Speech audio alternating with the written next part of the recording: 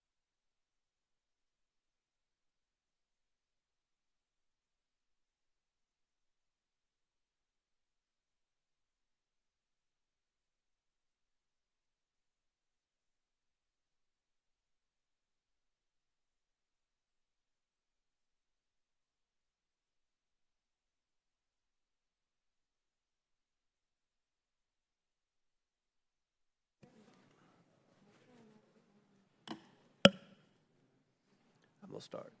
Yep. The committee will please come to order. A quorum is present. Without objection, the chair is authorized to declare a recess at any time.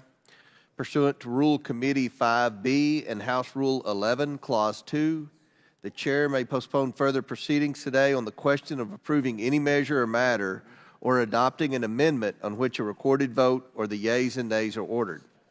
The committee will continue to use the electronic system for recorded votes on amendments and passage of the bills before the committee. Of course, should any technical issues arise, which I do not anticipate, we will immediately transition to additional roll call votes. Any procedural or motion-related votes during today's markup will be dispensed with by a traditional roll call vote. Our first item for consideration is H.R. 10133, the Timely Stock Disclosure Act. The clerk will please designate the bill. H.R. 10133, the Timely Stock Disclosure Act, a bill to amend Title V United States Code to require the reporting of periodic transaction reports not later than 15 days after receiving notification of the requirement to report a transaction, but in no case later than 30 days after such transaction and for other purposes. Without objection, the bill shall be considered as read and open for amendment at any point. Without objection, so ordered. The chair recognizes himself to offer an amendment in the nature of a substitute. The clerk will please designate the amendment. An amendment in the nature of a substitute to H.R. 10133 is offered by Mr. Comer of Kentucky. Without objection, the amendment is considered as read, and the substitute will be considered as original text for the purposes of further amendment. I recognize myself for 5 minutes for a statement on the bill and the amendment. I support H.R. 10133, the Timely Stock Disclosure Act. Over 45 years ago, Congress passed the Ethics in Government Act. This landmark legislation addressed conflicts of interest and the appearance of corruption. The goal was, and remains, preventing real and perceived conflicts of interest among those fortunate enough to receive the public trust. Our ethics laws accomplish this by requiring certain federal employees and candidates for office to disclose financial interests that may relate to their official duties. Over the years, Congress has advocated additional legislation with similar intent, including by passing the Stock Act in 2012, which required financial disclosure flyers to publicly report certain stock transactions within 30 days. That law is intended to provide an additional layer of protection against potentially illegal insider trading that may occur if senior federal employees and congressional members and senior staff use special knowledge from their official service to trade stocks in a way that benefits them personally. H.R. 10133 would strengthen the Stock Act reporting requirements by shortening the current 30-day reporting requirement to 15 days. The idea is that the faster that the public can view the disclosures, the sooner authorities may intervene to address potentially illegal insider trading. I want to thank my colleague, Mr. Burchett from Tennessee, for introducing this legislation, and I urge my colleagues to support the Burchett bill. I now recognize Ranking Member Raskin for his opening statement. Yep. Thank you, Mr. Chairman. I am very happy to support the Timely Stock Disclosure Act today. The Stop Trading on Congressional Knowledge Act, or the Stock Act, was signed into law in 2012 to address the problem of insider trading in Congress and the executive branch. Among other things, it requires the President, VP, senior executive branch officers, members of Congress, senior congressional staff, and others to report all transactions over $1,000 involving stocks, bonds, and commodities within 30 days of learning that such transaction has taken place and no later than 45 days after such transaction. H.R. 10133 would reduce those reporting requirements to 15 days and 30 days respectively, requiring more timely disclosure. While this is a modest step in the right direction, it fails to meaningfully and comprehensively address the public's concern that members of Congress are able to use their access to confidential information to enrich themselves in the stock market, and that their federal policymaking decisions may be shaped by their own personal financial interests instead of the common good. Members of Congress simply should not be allowed to trade individual stocks in office. The floor of the House of Representatives should not be like the floor of the New York Stock Exchange. Many bills have been introduced to take this step, which has the support of 88% of Democrats and 87% of Republicans according to a 2023 poll.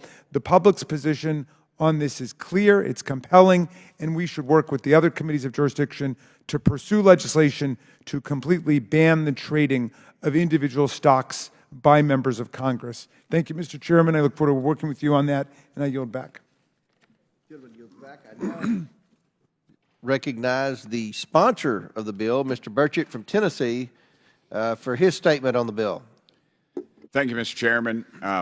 I feel like I should withdraw this bill with all the support I'm receiving. That kind of scares me just a little bit. I'll have to go back and reread the bill. But the Timely Stock Disclosure Act is a much-needed step towards transparency. And for the record, my $9,000 portfolio, which is mutual funds, is managed by my buddy Tommy Seiler in Knoxville, Tennessee. So I totally support removing individual stock trades, and I will vote accordingly. But this bill would amend the Stock Act of 2012 to reduce the periodic transaction reporting timeline from 30 to 45 days to 15 to 30 days. And you're right, Ranking Member.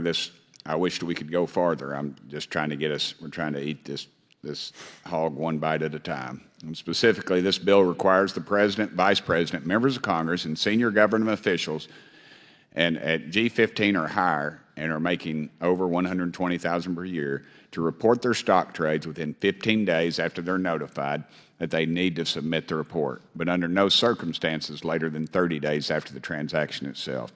Congress has a 19% approval rating, and most of the country thinks this body is corrupt. I being one of those, and I don't blame them. Our constituents elected us to write laws directly impacting the American people, yet certain members consistently outperform even the best hedge funds in the stock market, raising questions about the intent behind the bills we pass, rightfully so. But Congress does not have a monopoly on government corruption. We've seen it through all branches of government. And additionally, our federal agencies are constantly writing rules that have the force of law while continuing to trade stocks. If federal employees and officials want to continue to participate in the market they regulate, there needs to be some dadgum transparency. While I believe there should be a total ban on members of Congress and high-ranking government employees trading stocks, passing this legislation is a necessary step in the right direction in helping restore confidence in the U.S. government. Thank you, Mr. Chairman and Mr. Ranking Member, for your support. Gentleman yields back. Do any other members wish to be heard? Seeing none, the question is now on the amendment in the nature of a substitute. All those in favor signify by saying aye. Aye. All those opposed signify by saying no. In the opinion of the chair, the ayes have it, and the amendment is agreed to. The question is now on favorably reporting H.R. 10-133 as amended. All those in favor signify by saying aye. Aye. All those opposed signify by saying no. And the chair recognizes the gentleman from Arizona. I request a roll call vote, please. A recorded vote has been requested by the gentleman from Arizona, Mr. Biggs. As previously announced, further proceedings on the question will be postponed. Our next item for consideration is H.R. 10-132, the Federal Agency Performance Act. The clerk will please designate the bill. H.R. 10132, the Federal Agency Performance Act, a bill to improve performance and accountability in the federal government and for other purposes. Without objection, the bill should be considered as read and open for amendment at any point. Without objection, so ordered. The chair recognizes himself to offer an amendment in the nature of a substitute. The clerk will please designate the amendment. An amendment in the nature of a substitute to H.R. 10132 is offered by Mr. Comer of Kentucky. Without objection, the amendment is considered as read, and the substitute will be considered as original text for the purposes of further amendment. I now recognize myself for 5 minutes for a statement on the bill and the amendment. I support the Federal Agency Performance Act of 2024, which provides additional transparency, accountability, and priorities for the federal government. Federal agencies have many different missions. To meet these missions, they are required to develop goals and objectives. Developing the goal is an important first step towards progress. However, we know that more must be done to ensure that these goals and objectives are being achieved. The Government Performance and Results Act of 1993 is later modernized in 2010 by a reform act known as GPRAMA, collectively established a solid foundation of reforms to improve the overall performance and outcomes of federal agencies. GPRAMA addressed a number of issues such as focusing attention on cross-cutting management issues, enhancing the usefulness of performance information, increasing transparency, and ensuring leadership commitment and attention to improving the performance of federal agencies. H.R. 10-132 builds upon existing law to codify the performance management practices that have shown the most positive results. This bill requires agencies to proactively assess their progress towards achieving their strategic goals and objectives. It ensures that merely developing the goal is not enough. Agencies would be required to track their progress and develop plans to address identified risks to not achieving their stated goals. This bill also requires agencies to determine whether they need more evidence to better assess their progress. Agencies would also be required to assign senior leadership attention to completing these efforts, a common sense reform that ensures that the work gets done. I'd like to thank committee members William Timmons and Ro Khanna for leading this bill in the House of Representatives. I urge my colleagues to support this important, sensible, and bipartisan legislation. I now recognize the ranking member for his statement. Mr. Chairman, thank you very much, and thanks to our colleagues, Mr. Timmons and Mr. Khanna, for leading this bill to modernize the Government Performance and Results Act of 1993, which I thought we referred to as GIPRA, not GIPRAMA. I don't know. I'm sure that's probably right. But I'm pleased to support the legislation. I want to thank the Senate Homeland Security and Government Affairs Committee Chairman Gary Peters for his leadership over on the Senate side. GIPRA first established a performance management framework for government agencies and was last modernized in 2010. So we're definitely overdue for another look to make sure that the framework is operating as effectively and efficiently as it can. The Federal Agency Performance Act would codify OMB's practice of conducting regular strategic reviews of federal agency performance goals and ensure that all priority goals are tied explicitly to the President's budget with milestones that can be achieved within a single presidential term. It would also set new requirements to improve publicly available data on performance.gov, allowing greater transparency into agency progress. Additionally, it would require each government-wide priority goal to be led by at least one OMB official and one agency official. The bill makes other common-sense updates to ensure federal agencies are providing services to the American people as efficiently as possible. I appreciate, Mr. Chairman, you're bringing this up for a vote today and encourage my colleagues to support the legislative handiwork of Mr. Timmons and Mr. Khanna. I yield back. Gentleman yields back. Correctly pronouncing acronyms is not my strong suit, so I'm sure you're right. Chair now recognizes Mr. Timmons from South Carolina. Thank you, Mr. Chairman. I also want to thank Mr. Khanna for partnering with me on this important legislation. Today, I rise in favor of H.R. 10132, the Federal Agency Performance Act of 2024. If enacted, this legislation would hold federal agencies more accountable for their performance and ensure greater transparency in how they spend taxpayer dollars. The Government Performance and Results Modernization Act of 2010 already made significant reforms to improve agency performance outcomes. This bill builds on those reforms by adding new, proven practices that will deliver even better results. Specifically, the bill requires agencies to develop strategic plans for how taxpayer money should be spent. And just as importantly, it forces agency employees to report their progress toward achieving their goals. Agencies will also need to assess the risks that could prevent them from meeting those goals and put in place strategies to address those risks.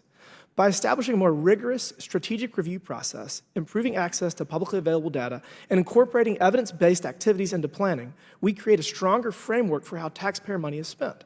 This will lead to greater transparency and accountability for both government-wide and agency-specific performance goals.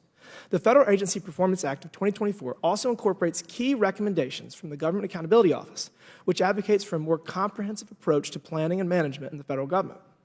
It also codifies a success benchmark by requiring annual strategic reviews of each agency's priority goals. These reviews are essential, helping leadership focus on top-level objectives and ensure that we stay on track. As members of the Oversight Committee, it is our responsibility to protect taxpayer dollars from waste, fraud, and abuse.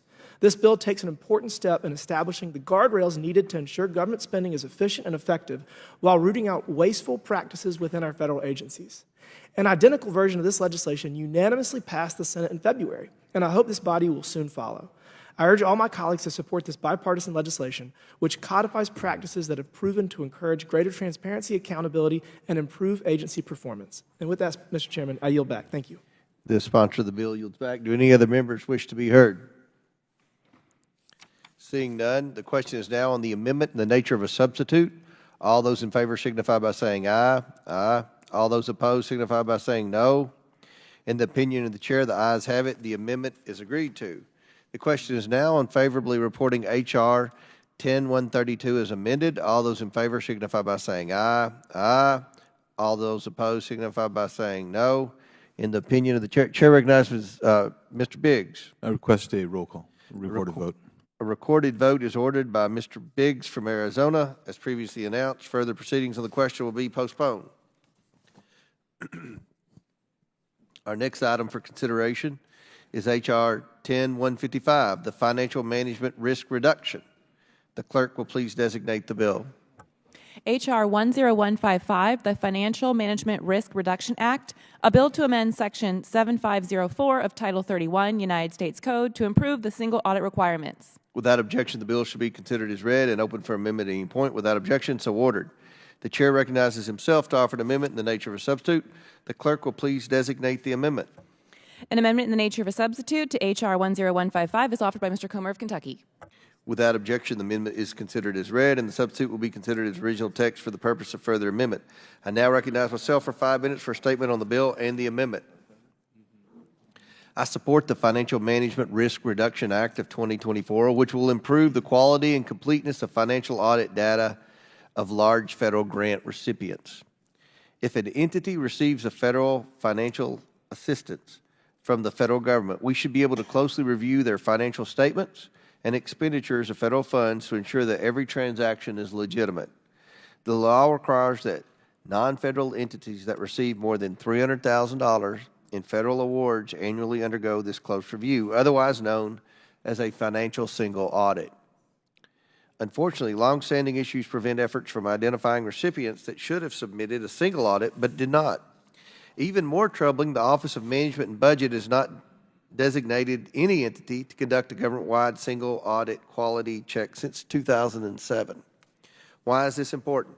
For example, trillions of dollars of COVID-19 related financial assistance was distributed in many cases to first-time award recipients who were non-federal entities. The recipients were receiving substantial sums of federal funds that needed this oversight.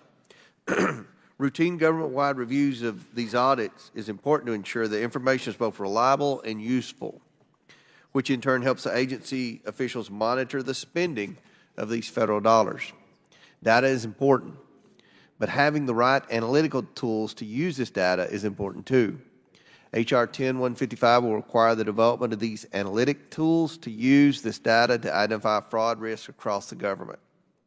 Rather than waiting to find out that there are pervasive or severe issues with the use of federal financial assistance funds, the federal government should be proactive in identifying and addressing any issues. This bill will also target effectiveness. The bill includes a requirement for the Government Accountability Office, or GAO, to review the effectiveness of strategies and tools that come from these government-wide reviews. It also calls for an assessment of the reporting burdens for these auditors and audited entities. Lastly, the bill asks GAO to evaluate the responsiveness of the federal agencies to the finding of these audits. This holds them accountable. I want to thank committee member Marjorie Taylor Greene from Georgia for leading this bill in the House of Representatives. I urge my colleagues to support this sensible reform. I now recognize Ranking Member Raskin for his statement. Which one was this? This is...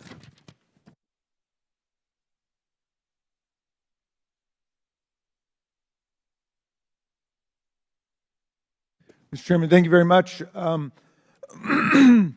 I am pleased to support this legislation, which would indeed improve the quality and usability of independent audit data and enhance oversight of federal funds. The Single Audit Act of 1984 requires federal grant recipients who get more than $750,000 to report an independent audit of their internal financial controls annually to the government.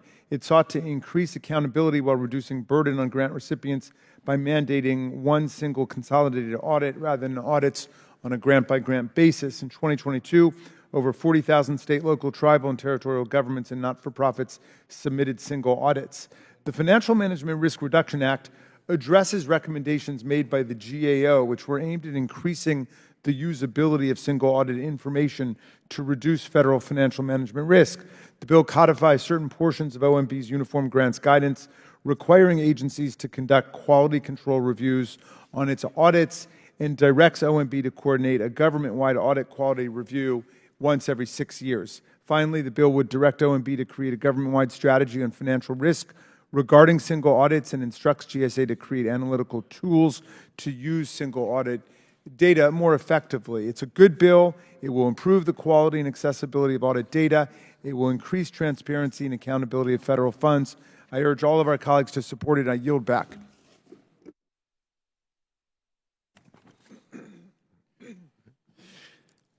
Do any other members wish to be heard?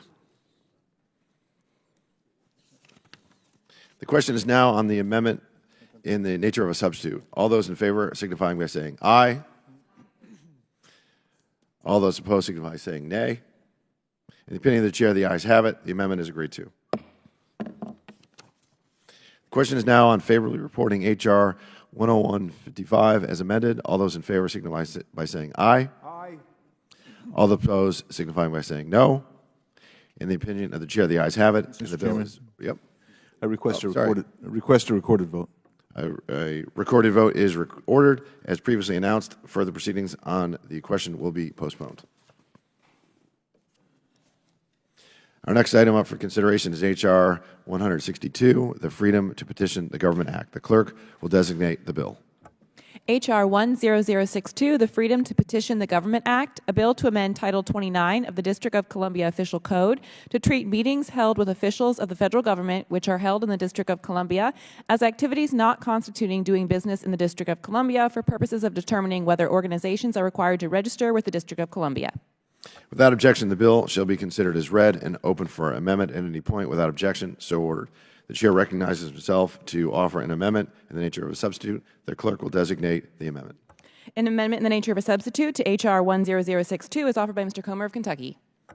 Without objection, the amendment is considered as read, and the substitute will be considered as original for the text for the purposes of further amendment. I recognize myself for 5 minutes for a statement on the bill and the amendment.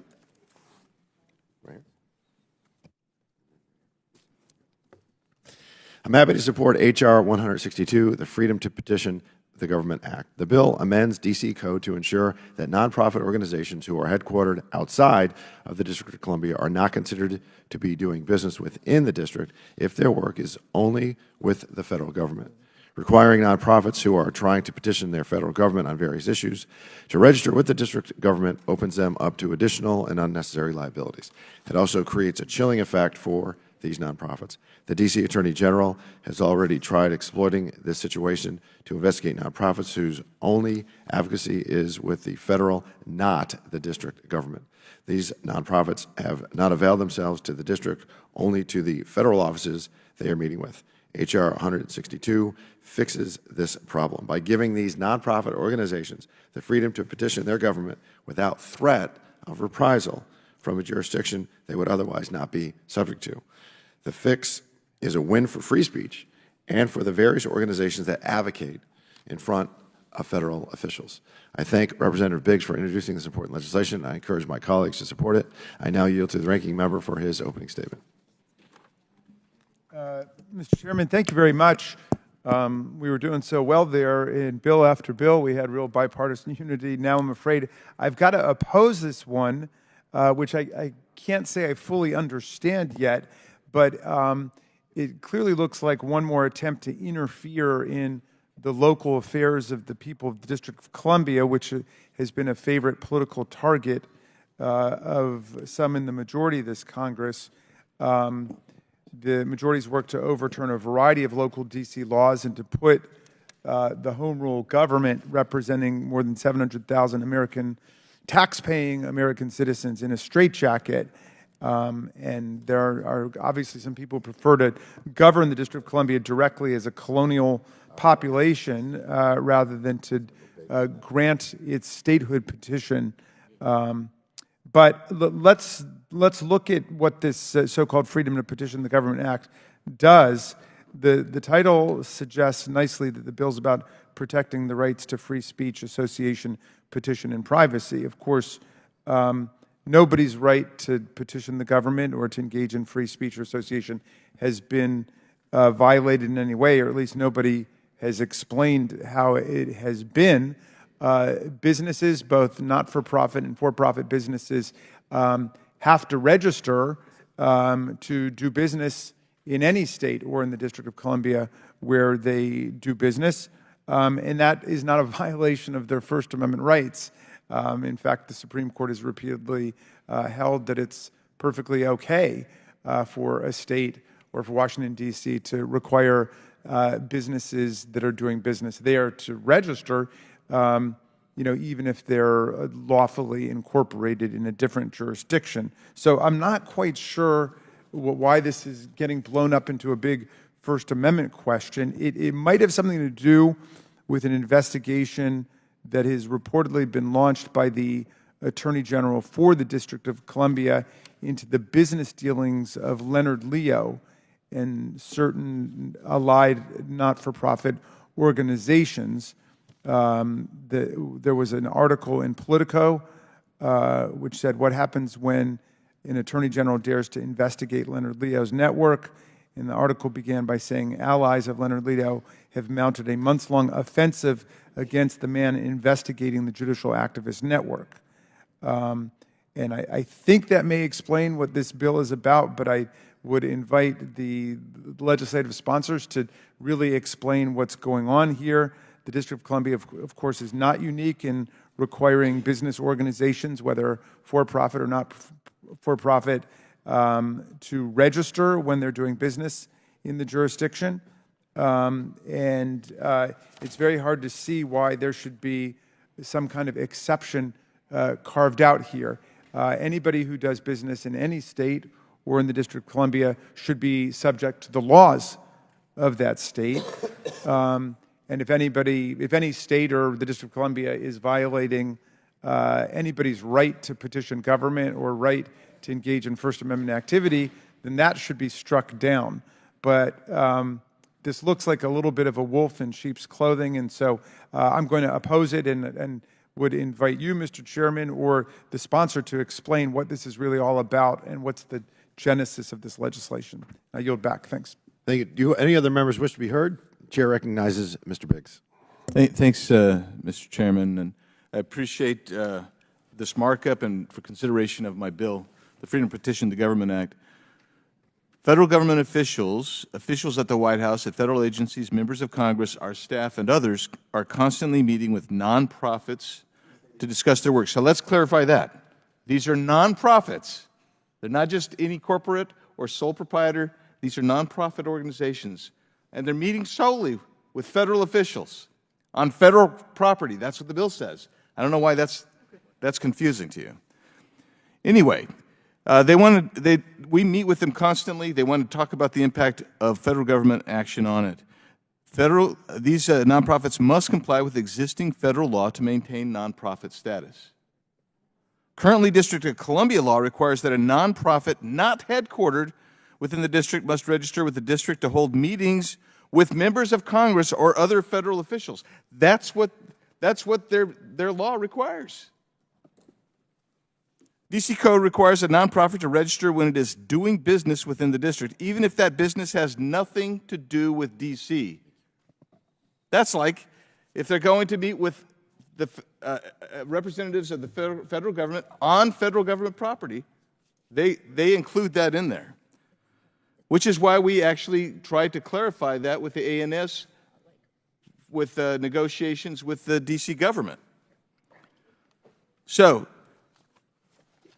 this bill opens this law opens these nonprofits to unnecessary, frivolous, and partisan investigation from the D.C. Attorney General. And that creates additional liabilities and a clear chilling effect for nonprofits that want to engage with the federal government. And by the way, we're not interfering with D.C. law. D.C. law is interfering with Americans' right to meet with their federal government officials. The Freedom to Petition the Government Act amends the D.C. Code to stop this practice.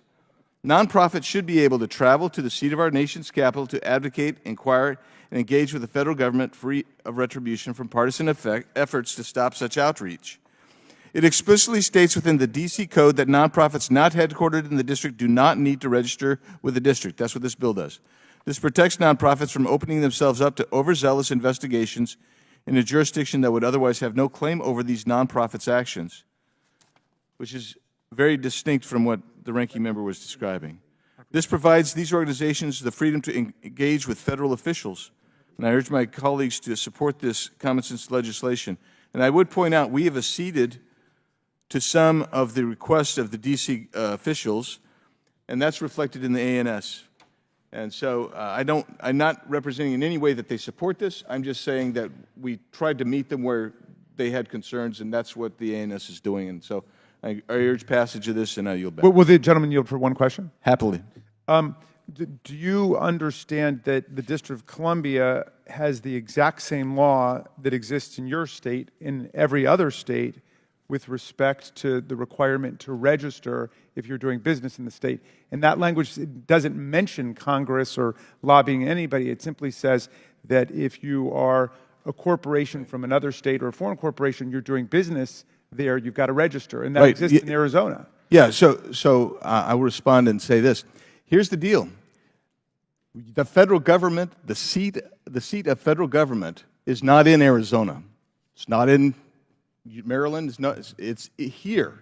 And these non-government operations, they're coming here to meet, as we say in the bill, on federal property, to meet with federal officials. If that's all they're doing, that's what it says right there. So they would have no. But they're not doing business. No. But in other words, they're not. They are. But the bill, if you read the law, their current law, it does not provide that exception. It doesn't need an exception if they're not. Sure, it does, because that's what they're investigating. They chose to investigate Mr. Leo. Why?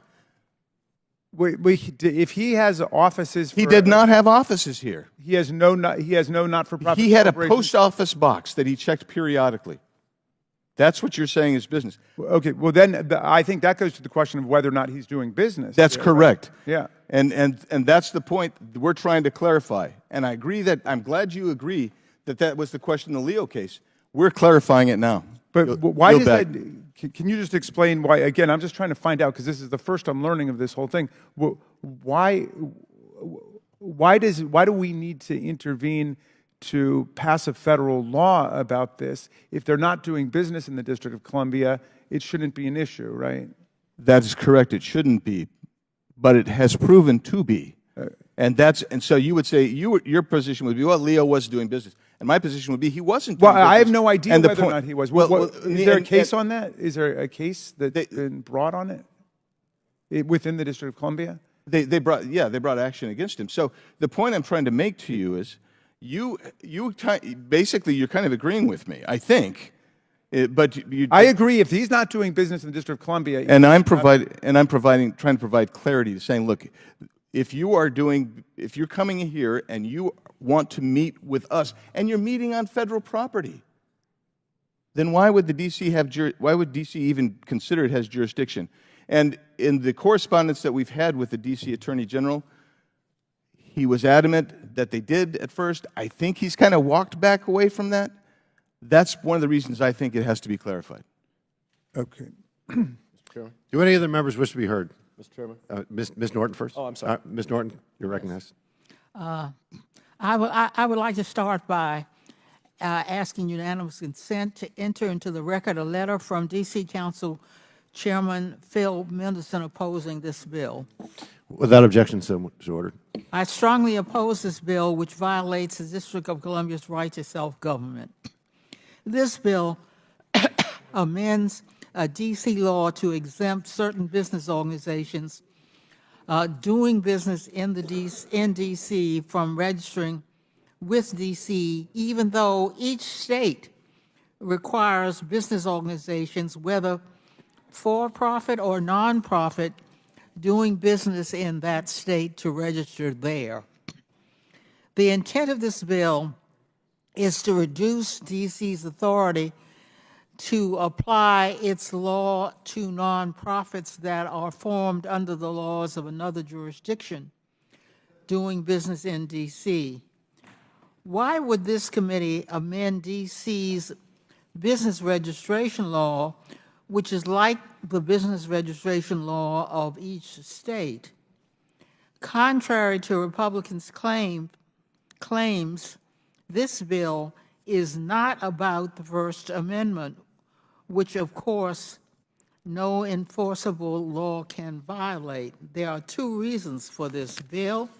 First, this committee has abused its undemocratic authority over D.C.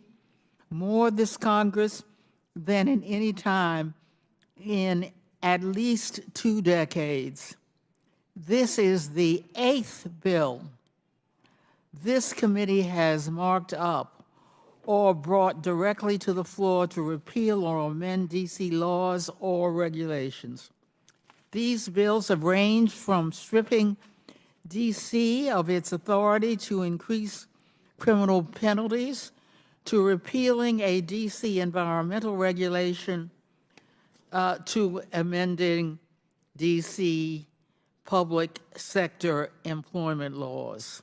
Second, the D.C. Attorney General apparently did something this committee considers radical. He enforced D.C.'s Nonprofit Corporation Act. The D.C. Attorney General reportedly is investigating nonprofits affiliated with a conservative legal activist for misusing charitable funds for the activist's personal benefit. This bill is step 2 in this committee's response to the D.C. Attorney General's reported investigation. Step 1 occurred last year when this committee launched an investigation of the D.C. Attorney General's reported investigation. My Republican colleagues are correct that D.C. has the constitutional authority to legislate on D.C. matters, but they are wrong that Congress has a constitutional duty to do so. Legislation on D.C. matters is a choice. As the Supreme Court held in 1953, and I quote, "There is no constitutional barrier to the delegation by Congress to the District of Columbia of full legislative power," end quote. The Revolutionary War was fought to give consent to the government and end taxation without representation. Yet D.C. residents cannot consent to any action taken by Congress, whether on national or local D.C. matters, and pay full federal taxes. Indeed, D.C. pays more federal taxes per capita than any state and more total federal taxes than 19 states. If House Republicans cared about democratic principles, they would bring my D.C. statehood bill, which gives D.C. residents voting representation in Congress and full local self-government to the floor. Congress has the constitutional authority to admit the state of Washington, D.C. It simply lacks the will to do so. I urge my colleagues to oppose this bill. Do any other members wish to be heard? Mr. Chairman. Chair recognizes Mr. Cloud. I'd yield my time to Mr. Biggs. Thank you, Mr. Chairman, and thank you for yielding, Mr. Cloud. So let's talk about what was just read from one member of the D.C. Council. The council person, I don't know who it was, mentioned jurisdictions of other states, that other states require entities that are doing business in those states to register. We agree with that. That's what happens. D.C. does that. We're not taking that away. But one thing that they didn't mention in there is that we're talking about the federal government, and we're talking about where those meetings are taking place, what are these NGOs coming in to do, and they are dealing with federal officers. And when you, I want to read something here that I find intriguing from a letter from the D.C. Attorney General. This is his defense of this. Out-of-state nonprofits that choose to register and do business in the district enjoy a number of benefits by virtue of that choice, including unparalleled proximity to key players and decision makers across the federal government, such as members of Congress and their staff. But here's the deal. If you are a foreign non-government organization or a not-for-profit, and you're coming in and you want to visit with us under the D.C. Code, that could be interpreted to be conducting business. And if that's the case, then you are chilling free speech, and you are chilling NGOs, not-for-profits coming in. That's the problem. I mean, because he's requiring registering. Will the gentleman yield for a question? Yeah. Well, has that happened? In other words, is that I was not aware that the District of Columbia was interceding with not-for-profit corporations that just come to Washington for the purposes of meeting a member of Congress and saying you've got to register before you do that. So he's claimed that authority essentially in the Leo case. So if you look at the Leo case, which even Politico, which broke that story, admits there was nothing there. It was rumor and innuendo, but he chose to investigate that, even though it looks like Mr. Leo and whatever his nonprofits are, and I don't know anything about his case, but they all seem to be located outside, and actually perhaps even based in Arlington. And he's chosen to investigate that. He's not defended that, saying, yeah, I think they're doing business here. Can I just ask you two other questions about the scope of your bill, just to understand? I'm really trying to understand this. So, but one is the not-for-profit corporations that are, say, organized in Arizona or in Maryland may have to also go and talk to state legislatures as well. Should they be exempt from having to register in those states doing business? Why is it not written to deal with people who are going to the state capitals, in Annapolis or Albany or whatever? So I think that becomes a state issue, and D.C. is under the federal control of Congress. So let me just clarify additionally. Yeah. If I am, because I used to work with nonprofits in Phoenix, if we have to go to let's say Dallas or something like that, we don't have to register in Dallas for me to go in and stop in and meet with them. Right. That's what we're saying. But I'm not aware but is that the rule here? Because I hadn't heard any complaints about that happening. Well, I think you should. I'm sure you're privy to the responses that the local AG gave to the letters written by Mr. Comer and Mr. Jordan, the two chairmen, and that colloquy through verse that they gave, through prose that they gave. But it looks to me like he is making the assertion that, that he could do that if they chose. And so that's why I think the bill's important. And by the way, if you don't think that's happening, then this bill will do no harm either. But the point is, if it is happening, which I would suggest to you, this Attorney General, at least in one case, potentially did that, then maybe we should intercede. And if I could just ask one other question about the dimensions of the proposal. It says this applies to all entities, presumably under 501c, so that means 501c3, C4, C6, or is it just C3s? You're talking about the ANS? You're talking about ANS. Yeah, it looks like it looks to me like it's all 501c. Okay, so have we looked at the implications of that? If there's a C4, a C6, if they're doing business, if they're not coming in, if they're actually conducting business here, I don't know that this statute is going to provide that exemption for them. That's I guess, and that it's the grammar of it that puzzles me when you say holding a meeting with a member of Congress.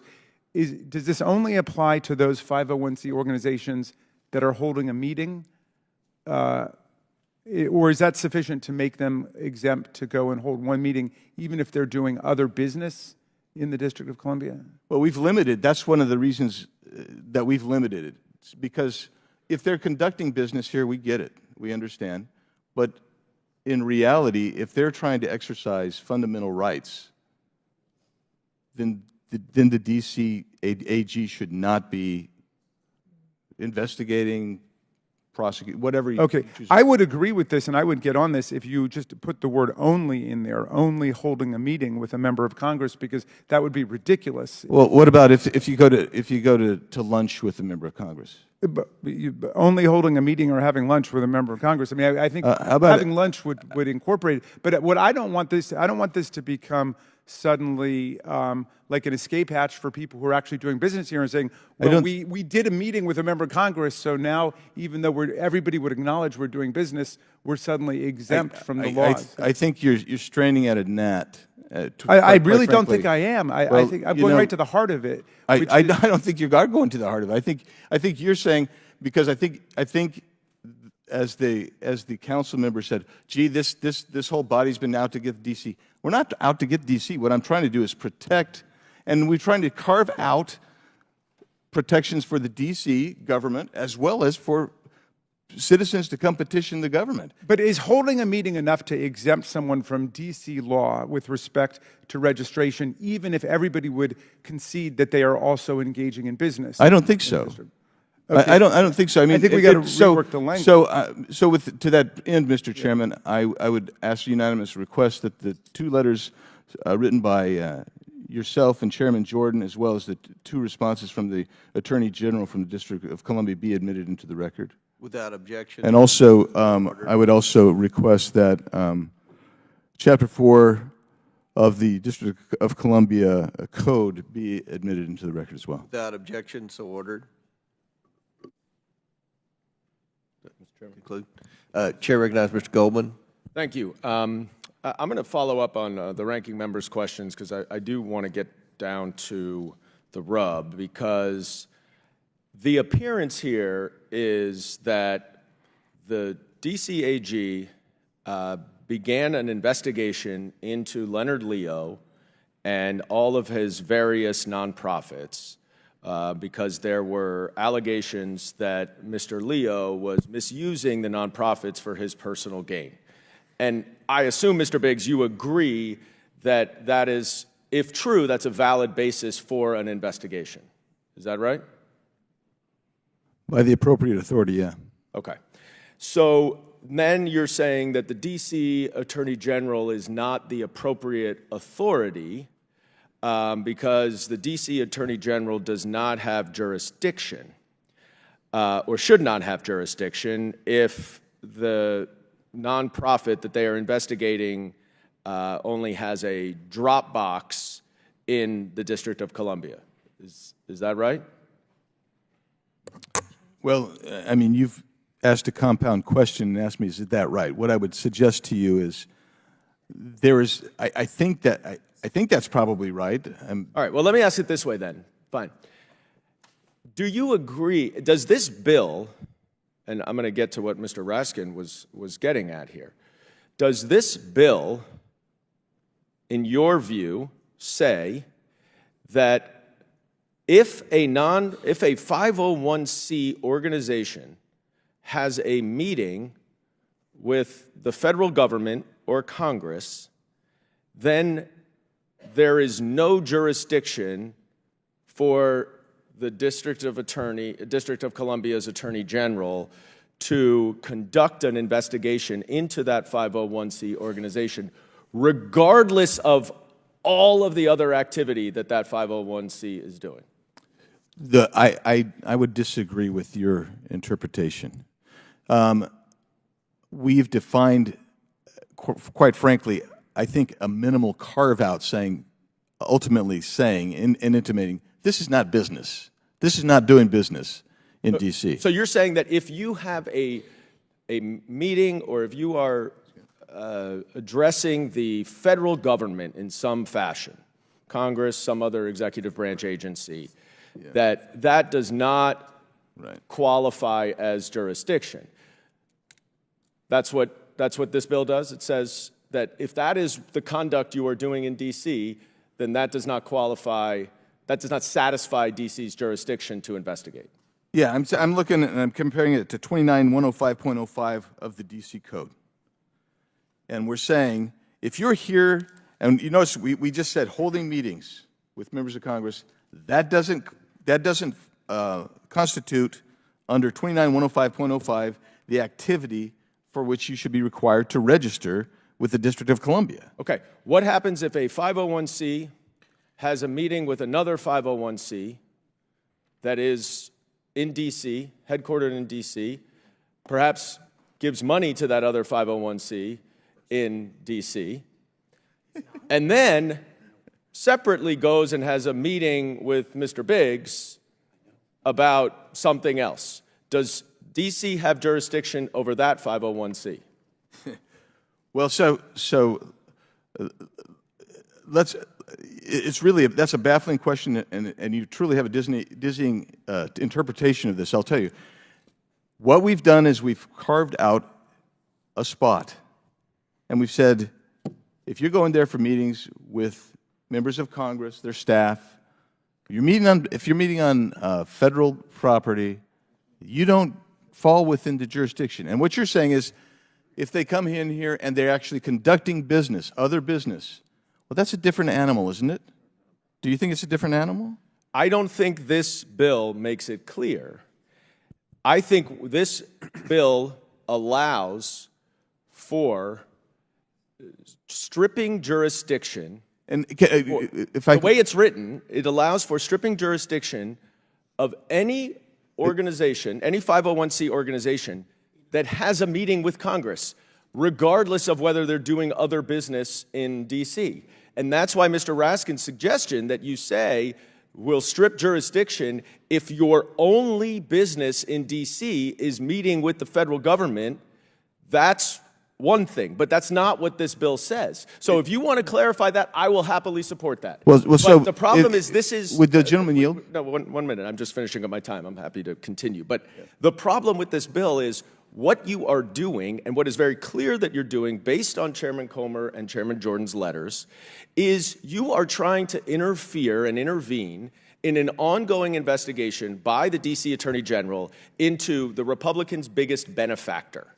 And when we talk about the weaponization of government, the idea that the federal government would try to interfere and intervene and supersede an investigation based on very vague language, when we all know that Mr. Leo does a lot more than meet with federal government officials and that all of his organizations do a lot more business in Washington than meet with Congress, you are trying to backdoor in a way to strip jurisdiction over Leonard Leo by the D.C. Attorney General by including very vague language that can be interpreted to say, as long as you're meeting with Congress, you have one meeting. If you have 100 meetings with other people, it doesn't matter. You're exempt from jurisdiction. And that's the problem with this bill. And I yield back. Chair recognizes Ms. Boebert. I yield to my colleague from Arizona, Andy Biggs. I thank the gentlelady for yielding. I find myself, I felt we were having some kind of rational colloquy there until we kind of left the universe here, and now we're wandering in space. I'm going to try to bring us back down and say, I happen to have the code here. I encourage you to read the code, because the way we've crafted this language is if you're here for a fly-in, doggone it, then the DCAG doesn't have jurisdiction over you, okay? That's the point. Well, you guys are trying to come up with every nefarious thing and every rationale you can possibly come up with and say, well, gee, we got to expand this thing. This is a very simple, straightforward language. It says, if you're having a meeting, that's not conducting business in D.C. But the ordinance defines all kinds of other stuff that's business. We didn't touch that other stuff. We touched if you're coming in for a fly-in to meet with Moskowitz or anybody, particularly Moskowitz. In particular, I was thinking about that. You're protected from investigation hassle from the DCAG. You don't have to register with him. But if you're conducting business, we haven't touched you. That's what's baffling to me. Will the gentleman yield? Well, you have to ask the gentlelady. It's her time. Thank you, Ms. Boebert. You're avoiding the question, Mr. Biggs, and it seems intentional. And the reason why we are skeptical over here is that Mr. Leo has declared he's not cooperating with the investigation. Chairman Comer and Chairman Jordan have tried to intervene and interfere in this investigation. And now we have a jurisdiction-stripping bill in the Oversight Committee that is clearly directly related to this investigation. So please spare me the outrage that we are skeptical given the timeline here. But the question I have for you is, as you interpret this bill, if you're saying a fly-in is exempt from jurisdiction, you don't have to register. If somebody does a fly-in and also satisfies one of those other elements of the code that would establish doing business in D.C., does that organization still have to register because of that other conduct, separate and apart from the fly-in? That's the way I interpret it. That's why I said if you read the ordinance, you'll get a pretty good idea how they're attacking registration for business activities. We're simply saying, you're here, you're having a meeting with members of Congress. That's not a business activity. Now, if you go out and you start conducting other business, then there's nothing in here that protects you from that jurisdiction. We're not stripping jurisdiction. We are trying to refine and define and protect fundamental civil rights to speak out and meet with and petition your government. That's what we're trying to protect. And by the way, you know, I'm not outraged. I'm happy to have the colloquy. I think it's fine. It's good.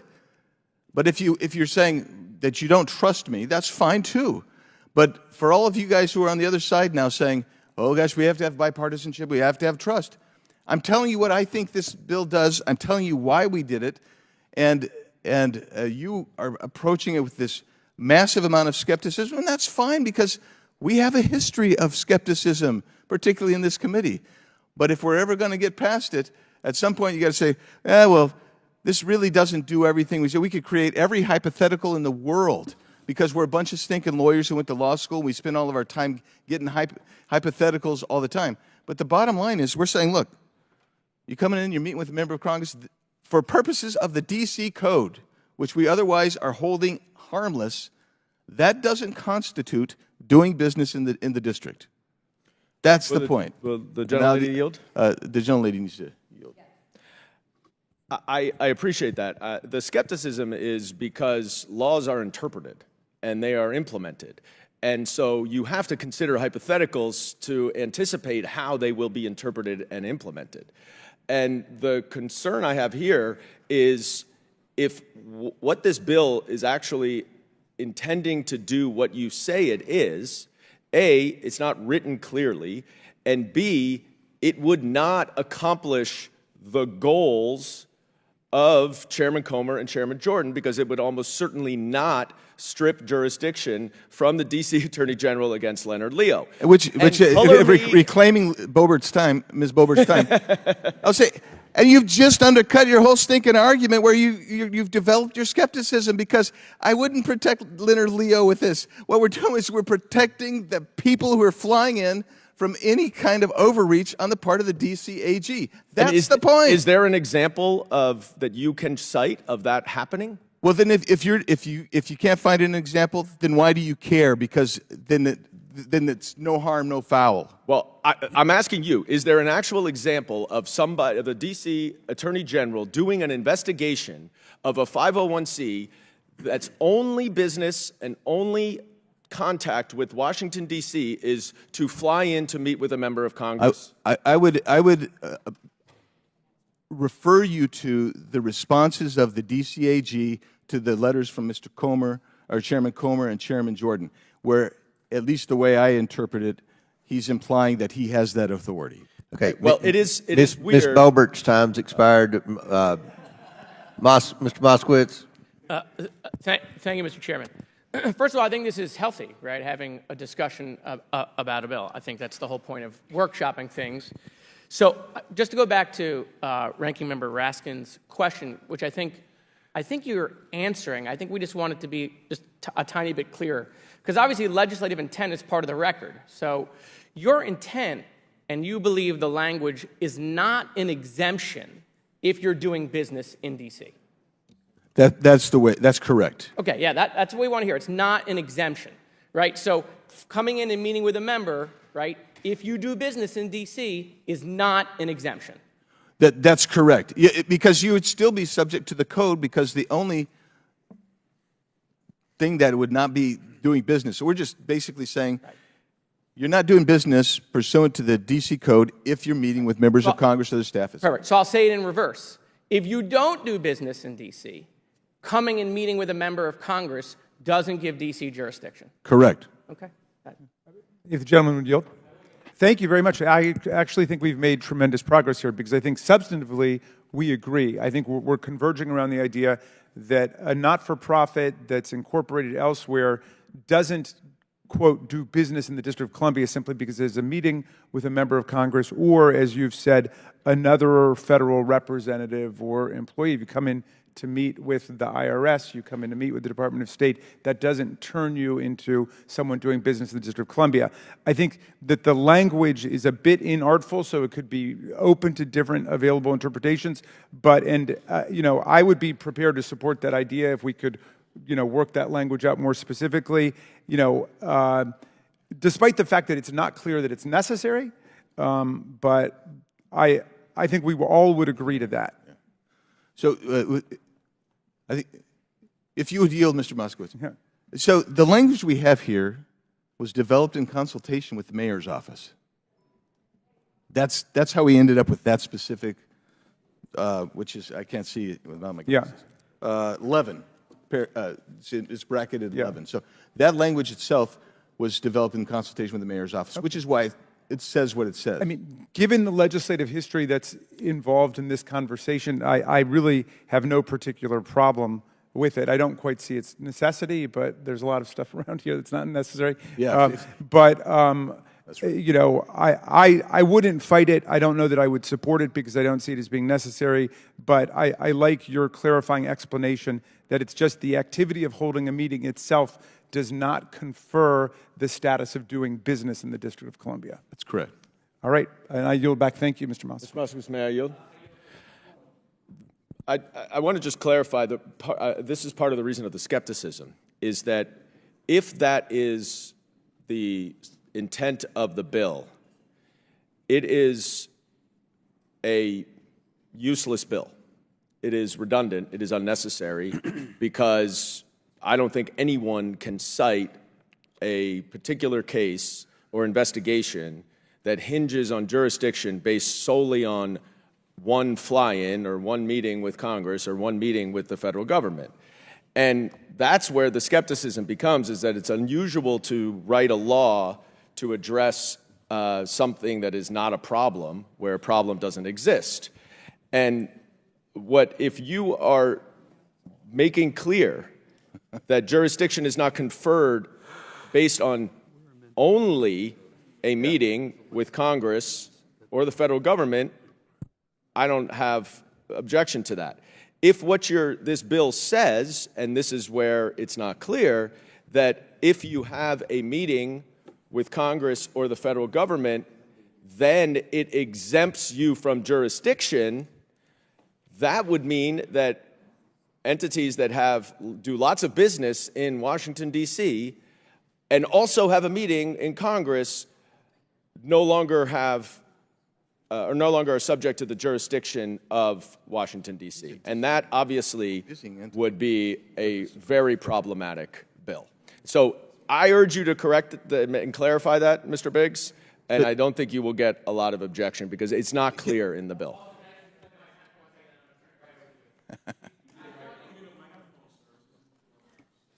I can be loud without the microphone. You mentioned something about the mayor's office. Can you expand about that? Did you work with the mayor's office? Our staff did, yes. That's correct. Okay. Giving you the rest. Okay, thanks. The statement was made that we don't normally get ahead of issues. So I'd say word number one, we're getting ahead of issues. Number two, who around here has been around here a little while and hasn't seen superfluous bills come to the floor? Now, I'm not saying this bill's superfluous. I'm just saying that's not a reason not to support the bill. Third thing is, I'll give you an example, because we are amending the code section, which is entitled Activities Not Constituting Doing Business, which is why it's worded or framed the way it is. It may not be artful necessarily, but that's why I think it came up the way it was. But let me give you an example one. It isn't, if solely maintaining accounts in financial institutions, you're not doing business here. Does anybody find issue with that was superfluous? And that's the point I'm trying to make ultimately is, I think it is necessary, and it is clarifying. And I think, and I would offer this to the ranking member, if at the conclusion of the day, if this is moving forward, I'm happy to sit down and craft more artful language, if that's something that the ranking member would like to do. So with that, I'll yield back to Mr. Moskowitz. Mr. Moskowitz's time has expired. Any other members seek recognition? Mr. Mfume. Oh, yeah, Mr. Mfume. Thank you, Mr. Chairman. I'm going to cast all caution to the wind and extend this colloquy just a little longer, but I'd like to extend it. I'd like to extend it by yielding my time to my Marylander on this committee, my colleague who is the ranking member, so that he might, in fact, have the last word to conclude his position. I yield to Mr. Raskin. Okay. Thank you very much, Mr. Mfume, for that. And I really have nothing to add. I appreciate the comments of the gentleman from Arizona. I think that we've arrived at substantive agreement on this. I think we probably differ only as to the necessity of passing it at this point, but I'm happy to engage in further discussion with you about that, and I'm happy to yield back to the distinguished gentleman from Baltimore. Thank you very much, Mr. Chairman. All's well that ends well. I yield. All right. Any other members seek recognition? Seeing none, the question is now on the amendment in the nature of a substitute. All those in favor signify by saying aye. Aye. All those opposed signify by saying no. In the opinion of the chair, the ayes have it. The amendment is agreed to. Now the question is on favorably reporting H.R. 162 as amended. All those in favor signify by saying aye. Aye. All those opposed signify by saying no. Mr. Chairman. Chair recognizes. Request a recorded vote, please. A recorded vote is ordered by Mr. Biggs from Arizona, as previously announced. Further proceedings on the question will be postponed. Our next item for consideration is H.R. 8690, the Stop Secret Spending Act of 2024. The clerk will please designate the bill. H.R. 8690, the Stop Secret Spending Act of 2024, a bill to amend the Federal Funding Accountability and Transparency Act of 2006 to ensure that other transaction agreements are reported to usaspending.gov and for other purposes. Without objection, the bill should be considered as read and open for amendment at any point. Without objection, so ordered. The chair recognizes himself to offer an amendment in the nature of a substitute. The clerk please designate the amendment. An amendment in the nature of a substitute to H.R. 8690 is offered by Mr. Comer of Kentucky. Without objection, the amendment is considered as read, and the substitute will be considered as original text for the purpose of further amendment. I recognize myself for 5 minutes for statement on the bill and the amendment. I support the Stop Secret Spending Act of 2024, which requires federal agencies to report complete and accurate information on usaspending.gov for how they spend appropriated funds. Since 2006, agencies have been required to be more transparent with how they are spending taxpayer dollars. The Federal Funding Accountability and Transparency Act, and later amended by the Data Act of 2014, established usaspending.gov, a public database of all government spending. This transparency is critical because it ensures the American people that agencies are using their hard-earned money appropriately. Unfortunately, over the years, we have found that there are gaps in usaspending.gov. Agencies, more and more, have been utilizing authorities for contracting mechanisms known as Other Transaction Agreements, or OTAs. OTAs are not subject to certain federal acquisition laws and requirements, and most importantly, are not required to be reported to usaspending.gov under current law. The Government Accountability Office has found that agencies use different methods to report the billions in spending related to OTAs. However, it is unknown if they are reporting consistently or if this information is even complete. That means we do not have full transparency over how billions of dollars are spent by federal agencies. This bill corrects that issue by requiring OTA spending be reported to usaspending.gov under Data Act. The bill also requires agencies to report annually on funds that previously were unreported for a variety of exemptions. Agencies will need to report the amounts and reasons why these appropriated dollars were not reported. This provides more transparency to the public and allows all of us to hold these agencies accountable. Lastly, this bill restores the requirement for agency inspectors general to review the entirety of data submitted by usaspending.gov to ensure that it is complete and accurate. Transparency does not mean anything if the information isn't complete or accurate. This bill will ensure that information will be both complete and accurate. I thank Representatives Barry Moore and Jimmy Panetta for leading this bill in the House of Representatives. I urge my colleagues to support this common sense bill. I now yield to the ranking member. Thank you, Mr. Chairman, and thanks to Representatives Moore and Panetta for their strong bipartisan work on this bill, and to Senator Ernst for her work on the Senate companion.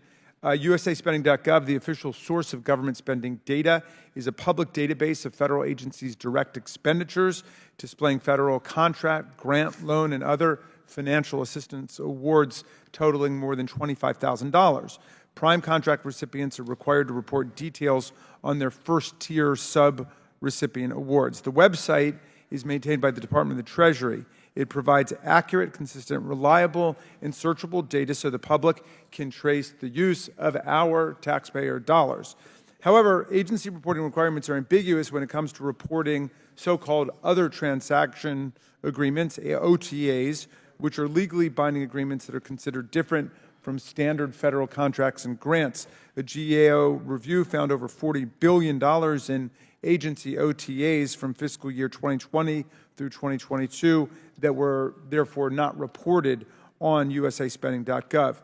H.R. 8690 would enact a GAO recommendation to require agencies to include these OTAs in their reports to usaspending.gov, taking a big step towards making the public record of federal spending far more complete. H.R.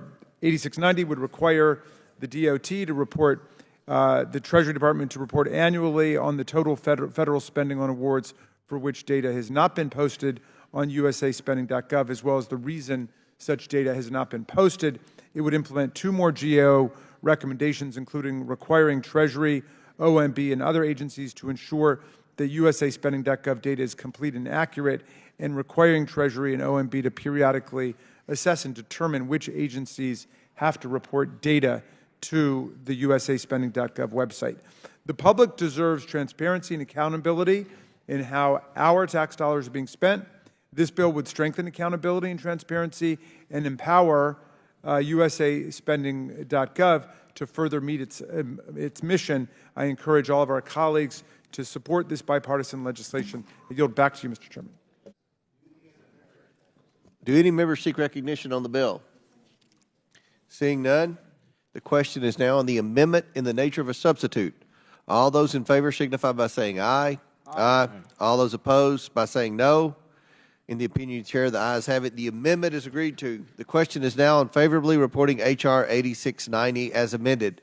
All those in favor signify by saying aye. Aye. All those opposed signify by saying no. Chair recognizes Mr. Biggs. I request a roll call, please. A recorded vote is ordered by Mr. Biggs. As previously announced, further proceedings on the question will be postponed.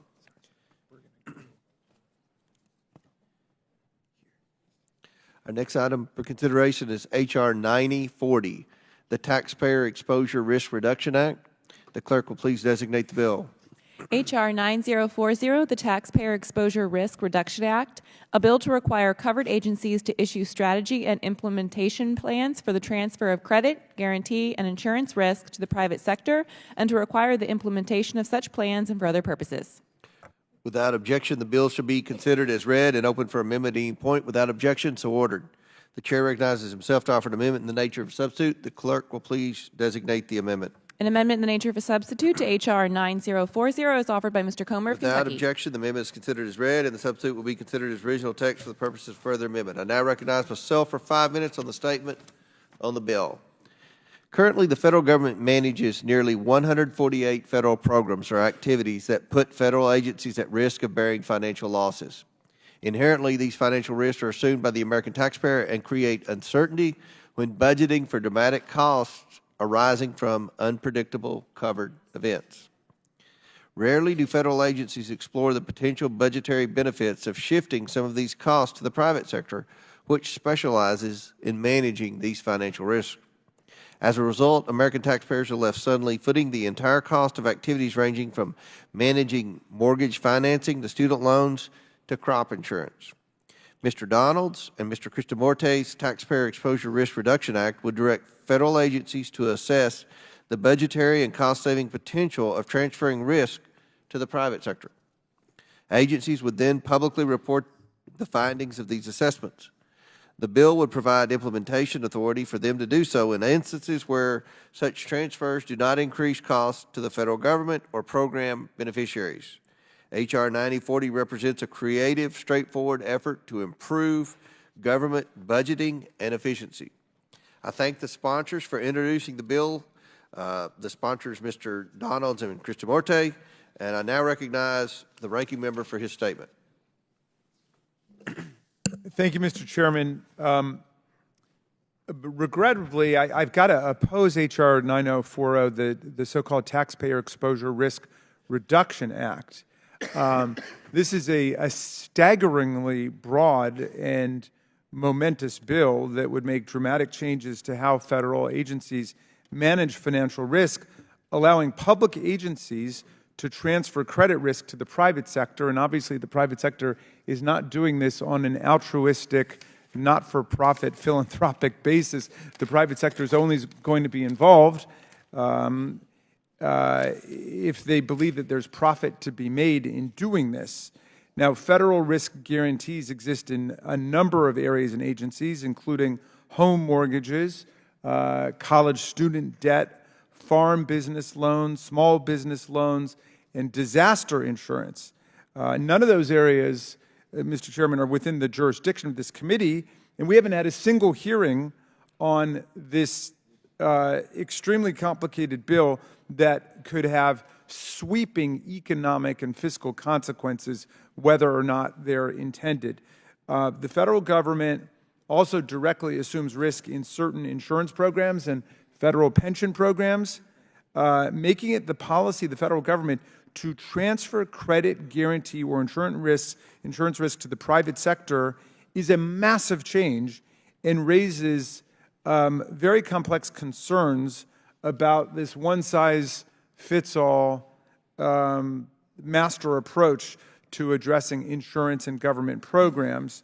I want to ask unanimous consent that a letter from a number of concerned groups, including Americans for Financial Reform and the Center for Responsible Lending and others, describing their concerns with this legislation to be entered into the record. Without objection, so ordered. The authors of the letter argue that this mandate would put Wall Street in the driver's seat in the rollout, access, pricing, and servicing of critical federal guarantee programs ranging from home mortgage lending to small business and farm loans, and could result in significantly increased costs for taxpayers and diminished or more expensive access to credit for American citizens, families, farms, and small businesses. Transferring credit risk to the private sector does not necessarily minimize the cost of such risk to the taxpayers. The private sector obviously must be compensated to accept the credit risk. And I don't think we know the first thing about the market of that risk, and we have not looked at historical analogies to doing this. In times of financial recession and stress, I know that private sector guarantors are far more likely to be unable to execute on their credit guarantees than the federal government is. Experience has shown that in times of economic stress, investors far more prefer to deal with the government, and private sector guarantors may simply fail to be able to deliver on credit guarantees. A number of striking examples of this, of course, occurred during the 2007 to 2009 financial crisis. At the very least, Mr. Chairman, I would say this is a subject that should not be rushed through in some kind of hasty way. We need to have serious hearings about this, along with the committees of substantive jurisdiction over all of the specific questions like home mortgages, college student debt, small business loans, the farm sector, and so on. So I'm not prepared to gamble on this approach right now, and I would strongly oppose H.R. 9040, the Taxpayer Exposure Risk Reduction Act. And I'm happy to yield back to you. Gentleman yields back. I would like to ask unanimous consent to enter into the record a letter from the Council of Insurance Agents and Brokers and Reinsurance Association of America addressed to myself and Mr. Raskin in support of the Donald's Christomorte bill. Without objection, so ordered. Do any other members seek recognition? Chair recognizes the sponsor of the bill, Mr. Donalds from Florida. Thank you, Chairman, for convening this important markup today. I appreciate your leadership in addressing the critical issue of reducing taxpayer exposure to financial risks while maintaining a balanced and effective approach to risk management. The Taxpayer Exposure Act represents a thoughtful step forward in identifying and mitigating obstacles that place undue financial burdens on taxpayers. This legislation aims to enhance the efficiency and stability of federal credit, guarantee, and insurance programs while transferring risks to the private sector where feasible, ensuring that taxpayers ultimately benefit. This bill builds upon successful models already in practice, such as FEMA's National Flood Insurance Program, the Federal Housing Finance Agency credit risk transfer programs with Fannie Mae and Freddie Mac, and the Export-Import Bank's initiatives. By requiring federal agencies to develop and implement robust strategies for transferring risk, we empower these programs to operate more effectively while reducing costs to taxpayers. This legislation strikes the right balance between prudent financial management and the essential support these programs provide to communities and industries nationwide. I look forward to discussing this proposal forward, working with my colleagues to advance this important legislation. Again, Chairman, I want to thank you for your dedication to this issue. Additionally, I would like to thank Congressman Krishnamurthy for his valued work on this bill, and I yield back. The sponsor of the bill yields back. Do any other members seek recognition? Seeing none, the question is now on the amendment in the nature of a substitute. All those in favor signify by saying aye. Aye. All those opposed signify by saying no. In the opinion of the chair, the ayes have it, and the amendment is agreed to. The question is now in favor. Could I request a roll call vote on that? Yeah, well, we got one more. Yeah, Okay, you want to yeah. request it on the full bill, right? Yeah, That was the yeah. substitute. Oh, that was- Okay. Yeah. The question is now in favorably reporting H.R. 9040 as amended. All those in favor signify by saying aye. Aye. All those opposed signify by saying no. No.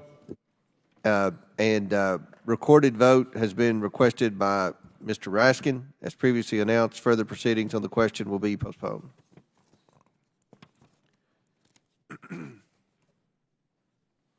Our next item for consideration is H.R.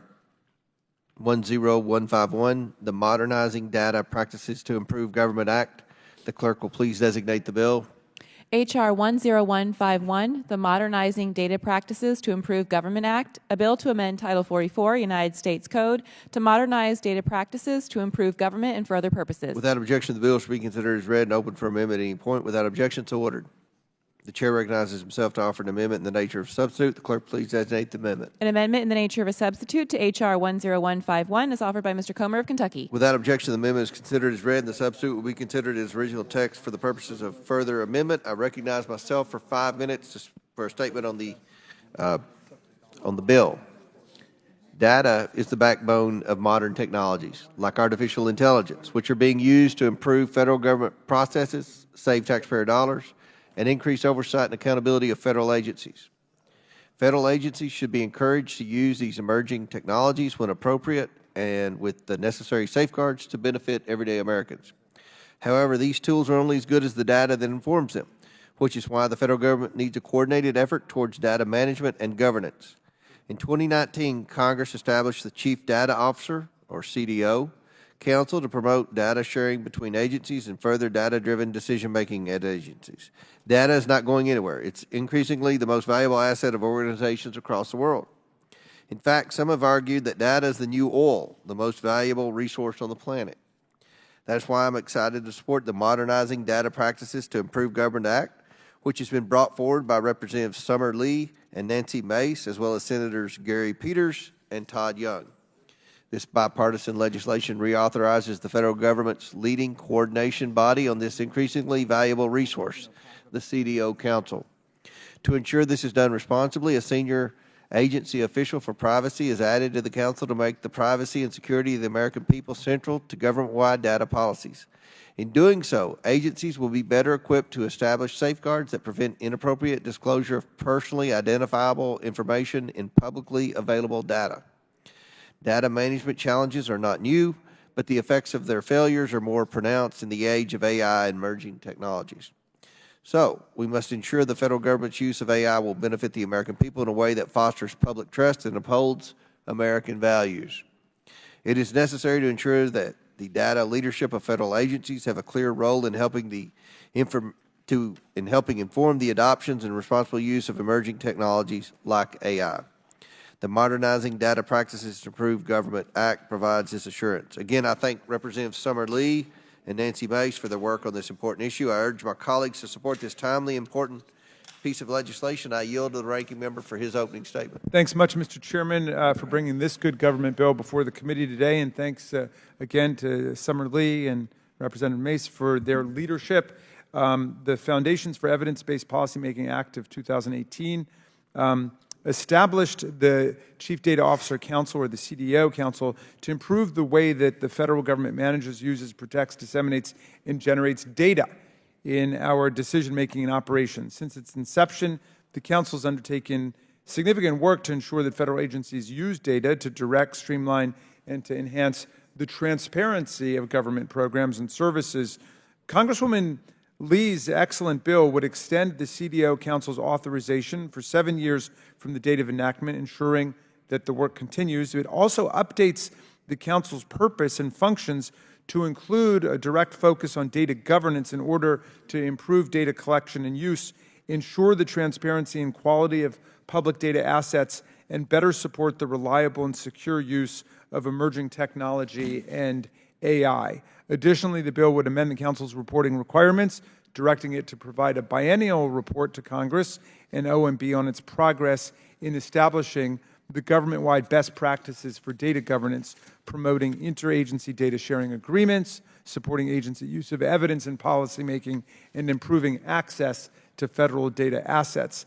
Data is a crucial strategic asset, and this bill will help ensure that the federal government continues to leverage this asset for the good of the entire public. I'm happy to support it, and I encourage all colleagues to do the same. I yield back to you, Mr. Chairman.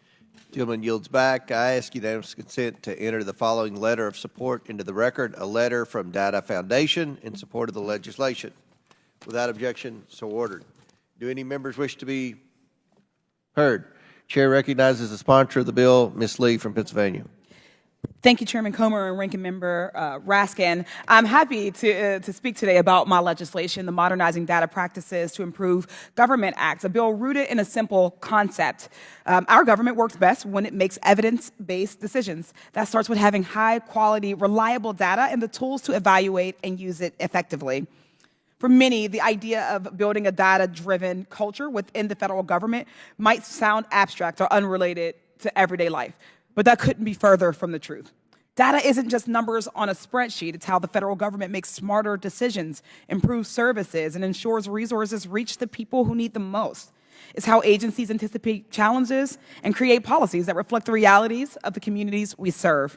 When our federal agencies fail to use data and make evidence-backed decisions, we risk making uninformed choices. And that's why the Chief Data Officer Council has been such a critical resource for federal agencies. Since its creation in 2018, the CDO Council has helped federal agencies treat data as a strategic asset and improve how they govern and use it. But as we move forward into the age of artificial intelligence and other emerging technologies, the stakes and challenges are higher than ever. A 2023 survey from the Data Foundation found that more than 55% of federal chief data officers are already using AI, and 95% plan to adopt it within the next year. Yet nearly half of these CDOs cited the lack of clear guidance as one of the biggest barriers to using AI responsibly. High-quality data and smart data practices are the foundation of any successful AI system. When federal agencies use AI responsibly, it can improve efficiency, foster innovation, reduce waste, and better meet the needs of people. But without strong data governance, poor quality data doesn't just create inefficiencies. It amplifies risk, deepens inequities, and undermines trust in public institutions. As the CDO Council approaches its 2025 sunset date, its role has never been more critical. The Modernizing Data Practices to Improve Government Act extends the Council's authority for 7 more years, enabling it to continue supporting federal agencies and establishing the data protections and governance needed for the responsible adoption of AI and other emerging technologies. This bill also requires the CDO Council to report to the Office of Management and Budget and Congress on key data governance challenges, including strategies to mitigate risk posed by emerging technologies, assessments of barriers to their adoption across agencies, and guidelines for the ethical use of synthetic data. Additionally, it directs OMB to recommend ways to clarify and enhance the roles of chief data officers, equipping them with the tools, resources, and expertise they need to strengthen federal data practices and ensure responsible use of AI. At a time when Congress is rightly focused on building up our public AI ecosystem through investments like the CHIPS and Science Act, we cannot overlook the importance of building strong data governance practices to make these technologies work. Without reliable, high-quality data, even the best intentions behind AI tools can fall short. This bill ensures we're not just chasing innovation, but creating the solid foundation needed for innovation to succeed and serve people equitably. I want to thank the Chairman of Homeland Security and Governmental Affairs Committee, Gary Peters, and Senator Todd Young for their bipartisan leadership on this issue in the Senate, as well as the Subcommittee on Cybersecurity, Information Technology, and Government Innovation, Chairwoman, for her support. I look forward to working with the committee to advance this bill, and I yield back. The sponsor of the bill yields back. Any other members seek recognition? Seeing none, the question is now on the amendment in the nature of a substitute. All those in favor signify by saying aye. Aye. All those opposed signify by saying no. In the opinion of the chair, the ayes have it. The amendment is agreed to. The question is now on favorably reporting H.R. 10151 as amended. All those in favor signify by saying aye. Aye. All those opposed signify by saying no. In the opinion of the Mr. Chairman. the ayes have it. Chair recognizes Mr. Biggs. Request a recorded vote, A please. recorded vote has been requested by Mr. Biggs from Arizona, as previously announced. Further proceedings on the question will be postponed. Our next item for consideration is H.R. 8706, the Dismantle DEI Act. The clerk will please designate the bill. H.R. 8706, the Dismantle DEI Act, a bill to ensure equal protection of the law, to prevent racism in the federal government, and for other purposes. Without objection, the bill should be considered as read and open for amendment at any point. Without objection, so ordered. The chair recognizes himself to offer an amendment in the nature of a substitute. The clerk please designate the amendment. An amendment in the nature of a substitute to H.R. 8706 is offered by Mr. Comer of Kentucky. Without objection, the amendment is considered as read. The substitute will be considered as regional text for the purpose of further amendment. I now recognize myself for 5 minutes for a statement on the bill and the amendment. The Biden-Harris administration has forced DEI initiatives into nearly every agency and program within the federal government. DEI initiatives destroy morale, decrease recruitment, and potentially violate federal law. These initiatives spread divisive and exclusive ideologies in our federal government workplaces, and taxpayers are left footing the bill. For these reasons, I support the Dismantle DEI Act. H.R. 8706 aims to repeal the federal DEI programs across the federal government. This bill prohibits funding for such programs and creates a new Civil Rights Act protection against requiring individuals to participate in such programs. The bill will lend legislative support to the incoming Trump administration's efforts to eradicate the Biden-Harris administration's entrenchment of leftist DEI policies in the executive branch.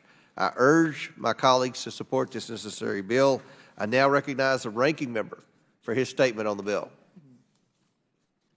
Thank you very much, Mr. Chairman, for recognizing me. I strongly oppose the so-called Dismantle DEI Act of 2024, and I confess that I'm really baffled as to where it's coming from or what it means. It directly overturns 5 or 6 different executive orders by President Biden.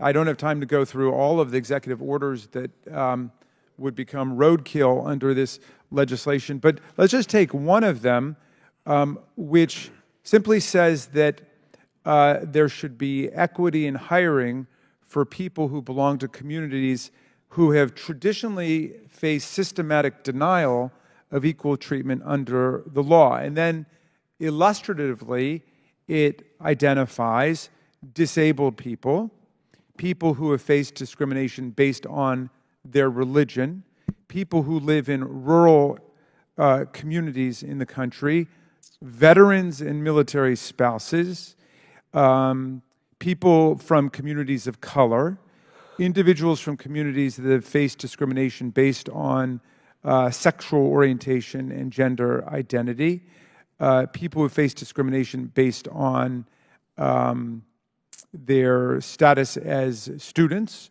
or not students, people who have limited English proficiency, and pregnant women, as well as people who face discrimination based on older age.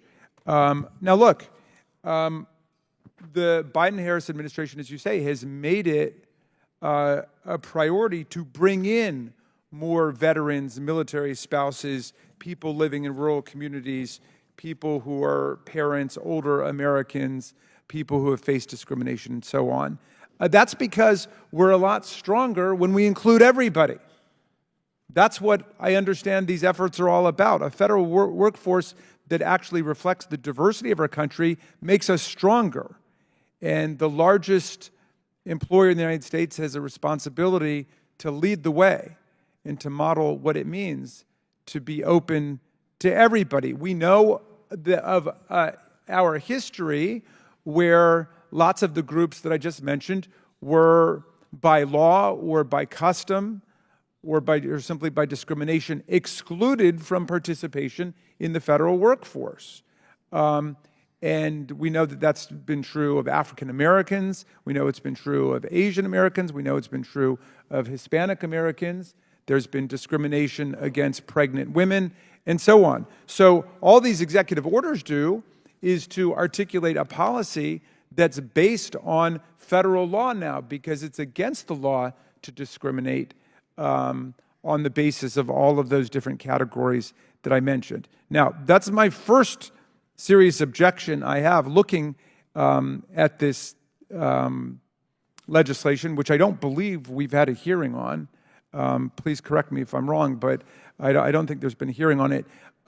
Here's my second major problem with it.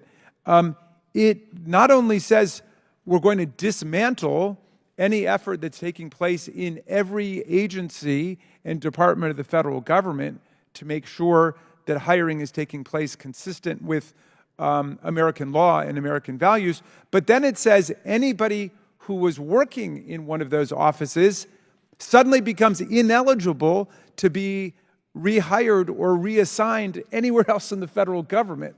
I've never seen something like that. I mean, but, you know, we can have the policy debate about whether or not it's, you know, good to have an HR effort that opens the doors to everybody and consciously tries to do that. But if you decide that you want to do a U-turn on what the Biden-Harris administration has done, I just don't see how you can turn it into a permanent scarlet letter for people who were assigned to those offices or who went to work in those offices to never get a job again in the federal government. I mean, that's remarkable. That comes very close to being a bill of attainder. In the Constitution, I know a bill of attainder applies only to affixing a criminal stigma or penalty to someone. This affixes a professional stigma or penalty, a real scarlet letter to somebody who's just been doing their job. They might have been doing a great job at it, but suddenly we're declaring them a pariah, someone who is in exile from the federal workforce that they may have given 5, 10, 15, 18, 20 years to. That just makes no sense, and I would love to have somebody explain the logic of doing that. imagine a veteran, say who's a doctor. I know someone who's a doctor who then in the VA, who then goes to work in a diversity office to make sure that the VA is hiring diverse members from the field of veterans in the country. Well, now we're saying we're going to close down your office, we're going to shut down your operation, we're going to send the message that all efforts towards diversity and inclusion stop, and then we're going to say you can't go back to be a doctor at the VA hospital, or you can't get a job even in another agency or department. You can't go work at the transportation department. You can't go work at HHS. And that, to me, reflects the sloppiness and the recklessness of this legislation, which is an attempt to take an absolute sledgehammer to efforts across the entire federal government to promote what I think is an essential American value, which is making sure that the federal government itself be open to people from every walk of life and every American community. And with that, I will yield back to you, Mr. Chairman. I ask unanimous consent to enter the following letter of support for the bill, letter from Heritage Action in support of the Cloud bill. I now recognize the sponsor of the bill, Mr. Cloud from Texas. Thank you, Mr. Chairman. Diversity, equity, and inclusion are three words that don't necessarily mean what we think they mean. And in spite of the altruistic motives of some of the purveyors of it, diversity, equity, inclusion, as it's been initiated in our federal government as an ideology, seeks to categorize individuals based on their immutable characteristics. It is a rejection of the principles that people should be judged on the content of their character and their individual achievement rather than their sex, race, national origin, or ethnicity. DEI is a huge step backwards for our country. It has taken generations, not to mention a civil war, a civil rights movement, to move past a stain on our nation's history. But we have made tremendous progress. But to codify discrimination in an effort to remove discrimination is a woeful initiative and would undo generations of progress we have made as a nation on this. Every tear, every drop of blood, the sweat of our founders, our forefathers that have fallen would be in vain for us to continue and to reverse the path that we have. True justice is blind. It should not consider race or sex. And it's the duty of us as lawmakers to write just laws, and it's the duty of the executive branch to be just in administering them without deference to race, creed, religion. Yet the Biden administration has pushed through DEI initiatives into every policy and government department. What this bill seeks to do is really three things. It seeks to close the DEI offices that have been set up in virtually every single agency. And as well, this federal government has pushed these policies and sort of force-fed them on the American population by requiring that anyone who does business with the federal government, contractors, also have to adhere to these DEI policies, as well as the grant writing process. So this would write what may be a well-intended policy, but has done great harm to our country. It's been very divisive. A new report from Do No Harm counted 500 DEI actions that the Biden administration took place or planned to take. DEI ideology simply does not work and only serves to divide our country.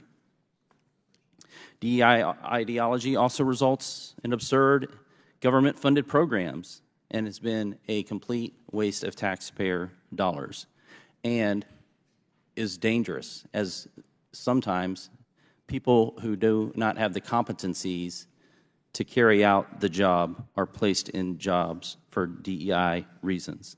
It is time for us to unwind this bureaucratic initiative and to restore a functioning government that does not give preference to race, sex, or any of these characteristics. Thank you, Chairman. Would the gentleman yield for And a I yield question? back. Would the author yield for one question?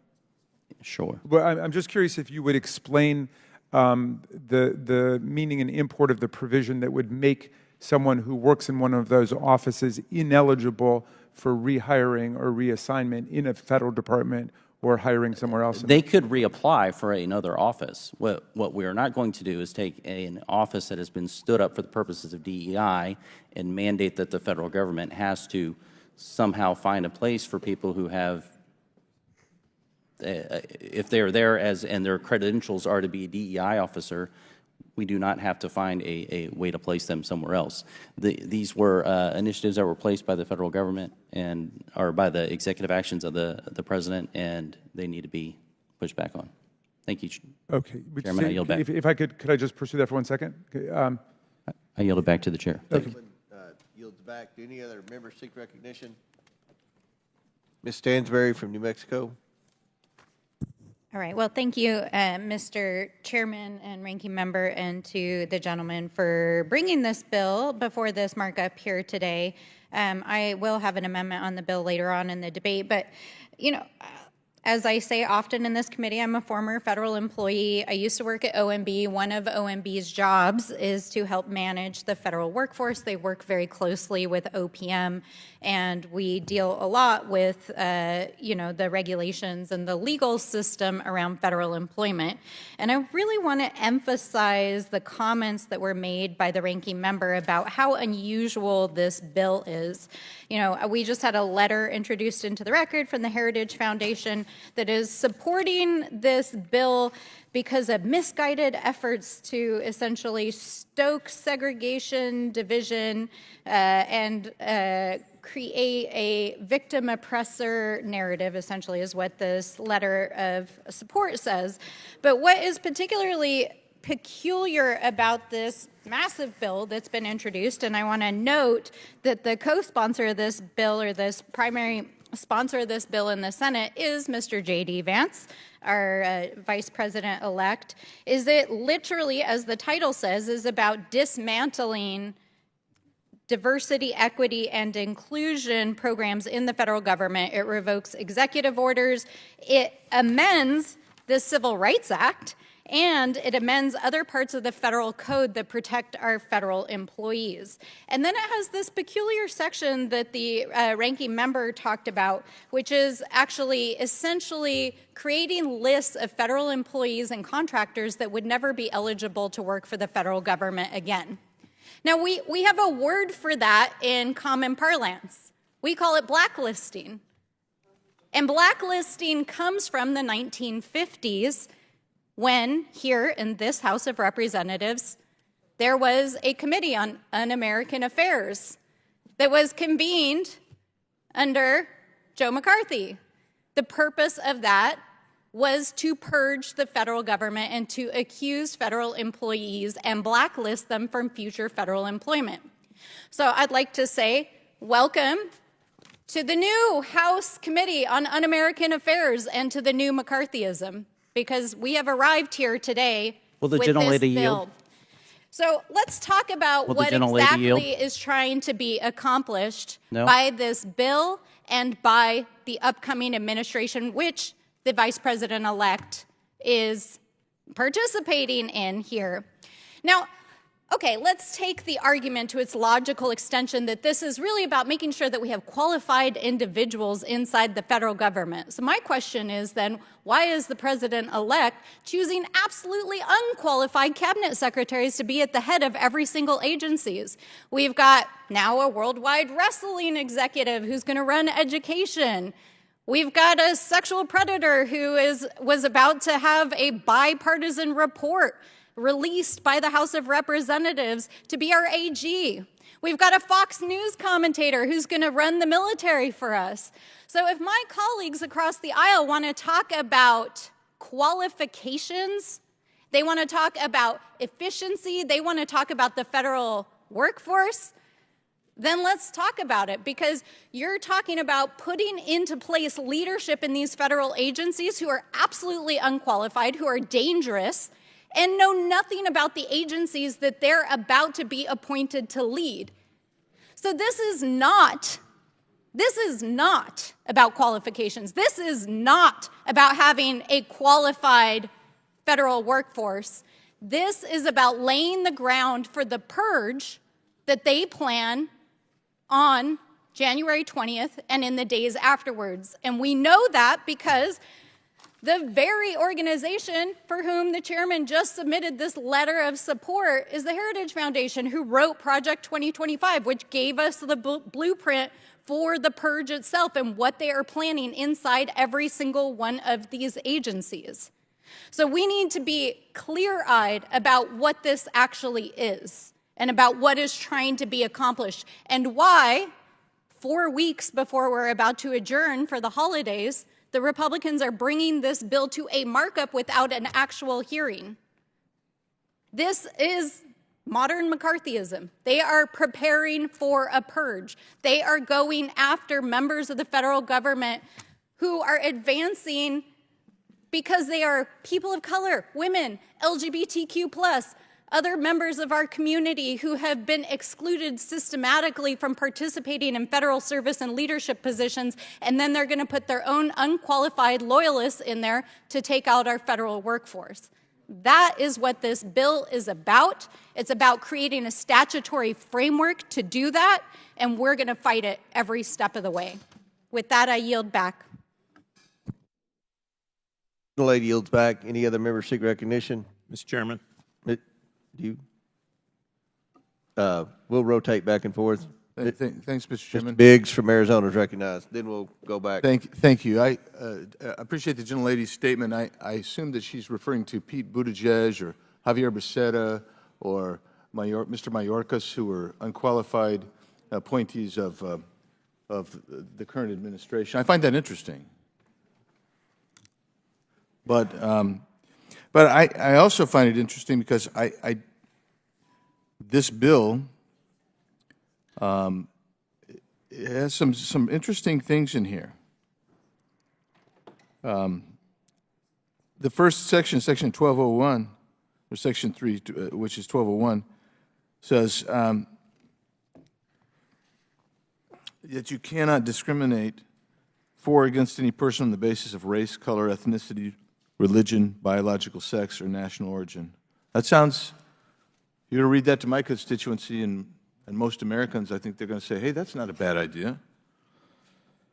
You cannot require as a condition of employment, as a condition for promotion or advancement, or as a condition for speaking, making a presentation, or submitting written materials that an employee undergo training, education, or coursework or other pedagogy that asserts that a particular race, color, ethnicity, religion, biological sex, or national origin is inherently or systemically superior or inferior, oppressive or oppressed, or privileged or unprivileged. I don't know. As we look at this, you can either celebrate moving together unitedly as the United States of America, we as a people, where we accept each other and try to move the country forward, or you can say, well, look, we're going to divide everybody. And that's what has happened under this administration through the codification of these executive orders. Oh, they haven't been codified, but through these executive orders, which are designed to actually separate instead of bring people together. That's a shame. And I respect that we have differences across the aisle on this issue, but I hope that one day we really will be a united country, united, and I think this bill is trying to make the point that systemically established these executive orders have done the exact opposite than that. So with that, Mr. Chairman, I'll yield to the gentleman from Texas if he needs the time.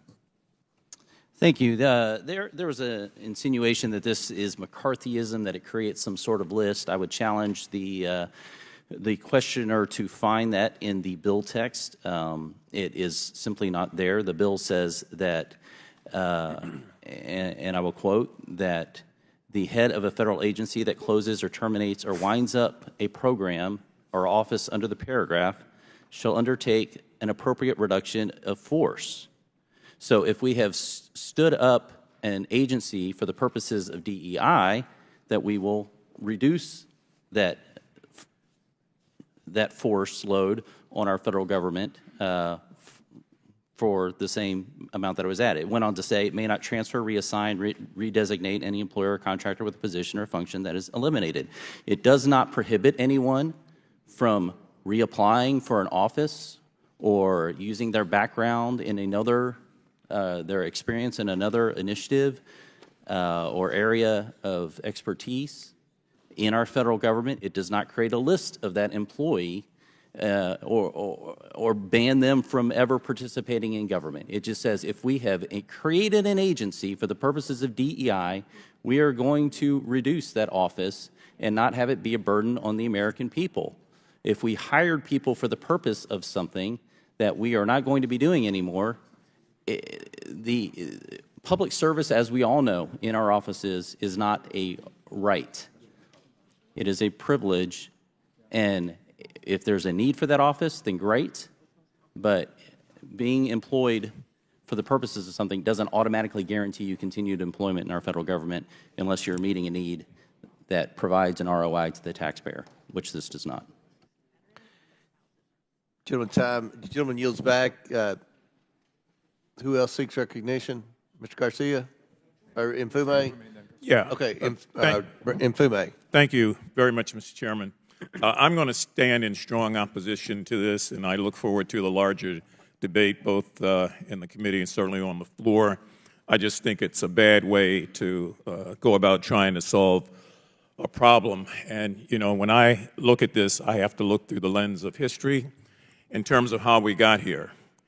And so for me, historically, this really all found its weight in trying to deal with a very real American problem of discrimination and servitude. For me, this was about a race of people who had suffered, endured, and survived 2 centuries of slavery, oppression, deprivation, degradation, denial, and disprivilege. And so the culmination of the act of Congress on July 2nd, 1964, with President Johnson, was to put in place, once and for all, the gateway to that opportunity. And so that has put us on a course of evolution. This initially was about Black Americans. That umbrella opened over the years, and it went on to include other defected or affected groups, Latinos, the disabled, gay Americans, and I could go on and on and on. If this is all about President Biden's executive order, then I would strongly suggest that it ought to be a executive order that countermands that goes against it, if that's the goal you're trying to get to. However, stepping and wading into this as the Congress to now amend that 1964 Civil Rights Act sends the wrong message, whether intended or not, to most affected groups. And I can tell you it definitely sends the wrong message to Black people in this country. I don't think that this is going to cure a situation that, quite frankly, has yet to be proven to me that it exists. And so if we follow the mandates of Project 2025, and if we are reducing force, threatening federal employees by changing Schedule F requirements, doing other things that put us on a slippery slope, I don't want to be a part of that. I really don't. And so I will fight this, and I will ask other members of this committee to fight it. Let the incoming administration do what it wants to do on this, but don't pull the United States Congress in to amending the 1964 Civil Rights Act in a way where all of these communities are going to be severely affected down the road. I just think it's bad policy. I don't believe it's insightful, and we're going to debate this over and over and over again. because I don't think that too many minds on this side of the aisle are ever going to be changed. There are too many people who are the great-grandchildren and great-great-grandchildren of a system that worked against them to now see this effort, and I'm not impugning the gentleman's integrity by any means. I just think that this is the wrong way to go about doing it. I stand opposed, and I yield back. Would the gentleman yield? Yes. Thank you, Mr. Mfume, and thank you for your eloquent statement of purpose, which I think describes how we all feel on the Oversight Committee. This is a very sweeping attack on the progress that we've been making as a country to leave behind the legacy of racism and sexism, discrimination against veterans, discrimination against the disabled, discrimination against pregnant women, and so on. I want to say that to the distinguished gentleman whose bill it is, I appreciate the clarification that this is not an attempt to keep people who work in such offices ever from being rehired again. So that's a step forward. But I hope he understands that he is treating people who work in these offices completely differently from everybody else in the federal government, because right now we have several regulations and laws, including one that applies specifically to veterans. So that's the one in my mind. And let me tell you what it says. If a veteran's working for the federal government and the office closes that the person is in, then they have the ability to be reassigned to another office if they're qualified for the job, and if obviously the job has got to be legal. You're making jobs like that exist in a DEI office illegal now. So, but if there's another lawful position open, these people would not be able to be reassigned to them or be put into them simply because they had worked on diversity before. And that strikes me as a very radical statement, and I don't know anything like it in the civil service or the personnel law. And thank you for yielding, Mr. Mfume. Thank you. And reclaiming my time, Mr. Chairman, I've got 3 unanimous consent requests for submission into the record. An official statement from the American Federation of Government Employees, of the AFL-CIO, an official statement from Mark Morial, the President and CEO of the nation's National Urban League, and an official statement of the Human Rights Campaign, all in stark opposition to the bill. Without objection, so ordered. Who else seeks recognition on the Mr. bill? Chairman. Is it, who, I can't even remember. Okay, Mr. Garcia. Thank you, Mr. Chairman. I'll get him. I do agree with the comments that have been said from House Democrats on the committee. I wanted to say a few things. I think we all want our agencies to serve the American people as efficiently as possible. We want to make sure that our federal employees are the most qualified and dedicated people to our country and our government. When I was mayor of Long Beach for the last 8 years, I had a workforce of about 6,000 people, including an incredible police department, firefighters, an efficient port. And one thing that I'll tell you that folks in my community value about working in our city was that they were working with diverse personalities, diverse people, folks that they learned from, that they made their work better, and vice versa. And so we know that inclusive workplaces actually also retain and are ways to recruit top talent. And so this type of actions and this bill does exactly the opposite of that. And in fact, I believe we will recruit less qualified individuals when you start removing incentives for diversity and for creativity in the workplace. And clearly this bill has nothing to do with good government. There's no common sense. And unfortunately, it's about purging, in my opinion, Donald Trump's enemies. Now, if the majority wants to make sure that our government runs more efficiently, they should start, and certainly the president-elect should start by actually appointing qualified people to run these government agencies. I mean, the nominee so far has been quite embarrassing as we've heard them from the president-elect. And you have a Fox News personality for defense secretary. You have RFK Jr., who doesn't believe in vaccines, for Health and Human Services. You have Tulsi Gabbard, who has praised dictators and essentially, in my opinion, is a Russian propagandist for our intelligence services. You have Matt Gaetz, who has been accused credibly of sexual misconduct and a bunch of other horrific actions. These are the people, by the way, who the incoming administration would actually bypass security clearances, FBI tests, Yet many of these same managers that are in these current agencies are required to take those same exact tests and exams. And so I think this is incredibly hypocritical when there are same members of this committee who are praising those agency heads that are going to be coming in who have had little scrutiny, and yet they want to remove important programs around diversity, around supporting all people, around uplifting equality within our government. So I strongly oppose this bill. I think this is moving us completely backwards and quite frankly violates a lot of the progress that we've made in the civil rights era. And so with that, Mr. Chairman and our ranking member, I yield back. Chair now recognizes Mr. Higgins from Louisiana. Thank you, Mr. Chairman.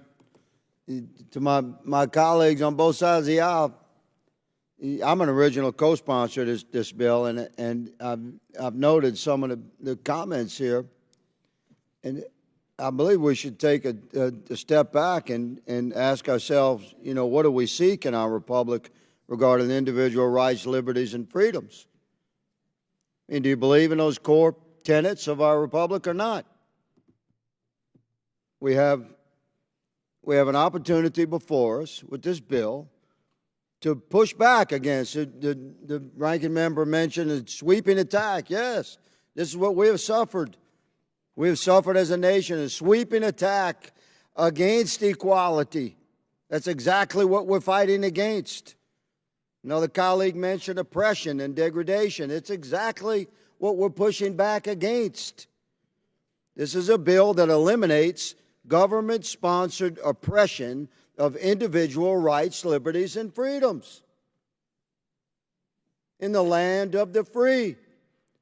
Freedom of opportunity, not result. And reflected upon the gentleman's comments of our former colleague, former Representative Gates, he's not here to defend himself. So let me speak on his behalf for all Americans accused of any crime at any level. I refer you again to our Constitution. Every American has the right to be recognized as innocent until proven guilty. Representative Gates has certainly demonstrated that he is a brilliant litigator. He's represented the interests of his district, and his own principles will sometimes vary from mine. He and I have very different opinions about some things. He's a highly qualified and brilliant man. And to attack him with accusations by name in this committee is wrong. The man's not here to defend himself. So I support the bill, Mr. Chairman. It is quite simply a strong response to the oppression of our individual rights, liberties, and freedoms as Americans, regardless of color or creed or political affiliation or where you stand upon the economic strata, what your background is or your heritage. All of us should be counted as Americans equal as we move forward through the course of our life on our journey, and we should not face obstructions that are baked into our government bureaucracies that exclude citizens strictly based upon their color, their heritage, their creed. This removes those oppressions. Mr. Chairman, I yield to you, good sir, the balance of my time. Yield. Yes, sir. Yield to the gentleman from Texas. Yeah, first of all, I want to thank you, Mr. Nfume, for realizing we can have different views with the same goal and have altruistic motives on both sides. I just want to thank you. I appreciate that. Our founding documents talked about having a nation where we recognize that all people were created equal. Martin Luther King talked about that being a promissory note because, as we know, that had not always been the case and has not always been the case in our country. And it took too long and has taken too long for us to get where we need to go. But he also said that we shouldn't use the results of segregation, and I think we could also say discrimination, as the justification for future segregation or discrimination. That's what this bill seeks to do.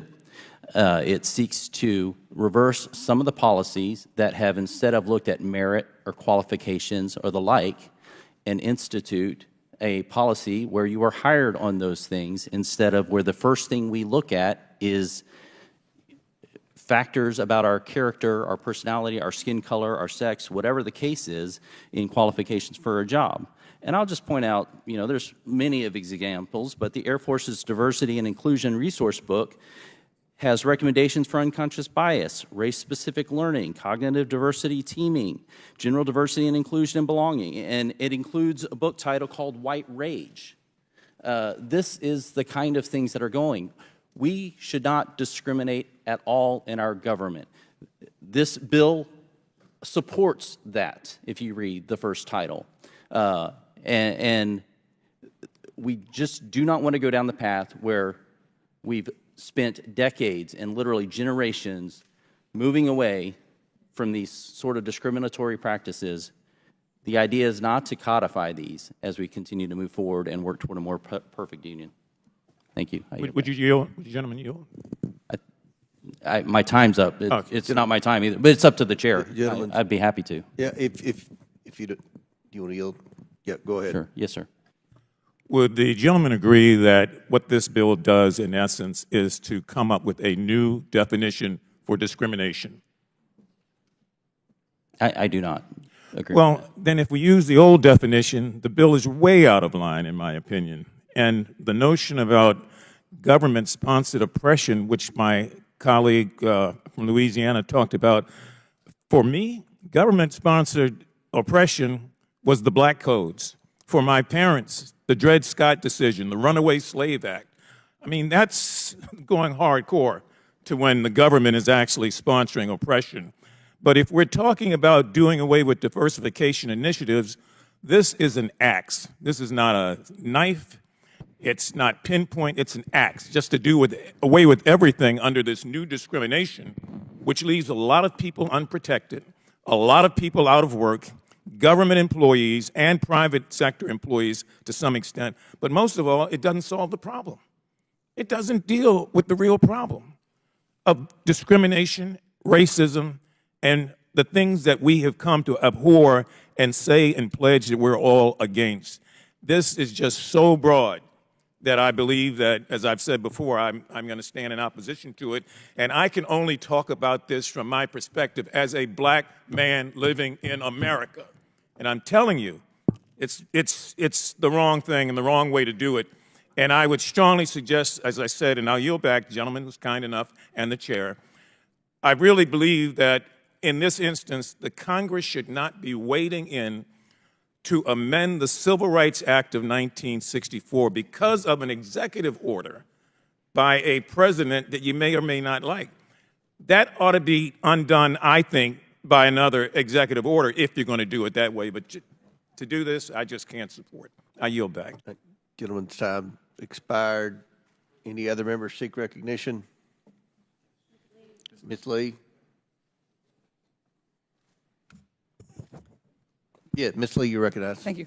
Thank you, Mr. Chair. I'm not in favor of the Dismantle Diversity, Equity, Inclusion Act, or what it maybe would more aptly be called the dismantling any semblance of support or opportunity for certain American acts. We know who those Americans are, Americans who have not enjoyed centuries of unfair advantages by keeping others enslaved or segregated or disenfranchised or incarcerated or redlined or gerrymandered or excluded by law. Americans who've lived with disabilities or had their relationships criminalized or their gender expression demonized. If we're being honest here, this bill, which will wipe out every diversity, equity, and inclusion program in our federal agencies, plus those who contract with us, plus those who receive grant money, plus our schools, is nothing new.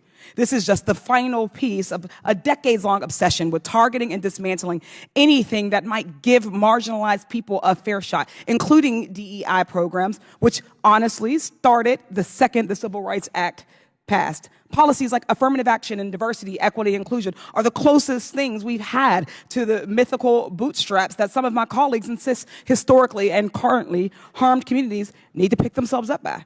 After centuries of efforts to keep us out of schools and universities, from jobs and elected office, Republicans targeting these policies are no accident. Why do predominantly conservative white men believe that the success of a black person or the opportunity or access of a black person is an existential threat to them? DEI is not given any unfair advantage that society itself does not already confer on certain Americans. It merely exists to ensure that all other people, that women, minoritized folks, queer folks, disabled folks, have the same opportunities to succeed and thrive in our workforce and our schools as people who have not had those opportunities systematically and legally stripped from them do. Is our country not greater when all of us have opportunities to succeed and contribute and survive? Our success and our survival as a nation is bound together. Diversity, equity, and inclusion programs only exist to band-aid over decades, hell, centuries of discrimination against people's skin color, their religion, disabilities, gender, or sexual orientations, you name it. Contrary to Republican conjecture, remedying past discrimination is not, in turn, a discrimination. And we're not going to sit here and pretend racism is over just because one black person on the Supreme Court agreed that it should be. What DEI does not do is give some kind of magical pass to better jobs, like some of our colleagues are implying. That middle word, equity, does not mean more than or better than. It means treating people fairly and impartially. It means working to fix generational and systemic discrimination to the betterment of all of us and all of our institutions. But instead, Republicans are trying to bastardize the term DEI to be a slur. When Justice Ketanji Brown Jackson was up for confirmation and when Vice President Harris was added to the ticket, they called them DEI hires. They want you to believe that a Harvard graduate with over 20 years of experience, who happens to be a black woman, is not qualified, but a Fox News personality is qualified to run the Department of Defense, and the WWE executive is qualified to run the Department of Education. Let's be real. There is an attempt to create a direct correlation between our race, being a black person, and our qualifications. So much as to say that there is no way to be a black woman. There is no resume that a black person could have that would qualify them unless that black person is a Republican. And there is a quota there. And while all of this has happened at the top level of our government, I can promise you these same things are happening on every single level of government and private sector. But those people don't have a national platform to speak out against discriminatory treatment. Where is a federal worker supposed to turn when another coworker says a racist comment to them in the break room? Where is the same-sex couple who is denied housing supposed to, because of their relationship, supposed to turn? Where is a pregnant woman who was fired for being pregnant supposed to go? Often the only place that they have to give them recourse are the diversity, equity, and inclusion programs. These folks just want to do their jobs, serving the American people in an environment that feels safe and supports them. Making work a better, safer environment for some does not mean it automatically is worse for others. And those complaining about DEI training are probably the ones who need it the most. My Republican colleagues have got to stop punching down on already marginalized communities and face their own fears of a level playing field privately. It's shameful. I yield back. Gentlelady yields back.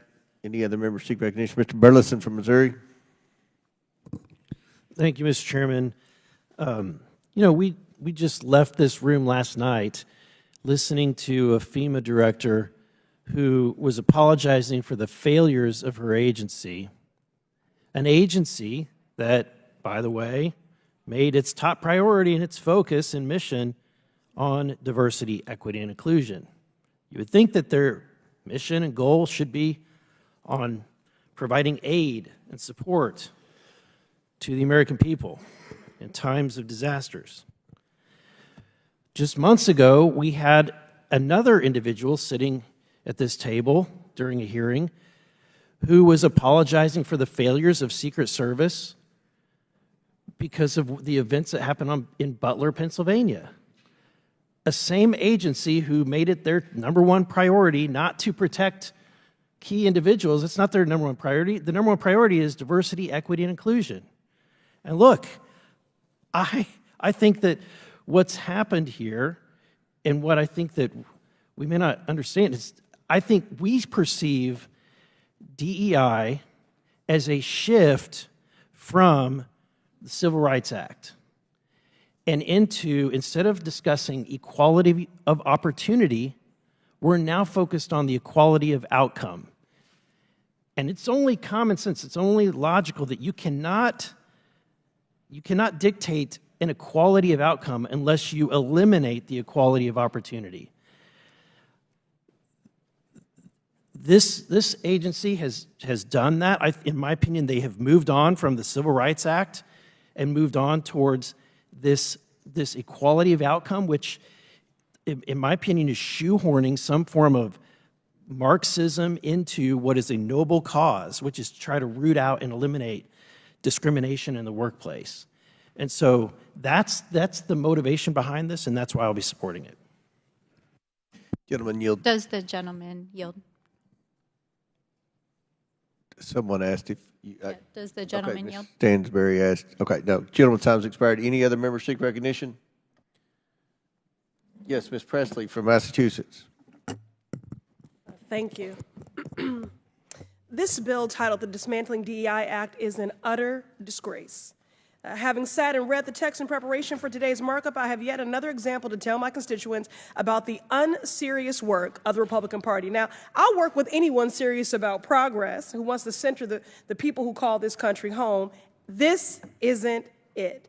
The Committee on Oversight has the broadest jurisdiction in the entire House of Representatives to investigate any topic it chooses, but we are debating legislation that denies the sky is blue, water is wet, and racism is real.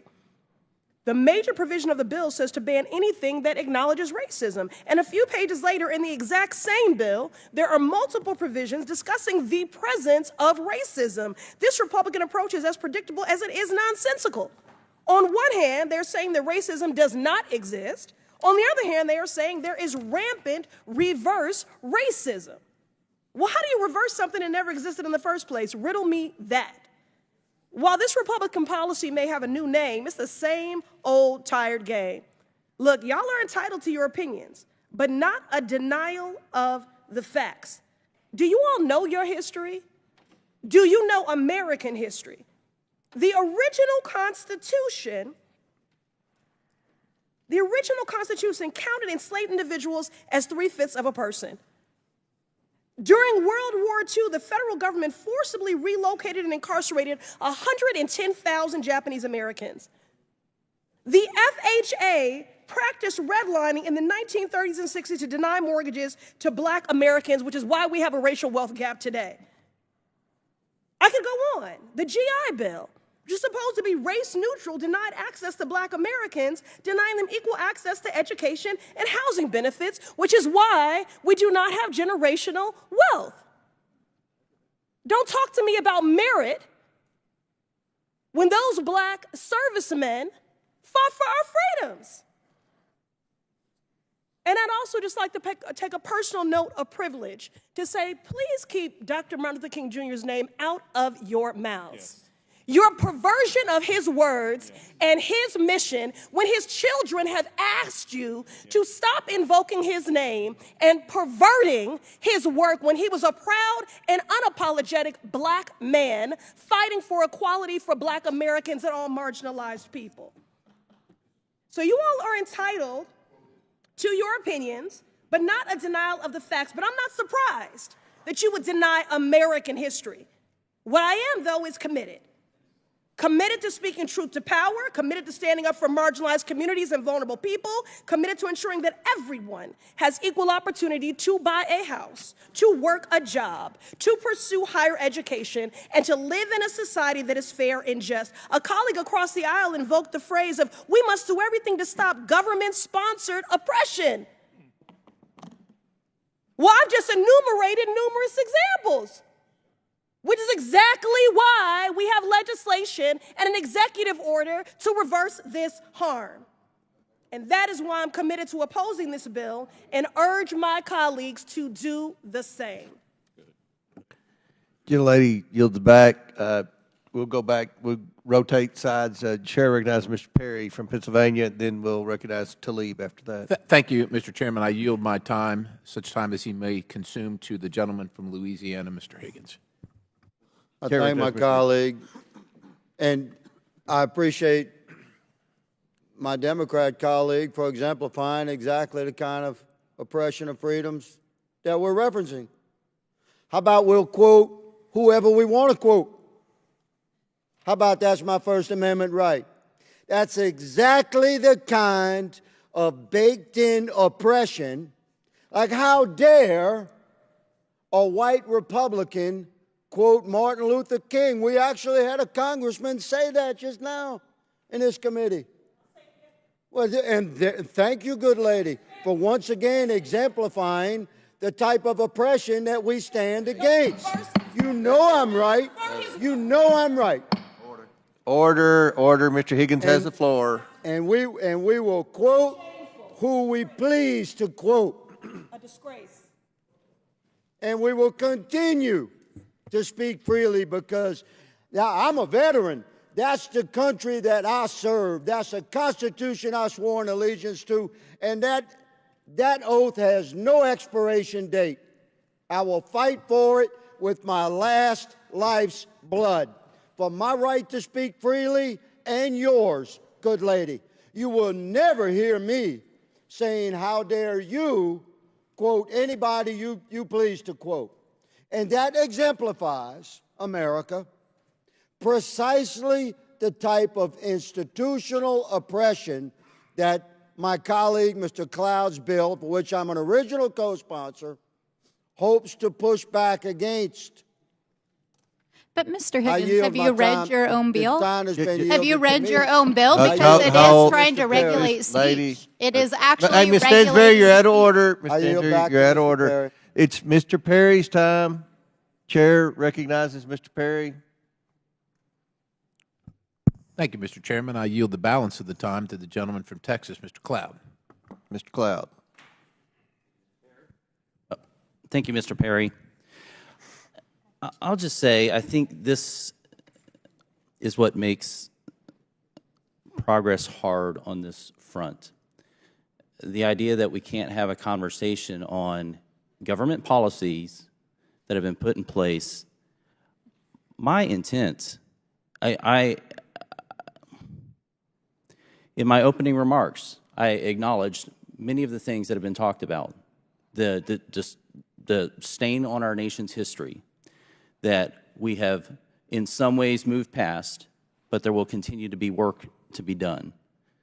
It's sad and sickening that in a fallen world, in a nation as diverse as ours, and we are one of the most diverse nations in the world, there still remain people who cling to old, racist, ignorant ideologies. My concern is that the way this has been implemented into many of the agencies in our federal government, this has been listed as the #1 agenda in agencies that are supposed to be doing other things. Yesterday, Mr. Burleson mentioned FEMA. And one of the things is they're trying to weigh someone's religion and how they give out aid. That's crazy. That kind of stuff shouldn't be happening in the United States of America. There's research that's gone into this. Journalist and researcher Jesse Singal wrote in the New York Times that there's very little evidence that many of the initiatives work. The specific type of diversity training that is currently in vogue, mandatory training that blames dominant groups for DEI problems, may well have a net negative effect on the outcome managers claim to care about. Forbes senior editor Jenna McGregor wrote, compulsory diversity training aimed at people's biases or preventing discrimination behavior appears to actually do more harm than good. I did not benign the intents or the motivations in these policies, but what we are finding and what businesses are finding now, a number of them have implemented these policies and realizing they're not working. They're not accomplishing the desired ends for us to continue to move toward a more perfect union. And that's why we're seeing a retraction from them. My concern is getting our federal government to a place where race and sexism and all these things are not the first thing we look at in our hiring, in our grant writing, in our contracting, I think it would make us a better country. All right, Again, I gentlemen, yield time's back. expired. Chair now recognizes Ms. Tlaib from Michigan. Thank you so much, Mr. Chairman. You know, I sometimes remind people I grew up in the most beautiful, blackest city in the country, the city of Detroit, because I need you to understand sometimes your lens becomes different when you're in a community just embodied with the constant, I think, struggle of not really, because you will never truly understand what it means to be black in America. Never. You have to acknowledge that. If you don't, I don't think we'll ever be able to pass. You have to know. I believe it in my heart that you do. And, you know, this black pastor told me, you know, I'm sitting in the pew, of course I'm sticking out, and Pastor Bland Jr. looks at me in the audience, and I just felt like he was just looking at me, but, you know, if you're a good pastor and you know what you're doing, you always think he's just talking to you. And he said, you know, our country is not divided, it's disconnected. And when I think about that, I think about the fact that we continue to disconnect because we allow segregation to live and breathe in a way because, you know, people are more comfortable that way, right? You hear people say, well, that's not my fault. I'm a better public servant, a better American, and everything because I went to a beautiful, diverse high school, you know, because where I lived, that's the high school you had to go to. We all went to those neighborhood high schools. There was something beautiful, though, because I went to school with Hungarians and Polish and Latinos and black folks and Muslims and I mean, just all different kinds of backgrounds of people from all different likes. And it was something I think that many of our neighbors across the country will never, ever really experience, and I think it keeps us divided. When I think about this bill, I think about not just, obviously, the importance of diversity and inclusion and trying to make sure that our government is reflective of who we serve. But many of the people we hire, it's also their lived experience. Their lived experience is going to have them lead with some sort of compassion that we'll never again have similar because we haven't lived the life that they have in our country. And I'm not just talking, I'm talking about all different backgrounds. And I just feel like we're in here talking about this in a way that I feel like is just going to continue to divide us. And the acknowledgement that everything's okay. There's no way you haven't been in spaces where you hear it. In the Michigan legislature, Chairman Comer, a man, you know, was a minority witness in the Michigan House and used the N-word in such a derogatory word. My own state representative was in tears afterwards, thinking of her child, her beautiful, lovely son, adult son, but just thinking, my God, he thought that it was okay, that he was somehow emboldened to use that word in the people's capital in Lansing, Michigan. We have a lot of work to do. I just think this is not it. We got to make sure that we're focusing. No, really, we got to make sure that we're putting people in the room. That sometimes we got to make sure they are in the room together because they're not going to come in the room together unless we require it or urge it to happen. Because we know if we do that, then all the services, the way we move as a federal government, will be reflective in a way of leading with that compassion I think that is needed. I just urge us to please just step back and understand that. And I'm not going to tell you, you know, I fully understand like where you're. I just know that there's no way you don't know that racism is very clear in these spaces, especially here in an institution that wasn't ready for someone like me. And sure the heck sometimes isn't even ready for the American people, our own neighbors across our country, that will have to be inflicted in coming to get whatever services. God, it's something beautiful if they can look at somebody that is reflective of them and understand their lived experience. And I think we're getting farther away from that. And I know you don't see it, but I'm an attorney. I read this.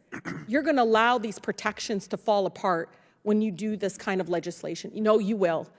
It'll allow these protections to fall apart because you're going to allow people to get fired solely because you're dismantling, again, a policy and a process of creating a culture, again, that's reflective of our country. With that, I yield back, Mr. Chairman. I yields back. Any other members seek recognition? Which one do you want, Crockett or Roskowitz? Frost. I'm going by Mr. Raskin. Moskowitz. So recognized. So I really have a question for the sponsor. So I've been sitting and listening and trying to hear your intent and talking about discrimination. But the problem is that argument falls apart on page 6, line 17 through line 20. And in fact, if you're sincere about your intent of the bill, what I would tell you is you should delete those lines. Because actually those lines are actual new discrimination. See, you want to get rid of an office. We may disagree with it, but you can get rid of an office. You want to change policy. We may disagree with the policy you want to change, but here actually in those lines, you are creating second-class federal employees. You're creating new discrimination. May not transfer, discrimination. May not reassign, discrimination. May not redesignate any employee, discrimination. Those are protections that every other federal employee in every other office in the federal government gets. It's a right and a privilege that they get. But you're going to remove that from these people, not an office. Fine, I disagree with it, but it's an office. Not a policy. Fine, we disagree with it, it's a policy. This is people now. Now you're going to the people. You're saying, because you worked in an office that we don't think should exist, because you worked there, we're going to remove protections that every other federal employee gets, but not you, because we disagree with the office you worked in. That is straight up discrimination. And so listen, if you're serious about wanting to change the office and the policy, you should remove those lines, because the entire argument falls apart when you want to treat the people who work there completely different than anybody else. And I'm happy to yield the rest of my time to the ranking member.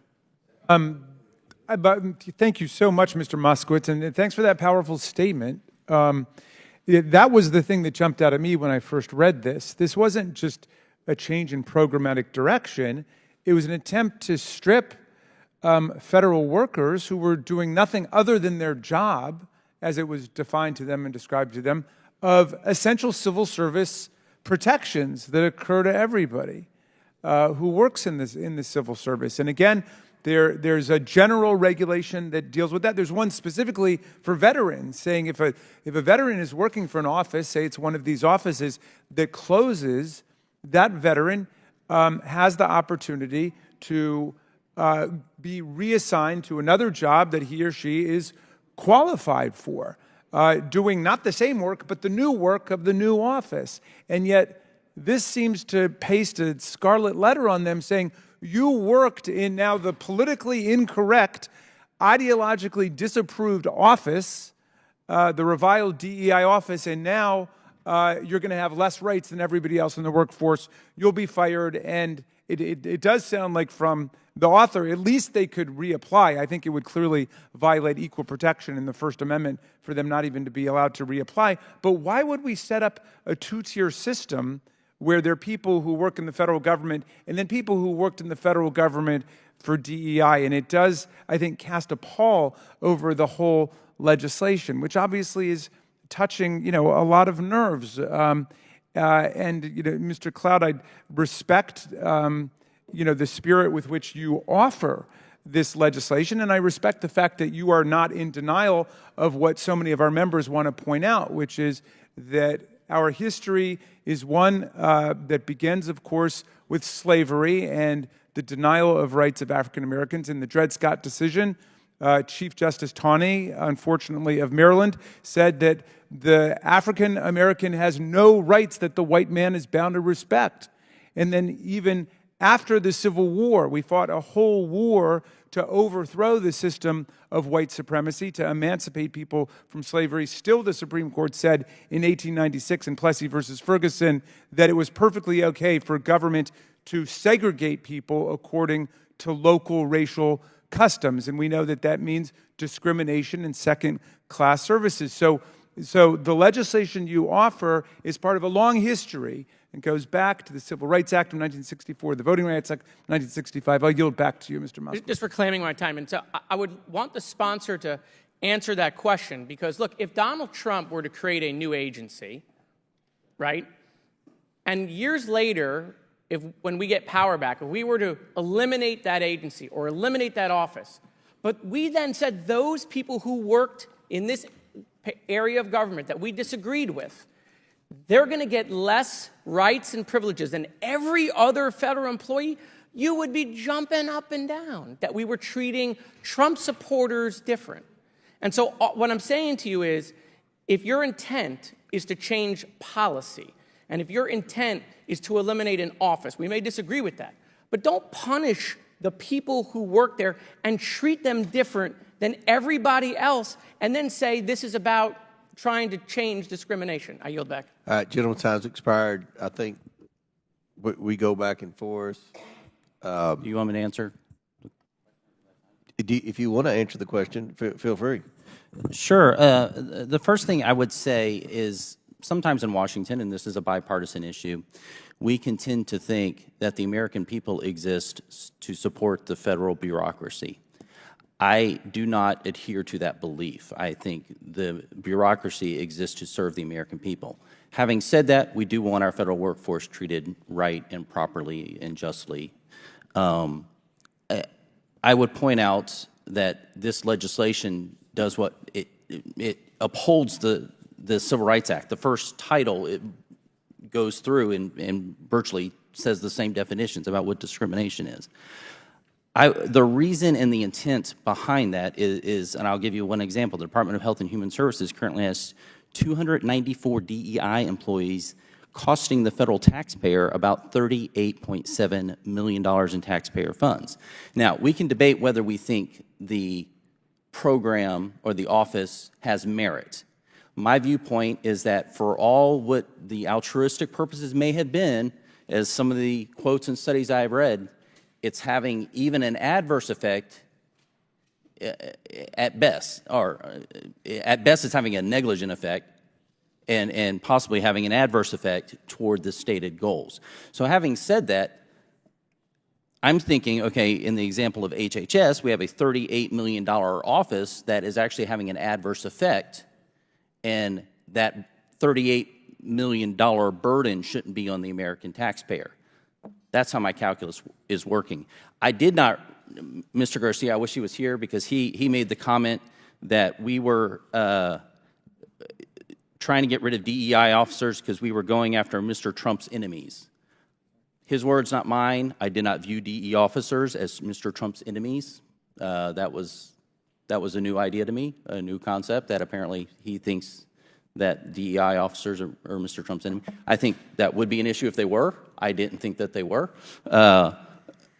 But having said that, you know, if you wanted to offer an amendment and that would help you get to support of this bill, if you thought that would make the difference, That's the First Amendment coming. That's my amendment. Okay. So we can get there. And if it passes, will you vote for it? But I'm definitely voting for the amendment. I'm introducing I mean, for the bill. Oh, well, I'll have to look and see what happens to your bill. There are more amendments coming. Ms. Crockett, is she next? Yep. Okay, Ms. Crockett. So many of you know that I practice law, but some of you don't realize that I actually was a business major out of Rhodes College in Memphis, Tennessee. And the emphasis that I got in my business degree was on finance. And as I traveled the country campaigning this election cycle, one of the things that I talked about was this idea that in finance, we always promote this idea of diversity. If you know anything about a portfolio, the one thing that you want to do is make sure that it's as diverse as possible, because at times certain stocks will perform better than others, and they will exemplify various strengths and weaknesses. And together, a diverse portfolio is usually what any good finance person would promote. They wouldn't promote that you solely invest in vanilla wafers, believing that that is is going to be the strongest portfolio, but instead they may want to add some chocolate cake and some Twinkies into the mix to make sure that we have the best portfolio, because there will be different preferences by different people. And again, there will be different strengths. But as I sit here and I think about what we say and what I'm hearing as it relates to diversity when it comes to anything outside of making money, and to be clear, we are losing GDP every time we try to push back on this idea of diversity, because all of us bring something different to the table. But you consistently said over and over the word oppression, and every time that you said it, it was almost as if I was hearing nails on a chalkboard, because it seems like you don't understand the definition of oppression, and I'd ask you to just refer to Google to help you out. Oppression is the prolonged, cruel, or unjust treatment or control. That is the definition of oppression. And so as I sit here as a black woman who practiced civil rights, let me tell you, the reason that my colleagues wanted to make sure you understood the same black history that your side of the aisle wants to delete out of classrooms is because you can then misuse words like oppression. There has been no oppression for the white man in this country. You tell me which white men were dragged out of their homes. You tell me which one of them got dragged all the way across an ocean and told that you are going to go and work. We are going to steal your wives. We are going to rape your wives. That didn't happen. That is oppression. We didn't ask to be here. We're not the same migrants that y'all constantly come up against. We didn't run away from home. We were stolen. So yeah, we are going to sit here and be offended when you want to sit here and act like, and don't let it escape you that it is white men on this side of the aisle telling us, people of color on this side of the aisle, that y'all are the ones being oppressed, that y'all are the ones that are being harmed. That's not the definition of oppression. You tell me the prolonged, cruel, or unjust treatment that you've had, and we can have a conversation. You could start with Exodus. The final thing that I will say on this particular issue, two things. There is an article from The Guardian, and it is a little old. It's from 2021, so I apologize. But it said that back then, just 3 years ago, white men represent 30% of the population, but 62% of office holders. These are the issues that we are constantly looking at and recognizing and trying to say, is this just? I can't even tell you how many white men have served in this chamber, but I can tell you that I am only the 55th black woman to be elected to Congress. And so when you want to talk about history and pretend as if it was so long ago, it wasn't. Because again, I am just number 55.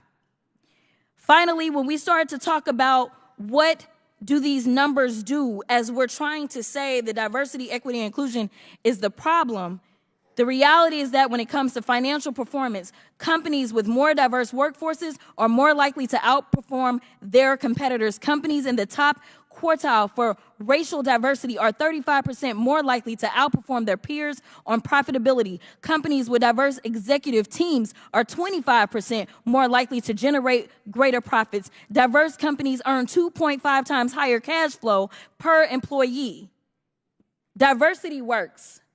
And until you can show me data that says otherwise, I think that we need to go back to being a country that listens to experts and gets out of our feelings and recognizes, again, that racism is real in this country. And until we stop pretending that it's not, we will not solve the problems that we are consistently facing. And that will bring real unity that we seek when we're looking for a more perfect union. Does any other member seek recognition? Seeing not. Or do you, okay. Seeing not.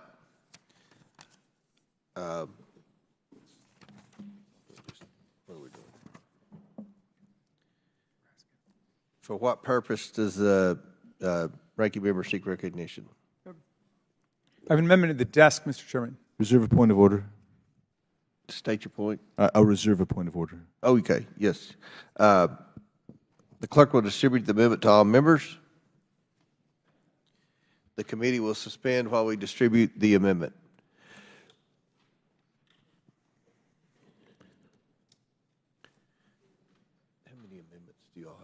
see. I think there might be 5 or 6. Let me find out. Okay. Like 5.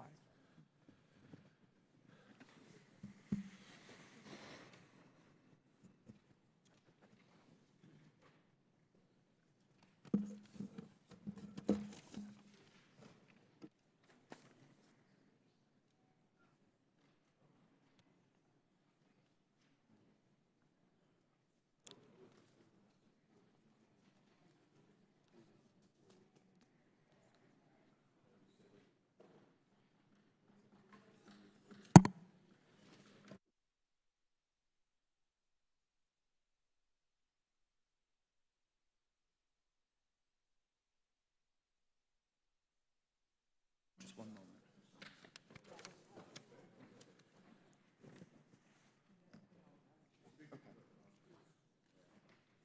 Ready? The clerk will designate the amendment. Amendment to the amendment in the nature of a substitute to H.R. 8706 is offered by Mr. Raskin of Maryland. Without objection, the amendment is considered as read. I reserve a point of order. The ranking member is recognized for 5 minutes to explain his amendment. Thank you very much, Mr. Chairman. This has been an edifying, if often heated conversation we're having today, and I think it's actually befitting. The First Amendment and the Speech and Debate Clause, we are the world's greatest multiracial, multi-ethnic, multi-religious constitutional democracy. And it's not easy. The far more common destiny for countries with different ethnic and racial groups is one of tribal violence and racial apartheid and ceaseless ethnic conflict. So we're getting there. And we have different approaches to how to do it.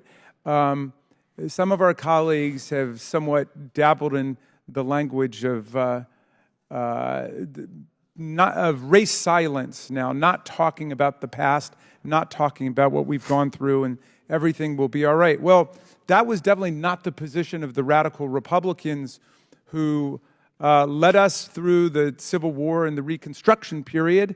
They passed all kinds of race-conscious legislation in the Reconstruction period. They passed the Freedmen's Bureau with the explicit provision of resources for the purposes of transfer to the recently emancipated black population.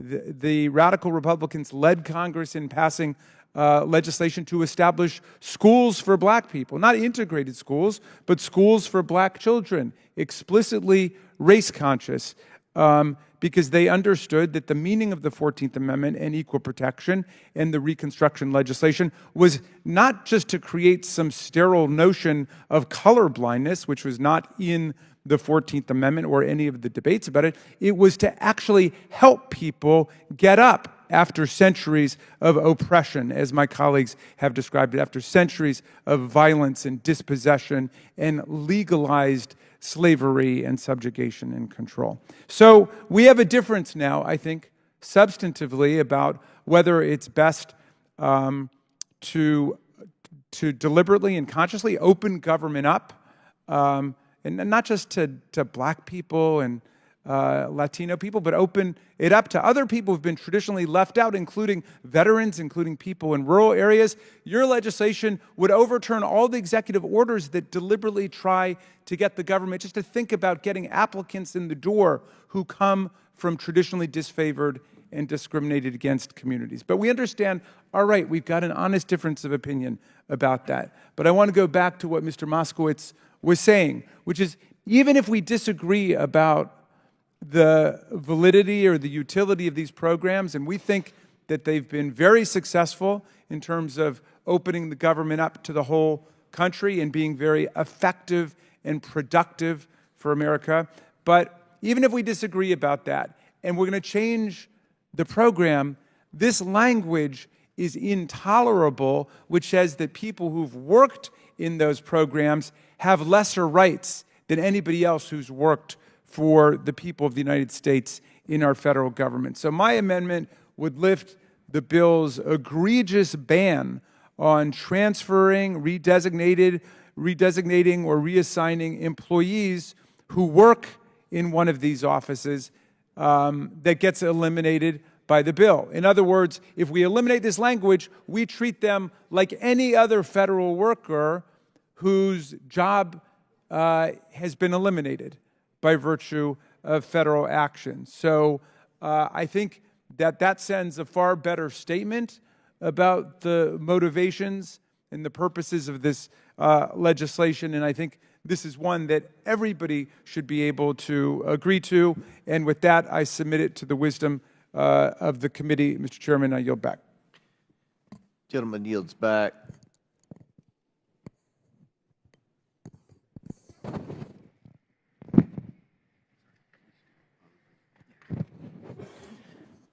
I recognize myself to speak on the amendment. I oppose the amendment. The amendment seeks to increase bloat in the federal workforce. It does this by preventing the dismissal of employees whose offices, functions, and positions are eliminated by the bill. The federal workforce is already massively oversized. We should be doing everything possible to reduce the size of the federal workforce, not to keep it filled with unnecessary employees as the amendment seeks to do. And of course, nothing in the bill precludes the dismissed employees from reapplying for a job elsewhere in the federal government. This was an issue in the presidential race, reducing the size of the federal government. The overall bill eliminates taxpayer funding for federal offices, programs, and grants affiliated with DEI. It's already federal law to discriminate against anyone based on their race. And the president-elect was transparent in saying this is one of the specific areas where they were going to seek to cut waste in the federal government. We cannot continue to spend $1.5 trillion a year more than we take in. And I think that the president-elect was transparent. I feel like this issue was talked about. With all due respect to the Democrat nominee, Ms. Harris, Vice President Harris, there was, I don't know a lot of specific things she was going to do as president. I don't think she articulated very many specific proposals. One of the proposals that President Trump talked about was eliminating all the unnecessary DEI. And we've talked about how many positions have been created over the last 4 years. Instead of fighting for bureaucratic jobs, I believe, I represent a poor area. And obviously there are poor minority districts. We should be fighting for investment, fighting for entrepreneurism, fighting for ways that we can lift up communities that have been impacted by poverty, like many of the communities I represent, many of the communities that are represented by minority members. We can do this. And I think that's what the American people want. The government's not the answer. The private sector is the answer. We need to be more efficient in government, and we are going to be more efficient in government. That is the mandate of the American people. So I oppose the amendment. I support the bill. And now I seek, Mr. Moskowitz, you seek recognition. Thank you, Mr. Chairman. So, listen, I have agreement with my colleagues across the aisle on wanting to shrink bureaucracy, wanting to decrease the size of federal government. That's a valid point. I think DOJ is going to try to do that, right? And you're seeing Democrats come out and support that. Chris Coons did that. Senator Coons did that the other day. What this amendment is saying is it's not allowing the federal government to stay the same size. What we're saying is as you eliminate an office, as you change a policy, if there are jobs available that they can transfer to, just like every other federal employee, then they should be able to do that. What you're doing is that federal employees have certain protections and rights that they get. And what you're saying is the federal employees that worked in this office aren't going to get those rights. All these people aren't going to get to stay, right? They're not all going to get to stay. That's not what this amendment is doing. This amendment isn't saying okay, yeah, change the policy, eliminate the office, but then let everybody stay somewhere else. That's not what the amendment is doing. What the amendment is doing is saying they have certain protections, certain rights as every other federal employee in every other office. And what you're saying is because you worked there, you're not going to get those protections. I'm telling you, it is very dangerous. And I can guarantee you the favor will be returned because that's how this place works. Right? You didn't like the other day that Trump houses were skipped in FEMA. I agree with you. It was unacceptable. They were specifically given less rights and privileges and available federal help because they supported the president. If Trump creates an office that later gets removed, those people who worked in that office should not get less protection. They shouldn't. But that's what you're now saying. You're now saying where we have political differences and policy differences, if you work in that office of political difference and policy difference, you're not going to be treated like every other federal employee. So it's not about keeping the federal government the same size. Don't mix the message here, because I'm with you on that. But I really think you should take the ranking member's amendment. It really doesn't change your bill.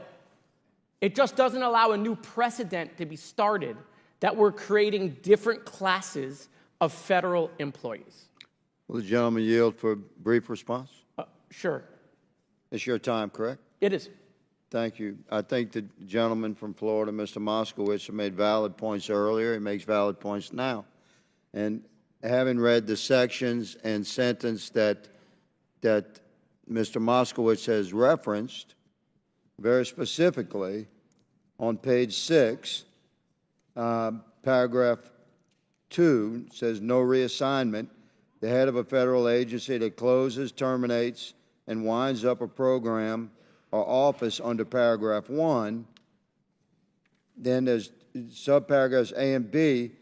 Subparagraph B says may not transfer, reassign, or redesignate any employee or contractor with a position or function that is eliminated by operation of this subsection. And I believe that the gentleman is stating that if you close down a DEI department and you have a qualified employee that would like to transfer to the construction supervision department, that executive authority within that bureaucracy should be able to transfer that person from the DEI department to the other department. Is that correct? If that job were available. If that job was available, yes. That would be a right that every other federal employee would have. I concur with that concept, but the ranking member's amendment is far more broad. So I'm going to oppose the ranking member's amendment because it eliminates the entire section of 101. But if you were to offer an amendment, specifically what we're describing, I would support that amendment. I yield. Everybody yield back. Any other member seek recognition? Mr. Cloud. Well, we was Moskowitz, now Mr. Cloud. Okay, Ms. Stansbury. All right, thank you so much, Mr. Chairman. I want to rise in support of the amendment and reiterate, but also explicate a little bit on this concept. So, you learn a lot about a bill not only by what it says, but by what it doesn't say. So if the explicit purpose of this bill, like we're just going to take your logical argument here, is to do away with these DEI offices, which you believe are not necessary, which obviously we disagree with on the premise, then why not just be silent about what happens to federal employees that are involved in these offices? But the bill is not silent about them. The bill includes these phrases that the ranking member's amendment is striking because literally the bill has punitive outcomes for employees that work in these offices. And that is what this amendment is trying to strike, is the punitive measures that are put into place. I know that we've already read pieces of this, but one of the sections that it would strike says no reassignment. So the heads of a federal agency that closes, terminates, blah, blah, blah, may not transfer, reassign, or redesignate an employee or contractor. So if this was just like, okay, we're going to shut these offices down, there's no reason to have punitive language to the employees that would work in these offices. But it doesn't just state it once, it states it twice in the bill. And that's why we're invoking McCarthyism, these blacklists. Like, these are folks who are being penalized for working in offices that deal with anything doing with diversity and helping work with our federal workforce to address these issues. So that is what the amendment is trying to achieve. I also want to just take a moment while we're on this topic. Is almost all of the discussion today has been about the first several sections of the bill and basically the federal workforce. But if the stated purpose of this bill was really just about we're going to change the way the federal government does its DEI stuff, then why on earth does this bill include sections at the end that is tinkering with the entire financial sector? This bill has language in it that says that publicly traded companies on the stock market cannot use diversity as a measure of their boards. And it also says that stockbrokers and licensed folks who work in our financial system cannot engage with that. In addition to that, there's multiple sections in this bill that prohibit federal funding, whether it's grant money or it's money that would go to federal contractors who even discuss diversity. So there were some comments made here a moment ago about, we need to defend free speech. This bill is literally trying to regulate the free speech of the free market, private companies, the financial sector, nonprofits, and our federal agencies. So I appreciate the intent of trying to maybe make the federal workforce more streamlined if I was to give the benefit of the doubt to this. But this is a wholesale effort to basically do away with every initiative that has made it possible for women, people of color, and LGBTQ people to participate in the federal government, our financial sector, the military, nonprofits, and in the services that our federal government provides. So I find it laughable that we would even entertain the premise of it. I yield to the gentleman. Thank you. Thank you for yielding. Just going to go back to my point and conversation with Representative Higgins. What the ranking member's amendment does is that language that we just discussed, that identical language appears 3 times in the bill. It's not just there once. I pointed it out once, but it's there verbatim 3 times. So it just eliminates the identical language in the 3 places it's in the bill. It's in the bill 5 times. I stand corrected. It's in the bill 5 times. But it eliminates the identical language. And let me just again go back. You guys won the White House. You're going to be in charge of this. You're going to be the one deciding if they get to transfer to a job. It's going to be Trump people who will get to approve that. All we're saying is don't make them second-class federal employees. Don't create a new subsect of federal-class employee. That's what we're saying to you. Your bill is going to move out of this committee, but this is a weakness in your bill. Any other members seek recognition? I yield back. Yes, Chairman. Mr. Cloud. First of all, I just wanted to thank the ranking member for your kind and generous acknowledgement of history and what Republicans have done in the past to work on this issue. I had thought to bring that up because there's been allegations like we would not want history taught in schools. I would actually want all of history taught in schools. I don't view this as I realize it has political undertones. I think this is an issue of the human condition and heart that needs to be addressed more than a political one, although I'm not ambivalent to the political undertones here. But anyway, in an effort to not raise the temperature, I had not brought that up, but I appreciate you bringing that up and acknowledging that. I also appreciate the intent and what you're stating on the federal workforce. I would be happy to work with you on that. I do think that this amendment goes beyond that on the reassignment provision. If this were, for example, to be the last line of this amendment, strike section 502A2, that would be something I could support. But in its current state, and again, we did not get an advance copy of this, so we're dissecting this live, but it seems to also prohibit the reduction in force, which if we have agencies, if we have workforce that, again, are not required by the American people, I don't think that federal workforce should be discriminated because they worked in a certain agency. In the same way, I don't think that the American people who, while I appreciate the federal government, my first allegiance is always going to be to the American people, I don't think the federal or the American people should have to have the burden of hiring and funding someone just for the sake of them getting preference and priority in transferring. So if we could limit it to that, you know, I could accept that, or we could work. I'd be happy to work with you, but in its current state, I would have to oppose the amendment. Would the gentleman yield?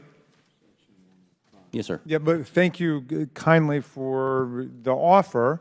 I see what you mean about the language about closing and terminating and undertaking appropriate reduction in force. Of course, if that language is gone, still the whole operative meaning of the bill is to close the program and the office. But you know, that's language that could presumably be, you know, preserved or put someplace else. But what we're talking about is just the impact on federal workers who've done nothing wrong other than their jobs, presumably. If they did something wrong, they could be terminated for those reasons. But those people, they're not guaranteed a job, but they should have the same opportunities as other federal workers potentially to be transferred or reassigned to another lawful purpose. What you're creating here with the legislation is a statement that this is no longer a lawful purpose to be engaged in various activities you've enumerated. So I'm happy to work with you on that. I don't think it's necessary to say that the workforce can be reduced because obviously it will be if the program's closed, but no problem there. Happy to yield back. Any other members seek recognition? Seeing none. The question is on the amendment offered by Mr. Raskin from Maryland. All those in favor signify by saying aye. Aye. All those opposed signify by saying no. No. In the opinion of the chair, the noes have it, and the amendment is not agreed to. The question is now. Could I just seek a roll call vote on that, Mr. Chairman? Okay. A recorded vote is ordered as previously announced. Further proceedings on the question will be postponed. Do any other members wish to speak? Ms. Presley. Mr. Chairman, I have an amendment at the desk. Have the clerk will distribute the amendment to all members. We will pause so that members have a chance to read the amendment.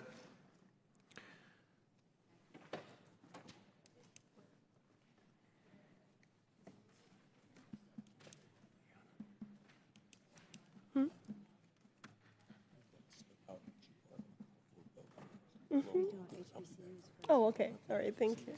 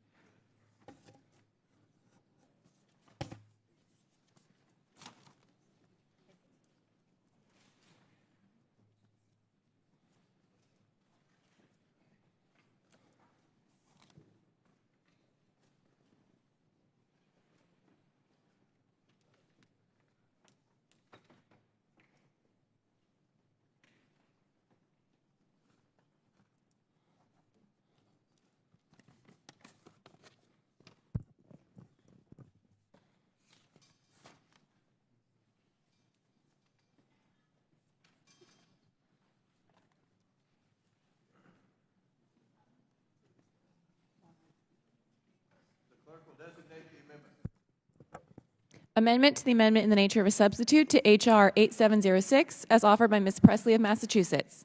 I reserve a point of order. The gentleman from Arizona reserves a point of order. Without objection, the amendment is considered as read. Ms. Presley from Massachusetts is recognized for 5 minutes.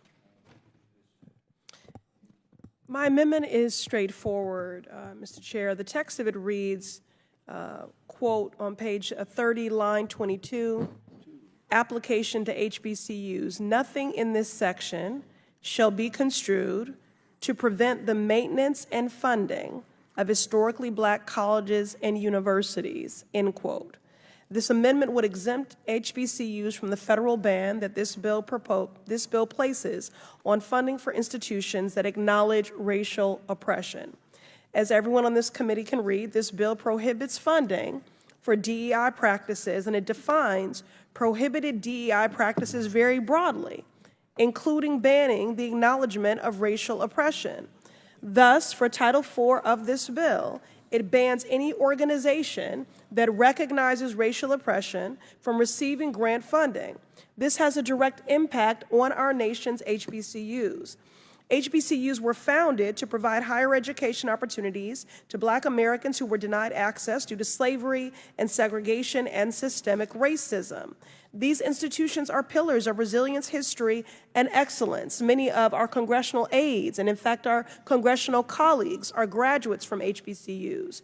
HBCUs enroll and graduate a diverse student population, including first-generation college students and those from low-income families.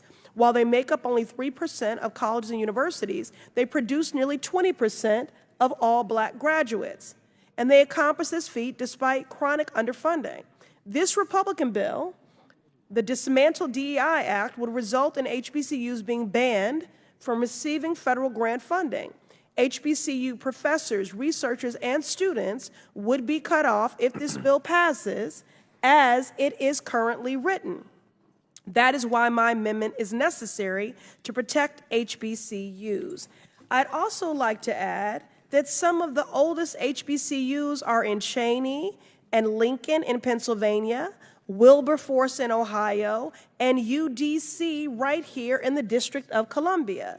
Each of them was first created before the Civil War and the Emancipation Proclamation. Further, several of my colleagues on both sides of the aisle have HBCUs in their home states, including Chairman Comer and many of those serving on this committee.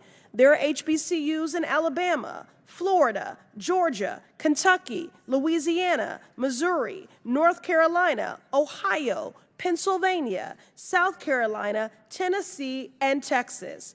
All stand to be harmed by this legislation.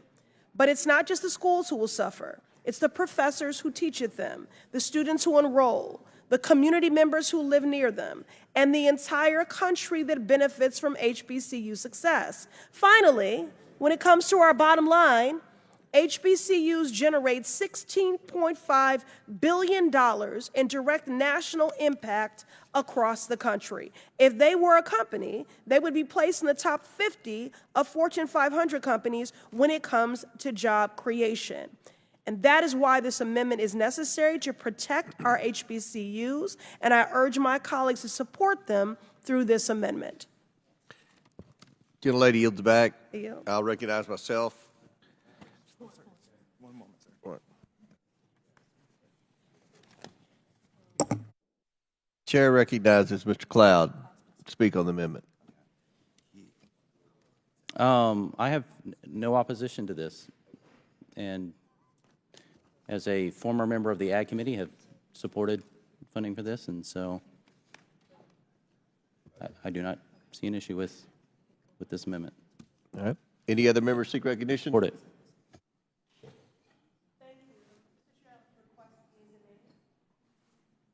You asked. Yes, I'd like to request yeas and nays, and thank you. Right. Any other members seek recognition? Seeing none. The question is now on the amendment offered by Ms. Presley. All those in favor signify by saying aye. Aye. Aye. All those opposed signify by saying no. In the opinion of the chair, the ayes have it, and the amendment is agreed to. I request the yeas in appointed voter. A recorded vote is ordered by Ms. Presley. As previously announced, further proceedings on the question will be postponed. For what purpose does the gentlelady from Massachusetts seek recognition? Oh, Mr. Chairman, I have an amendment at the desk.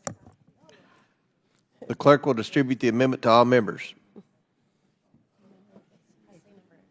Okay, that's okay. Oh, they're ready. This is going to take a minute. Yeah, I'm not ready. That's okay. Mr. Chairman, Well, yes, you weren't here yet. reserve Ready? point of order, sir. Point of order is reserved by Mr. Higgins. We're distributing the amendment. Okay, thank Yeah. you.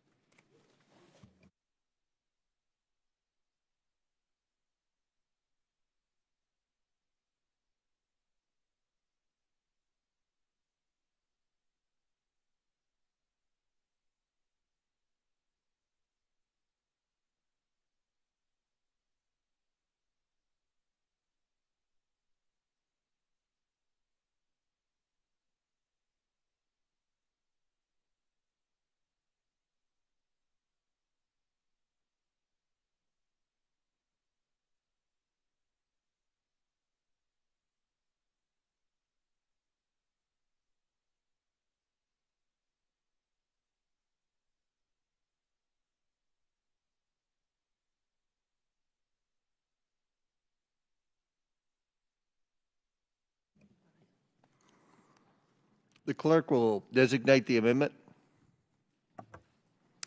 The second amendment to the amendment in the nature of a substitute to H.R. 8706 is offered by Ms. Presley of Massachusetts.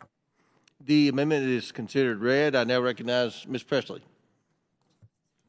Mr. Chairman, my amendment seeks to ensure that this legislation does not erase or ignore the undeniable history of systemic racism in our country.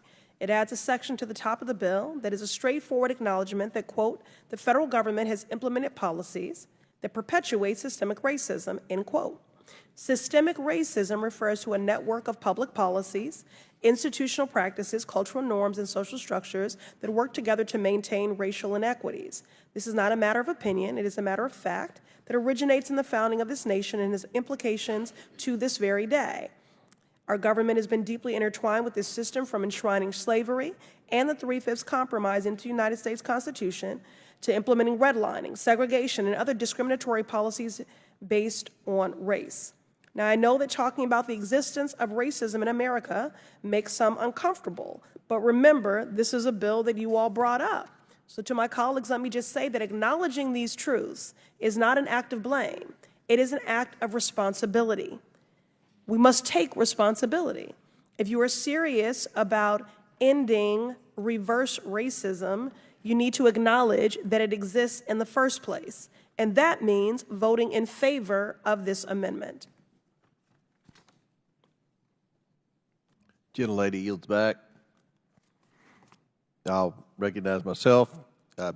Oppose the amendment, which adds a rule of construction to the bill's amendments to the Civil Rights Act to state that nothing in the bill should be interpreted as denying that the federal government has implemented policies that perpetuate systematic racism. Nothing in the bill speaks to the issue.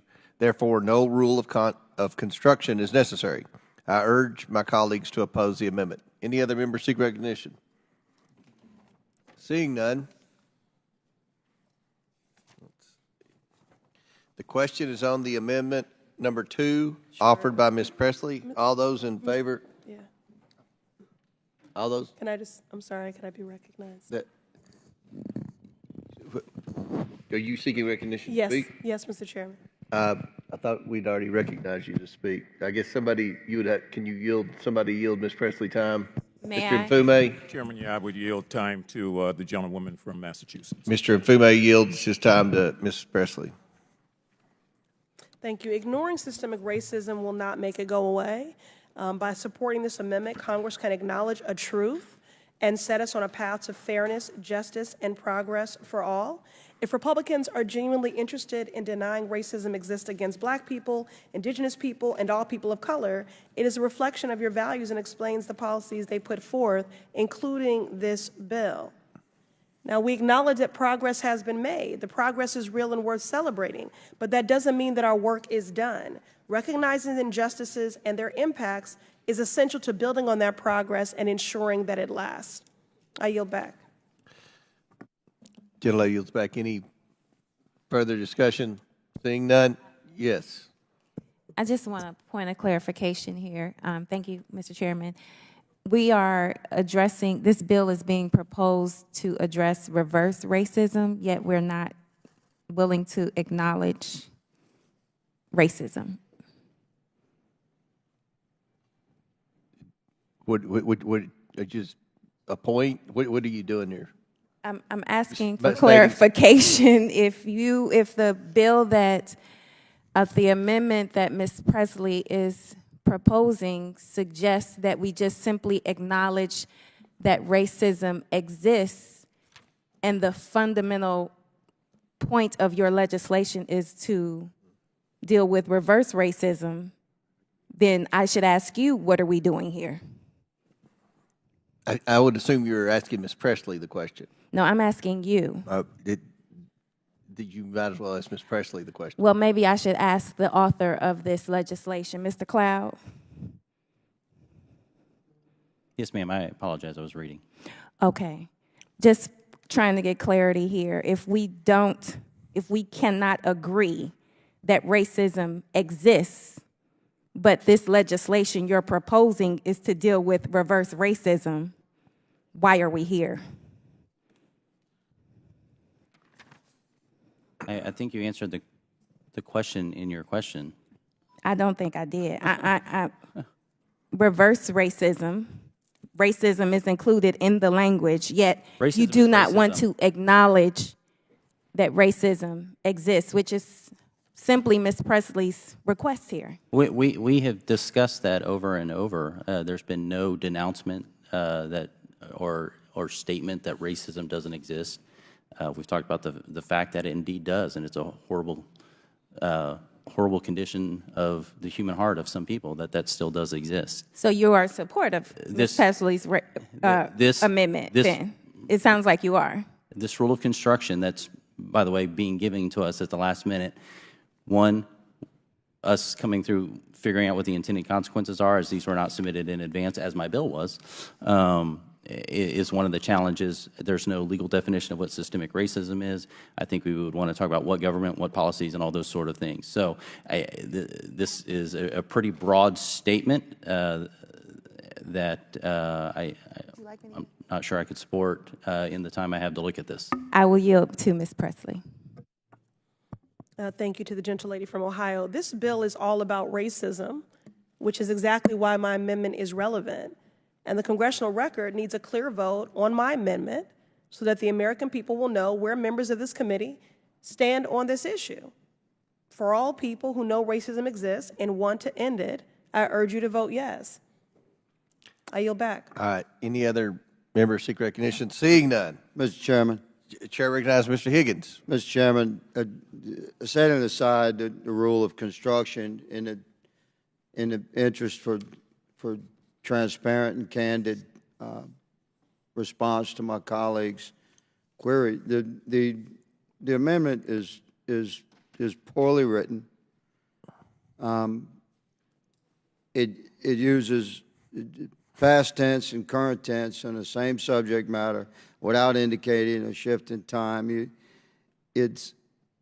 You're not just saying in a statement that we acknowledge that racism is a part of human nature and exists as part of the human construct. Of course, the corruption is born of the heart of man, not the mechanisms of man. Every one of us would recognize that racism exists throughout human history, in every culture, in every land. The sun never sets, nor has it, on some manifestation of racism throughout the history of man. Yes, there you go. statement in the Oversight Committee, part of the historical record now. But your amendment, the good lady has introduced an amendment, which I oppose because it's very poorly written, and it's quite condemning of the American people and American society. What her amendment is saying is that prior acts of our nation and our forefathers before us have perpetuated systemic racism that currently exists in our country. You're asking us to say that America is systemically racist.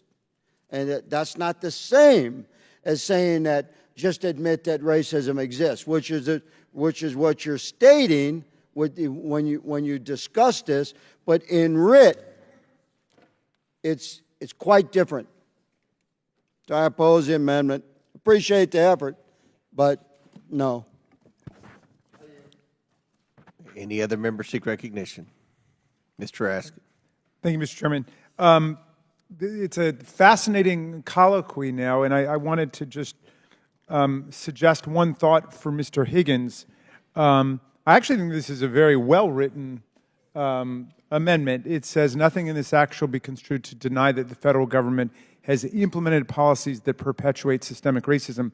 And I'll give you one good example, Mr. Higgins. I think it doesn't say has implemented policies that have perpetuated systemic racism, nor does it say has implemented policies that have perpetuated racism. It identifies systemic racism. Can I give you and past tense versus current? I'm happy to have inaudibly yielded to you on that point.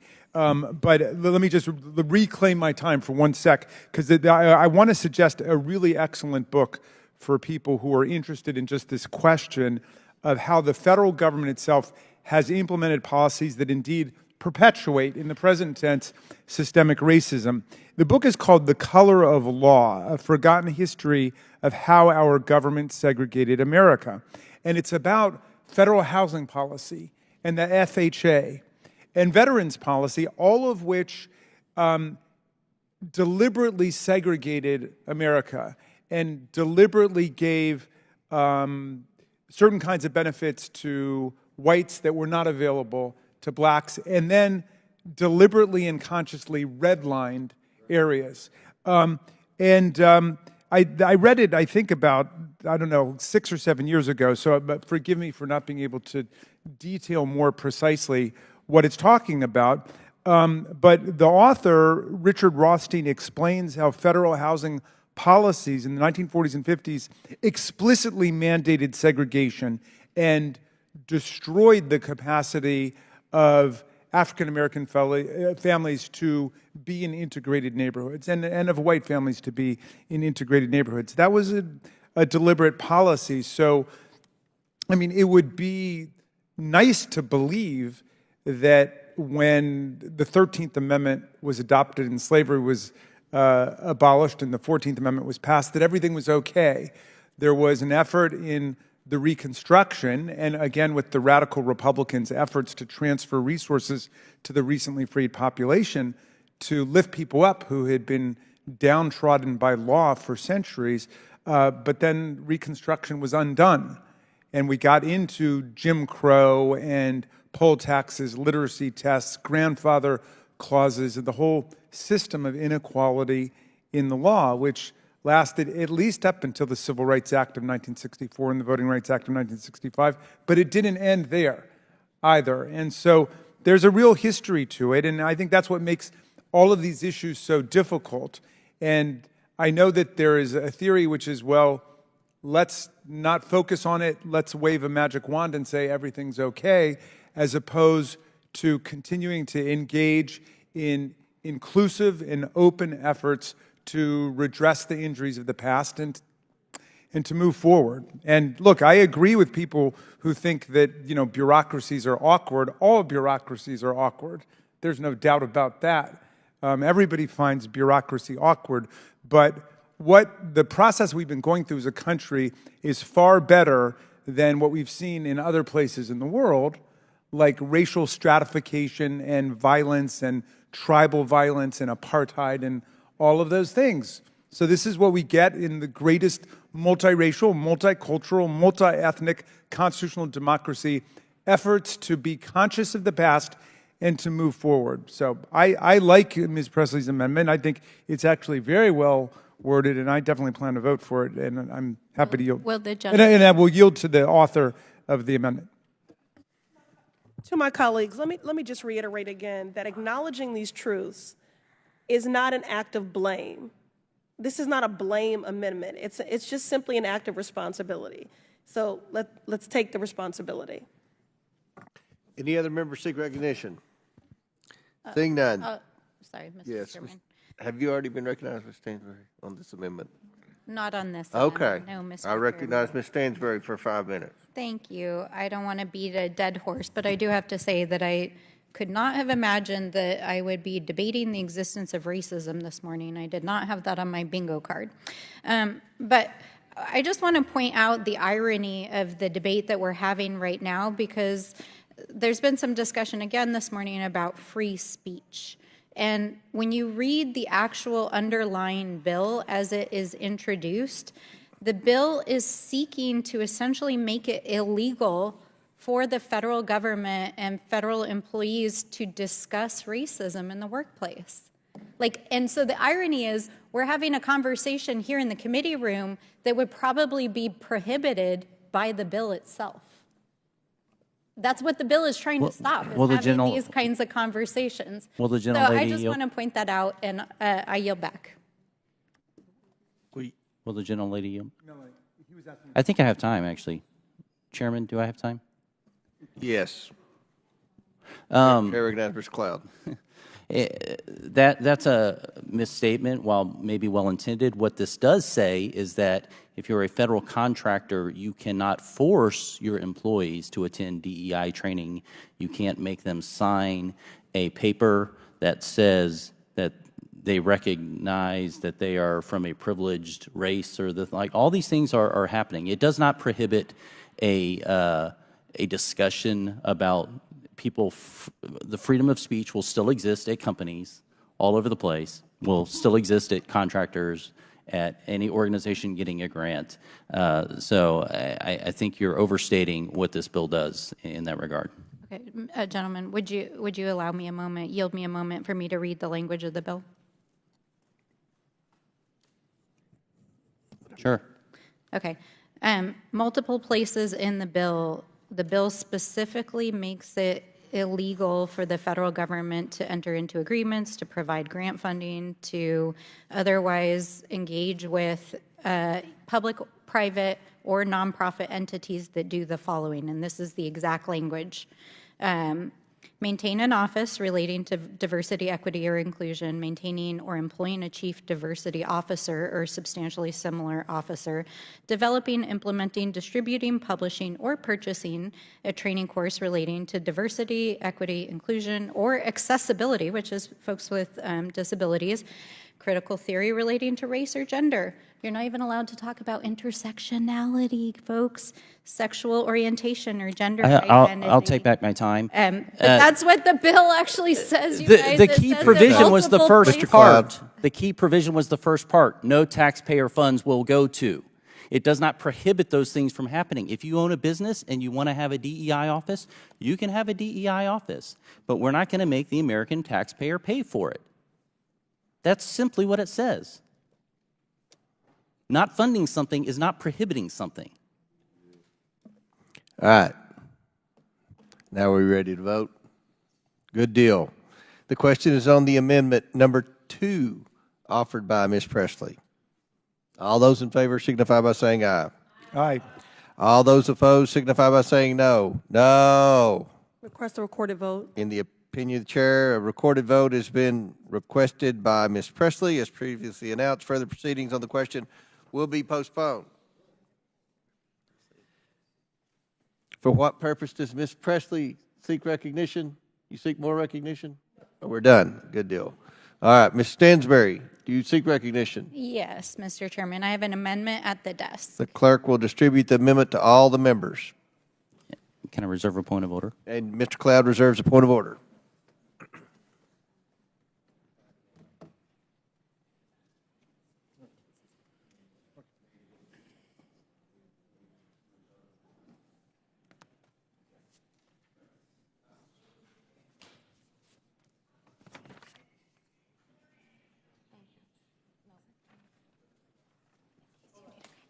Okay, thank you.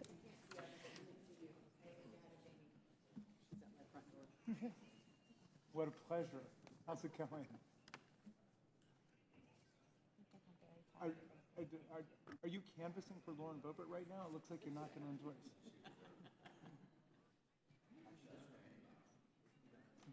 Well, we all love her. We all love her. You don't need to waste your time with us.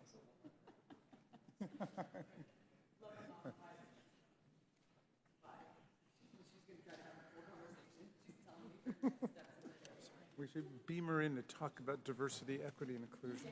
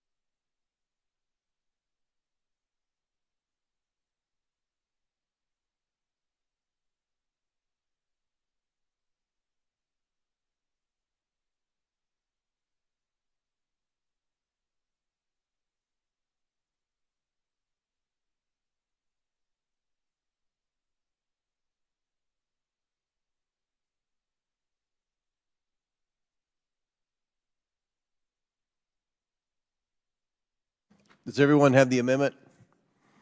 The clerk will designate the amendment. Amendment to the amendment in the nature of a substitute to H.R. 8076 as offered by Ms. Stansbury of New Mexico. Without objection, the amendment is considered as read. Mr. Cloud reserved a point of order. The gentlewoman from New Mexico is recognized for 5 minutes.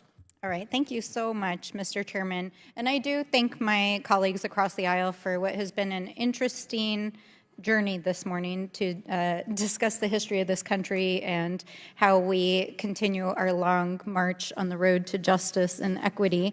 The purpose of this amendment is to try to get at protecting the federal workforce. We know from hearings that we've had in this committee over the last several months as authors of Project 2025, even including one of the chapters was written by a recent appointee nominee to be in Trump's cabinet, that part of the plan of Project 2025 in the Trump administration is to purge the federal workforce. And when you read the actual text of the underlying bill, it appears that this is one of the tools that they're using to purge the federal workforce. Of course, it goes much farther, as has been discussed this morning. It also interferes with the military, which of course is also part of the federal workforce, but also the private sector. It's looking to regulate what the private sector does, including boards of federally traded, stock market traded companies, publicly traded companies, as well as folks who work in the financial markets. So what this amendment would do is simple. It would strike the entire bill and all that follows, and it would replace it with very simple language to protect our federal employees. Federal employees shall be selected and advanced on the basis of competence rather than political or personal favoritism, and no executive branch agency may take action counter to the intent of the law or against the fundamental rights of federal workers who comprise the civil service. And in many ways, this is just a reaffirmation of existing federal employment law, which it's important to note was put in place largely a number of the protections that this bill attacks, not only through the Civil Rights Act to make it possible to make our federal workforce more diverse, but also to protect federal employees after Richard Nixon tried to purge the federal workforce. And so we've seen this playbook before. We saw it in the 1950s with McCarthyism. We saw it during Nixon's tenure in the White House when he tried to purge the federal workforce. This is like a reboot. This is like the new season. This is the new reality TV show. And if you needed any evidence of the fact that we're living in a reality TV show, look at some of the nominees who've been nominated to be the heads of these agencies.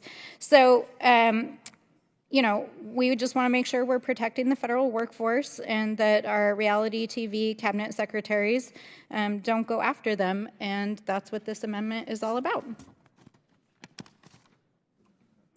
Gentlelady's time's expired.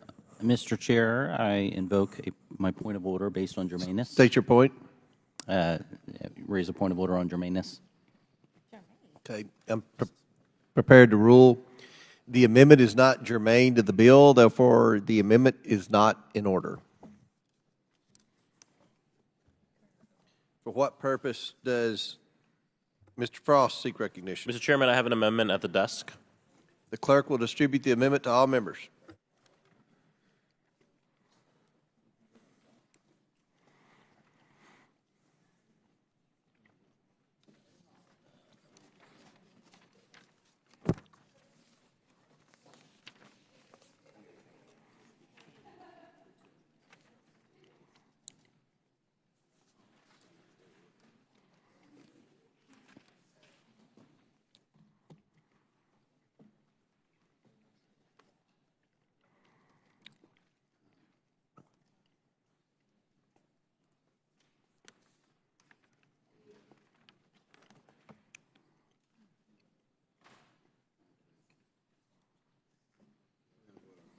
Am I supposed to say that? No.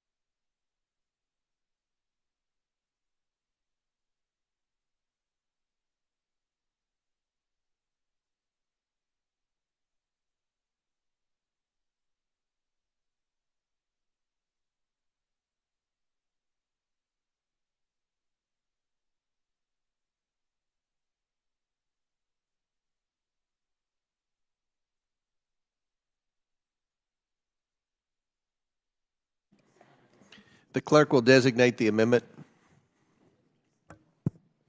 Amendment to the amendment in the nature of a substitute to H.R. 8706 is offered by Mr. Frost of Florida. Without objection, the amendment is considered as read. I reserve a point of order.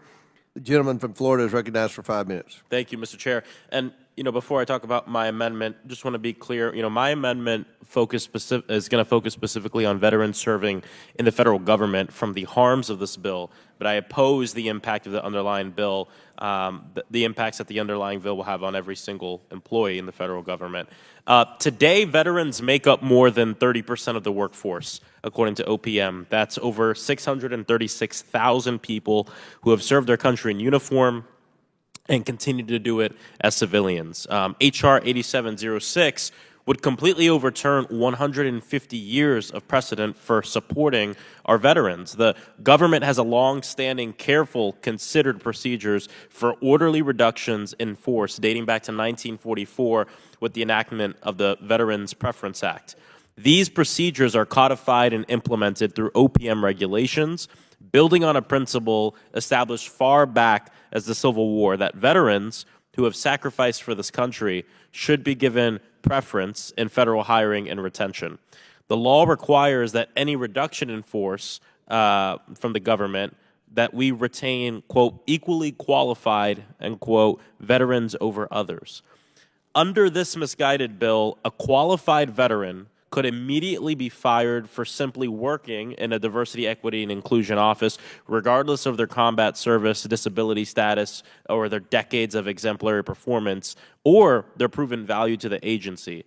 You could just imagine a veteran who served in combat, became disabled, worked 30 years in the federal service, spent the final few weeks, final few months, final few years working in a DEI office. Under this bill, that veteran would be immediately terminated without any opportunity to demonstrate their value to the agency. I urge my colleagues to support this amendment to ensure reductions in force comply with the law, respect veterans' preference, and uphold the principles of good governance.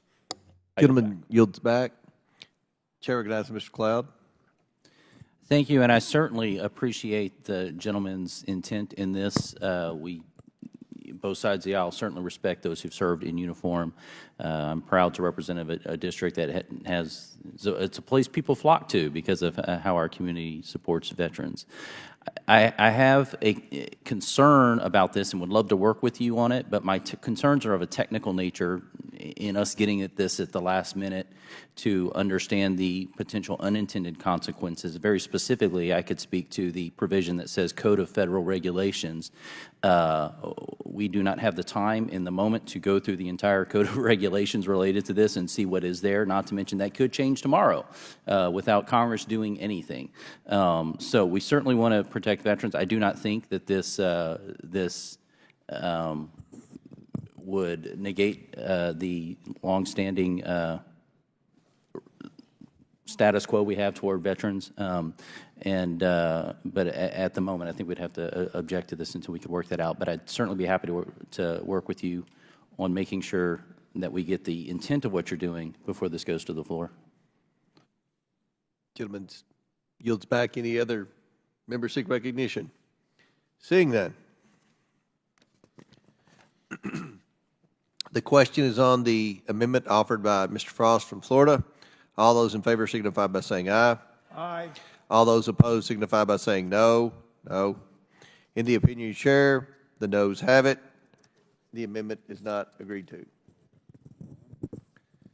I request a recorded vote. Recorded vote has been requested by Mr. Frost, as previously announced. Further proceedings on the question will be postponed.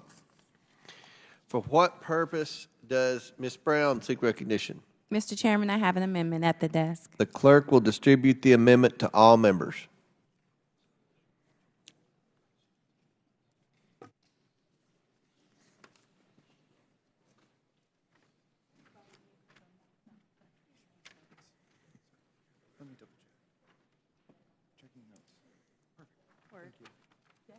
Yes.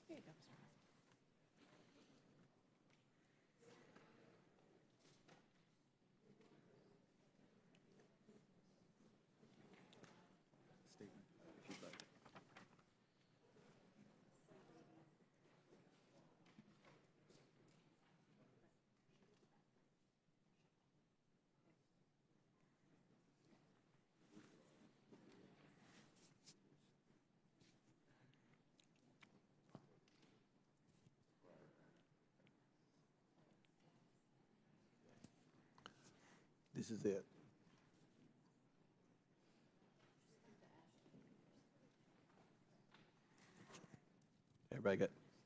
Everybody have the amendment? The clerk will designate the amendment. Amendment to the amendment in the nature of a substitute to H.R. 8706 is offered by Ms. Brown of Ohio. Without objection, the amendment is considered as read. I reserve a point of order. The gentlewoman is recognized for 5 minutes to explain the amendment. Thank you, Mr. Chairman. This bill completely contradicts the vision and principles of this nation and would erode the federal government's enforcement of non-discrimination protections in communities that are uniquely underserved. It will strip the federal government of a workforce focused on the mission of their agency and ensuring an inclusive, positive, and safe workplace for all employees. And to make matters worse, it would force federal agencies to close down all federal offices that operate diversity, equity, and inclusion programs, fire employees who work in those positions, and prevent them from finding a new job elsewhere in the federal government. My amendment would ensure any employee or contractor from an underserved community in danger of getting removed from federal service is afforded appropriate opportunities to remain in federal service pursuant with current federal law. On February 16, 2023, President Biden issued an executive order that sought to build a federal workforce that reflects the fabric of our nation and deliver resources and benefits to the American people consistent with the needs of the public.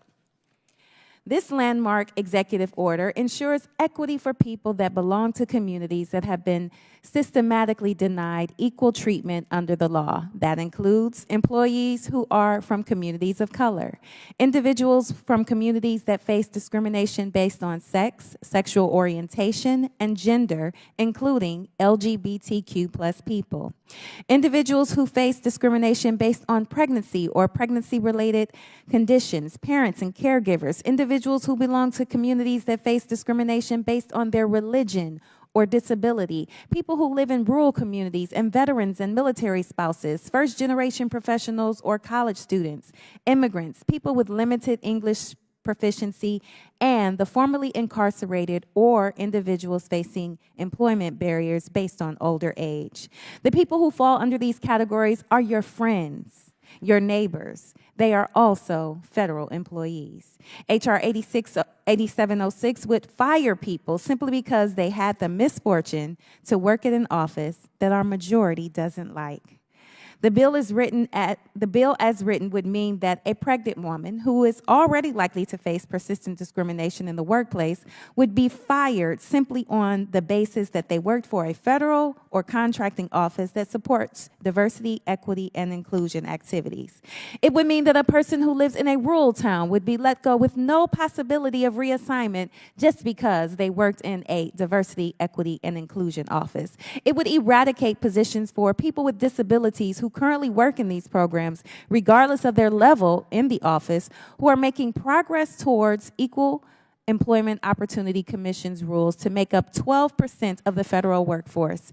I ask unanimous consent to enter into the record a letter from the Disability Rights Education and Defense Fund stating its concerns with H.R. 8706 and its potential effect on federal workers with disabilities and broader disability community. Without objection, so ordered. Thank you. It would allow the firing of LGBTQ+ people for the sole reason that they took a position that upholds a mission of building a federal workforce that reflects the communities it serves. And it would coldly fire veterans and their spouses who make up more than 30% of all federal employees with no possibility of reassignment because they want to continue serving their country in a different capacity.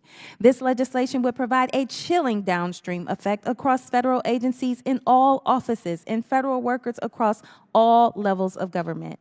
I ask unanimous consent to enter into the record the American Federation of Government Employees statement against H.R. 8706, in which they write, and I quote, "While AFG certainly applauds any legislative proposal to curb and eliminate employment discrimination in the federal workplace, we regard H.R. 8706 as actually setting back that cause, not advancing it. Under the broad pretext of combating discrimination, which has long been illegal, H.R. 8706 would, if enacted eliminate virtually all agency initiatives currently in place to develop and maintain a dignified, respectful, and safe workplace that enables federal agencies to carry out laws and directives in a professional and efficient manner. Without objection. Without Thank you. objection, Okay. so ordered. Our nation's strength is in its diversity. Our federal workforce must embody that strength. This bill exemplifies our nation's weaknesses. For these reasons, I respectfully ask my colleagues to support this amendment, which will protect dedicated workers in our federal government. Gentlelady's time's expired. I'll recognize myself. Ms. Brown's amendment adds a new section to the end of the bill that, in the name of fighting discrimination, entrenches discrimination in favor of a host of specially defined groups. We should all be able to agree to be against all forms of discrimination. I urge my colleagues to oppose the amendment. Does any other member seek recognition? We should all be able to agree racism exists. Any other member seek recognition? Mr. Cloud. I'll just say I concur with the chairman. This amendment, in the name of non-discrimination, actually would be, if adopted, systemic racism in excluding people from a cut of an agency based on all these determinant factors that we've discussed all day. It would be very concerning if this were to pass. And I will just point out that no matter how many times it is said that this bill prohibits people from continuing and ever working in the workforce, you can say it 1,000 times and it will be as untrue on the 1,000th time as it was the first time. People can still reapply. This bill simply eliminates offices that are not providing value to the American taxpayer. It's probably one initiative of 100 or more that need to happen for us to get back to some sort of fiscal restraint, which is maybe our #1 national security issue that this country is facing.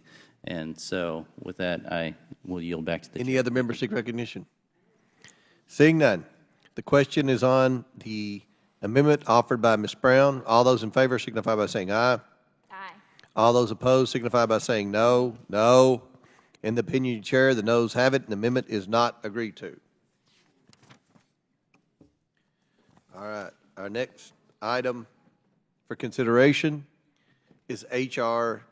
8753 to direct the United States Postal Service to designate single, unique zip codes for certain communities and for other purposes. The clerk will please designate the bill. H.R. 8753 to direct the United States Postal Service to designate single, unique zip codes for certain communities and for other purposes. Without objection, the bill shall be considered as read and open for amendment at any point. Without objection, so ordered. Chair recognizes himself to offer an amendment in the nature of a substitute. The clerk will please designate the amendment. An amendment in the nature of a substitute to H.R. 8753 is offered by Mr. Comer of Kentucky. Without objection, the amendment is considered as read, and the substitute will be considered as original text for the purposes of further amendment. I now recognize the sponsor of the bill, who has championed this bill for 5 minutes on a statement. I recognize Ms. Boebert from Colorado. Thank you, Mr. Chairman. I rise in support of my bill, H.R. 8753, to direct the United States Postal Service to designate single unique zip codes for certain communities and for other purposes. My bill will benefit Colorado and communities throughout the country by providing unique zip codes for cities and towns, including the Colorado communities of Castle Pines, Centennial, Cherry Hills, Greenwood Village, Highlands Ranch, Lone Tree, Silver Cliff, Severance, and Superior. More than 30 communities, and I suspect it could be more than 40 communities by the time this markup is finished, throughout America are being negatively impacted by not having their own unique zip code. These municipalities deserve consistent mail service, their fair share of tax revenue, and the other economic benefits associated with having their own zip code. My bill will solve a host of real-world problems for these cities and towns by finally providing them with a definite, representative, and accurate zip code. Sexy, right? I think so. The zip code system was instituted in America in the 1960s, and the Postal Service utilizes the zip code system to deliver mail, but it also heavily used and relied on by economic developers, insurers, and emergency personnel, amongst others. Communities that do not have a unique zip code often experience associated problems that include loss of economic development, loss of sales tax, unjustifiably high insurance rates, tax remittance and commercial licensing issues, diminished public safety, and reduced emergency response times, identity issues, and efficiency issues. On behalf of my colleague, Congressman Troy Nehls, I would like to highlight his concerns for the village of Summers in Wisconsin, which applied for a zip code boundary review through the United States Postal Service in 2022 and did not receive an answer until 2024, letting them know that the review had been denied. This is not something that is rare. In fact, it is very common to be denied when requesting this issue.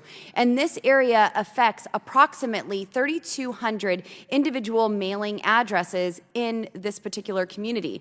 Some of Summers includes confusion over state sales tax revenue going to other municipalities rather than where it is actually collected, companies refusing to pay for emergency calls by the Summers Fire and Rescue Department, stating that the wrong department was dispatched because their residence was listed in the next county over. Customers, employees, deliveries, and contractors experience confusion when the mailing address of a business is located in Summers but has a Kenosha mailing address. These are all extremely important issues, and there are others that would be addressed by this legislation. This current process allows small towns and cities to petition the Postal Service for a new zip code, but it is rarely approved, and if it is denied, they cannot appeal this decision for up to 10 years. Congress has intervened on these matters in the last and passed law enacting 4 new zip codes through the Post Accountability and Enhancement Act of 2006. So there is precedence for this type of legislation. My bipartisan bill has support of communities and members throughout the country. And while this may seem like a niche issue to some, it is a very important issue to these cities and towns who asked us to put forward this bill on their behalf. I urge adoption of this bipartisan bill and members of this committee to support small cities and towns throughout America. This is an issue that I have been championing for nearly 4 years now. It started in the small town of Silver Cliff, Colorado in Custer County, and this was their #1 issue that they had brought to previous members of Congress and asked to be addressed. And I am so happy that they are one of the many communities that are listed in this piece of legislation, and we can proudly and finally bring government efficiency to our communities. Mr. Chairman, I yield. The lady yields. Chair recognizes ranking member. Thank you, Mr. Chairman. It is my honor and my pleasure to endorse this amendment brought forth by the very distinguished gentlelady from Colorado. The unique zip code issue is a common problem, actually, and I admire her bipartisan perseverance in advocating for a whole bunch of different districts that find themselves in the same situation with respect to this problem. So I'm happy to endorse it, and I will yield back to you, Mr. Chairman. Gentleman yields back. I'll recognize myself. The Postal Service organizes the delivery of mail zip codes, 5-digit numbers that organize how to deliver the mail. There are currently over 41,000 zip codes in the United States. While zip codes are usually aligned with local boundaries, this is sometimes not the case. H.R. 8753, sponsored by Ms. Boebert, will create new zip codes for communities across the nation. This is the product of various members' advocacy. The bill creates 39 new zip codes, including in Eastvale, California, Oakland Park, Florida, and Sargent, Texas. And lastly, I would like to thank Representative Boebert, the sponsor of the bill, for her work representing her constituents in Silver Cliff, Colorado. Congratulations. Any other members seek recognition? For what purpose does Mr. Moskowitz seek recognition? Thank you, Mr. Chairman. I have an amendment on the desk. Will the clerk designate the amendment? Amendment to the amendment in the nature of a substitute to H.R. 8753 as offered by Mr. Moskowitz of Florida. The staff will distribute the amendment.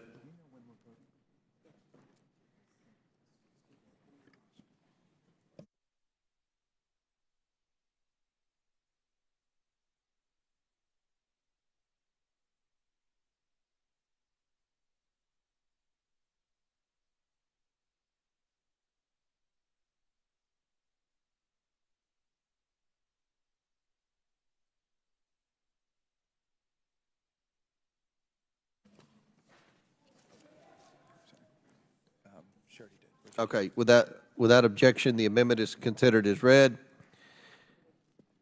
I reserve a point of order. The gentleman from Florida is recognized for 5 minutes.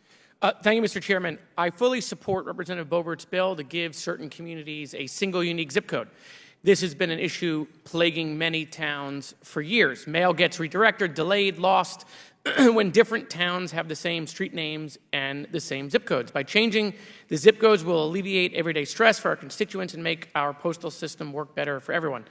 My amendment's very simple. It would add 5 additional towns in my district to the list who have been trying to fix this issue for over 15 years. I urge my colleagues to support this simple amendment and a common sense fix, and I yield back the balance of my time. Any other members seek recognition? Ms. Boebert. Mr. Chairman, I just want to say that I support this amendment from my colleague from Florida, Mr. Moskowitz, by adding these 5 towns that he represents, towns that have asked for this to be designated to receive these unique zip codes for some 15 years now.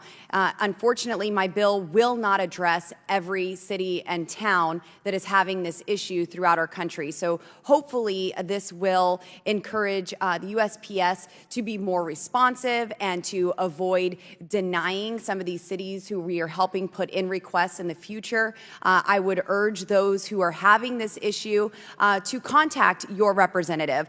My legislation comes from many bills that have been submitted over the years by members of Congress who were individually trying to solve a zip code issue, who have written legislation, who have written letters to the USPS, and just we're not getting anywhere with it. So we have combined all of these cities and towns, these communities, to designate their unique zip codes. And I am very proud to have the support of Chairman Comer and Ranking Member Raskin, and also to have this amendment with these 5 towns from Congressman Jared Moskowitz added to my bill. Again, this isn't going to fix all of them, but we have more than 40 here that we will be able to address, and I hope that we can get this to the House floor quickly and pass the bill in its entirety before the 118th Congress is adjourned. Thank you, Mr. Chairman. I yield. Any other members seek recognition? Mr. Chairman, I have an amendment at the desk. Okay, we're going to vote on this one Okay. first, right? Yes. Okay. Does any other member seek recognition on the Moskowitz amendment? Seeing none, Chair recognizes Mr. Groffman. Does anybody know what the post office thinks of this stuff? Yeah. Do you think it's going to cost money?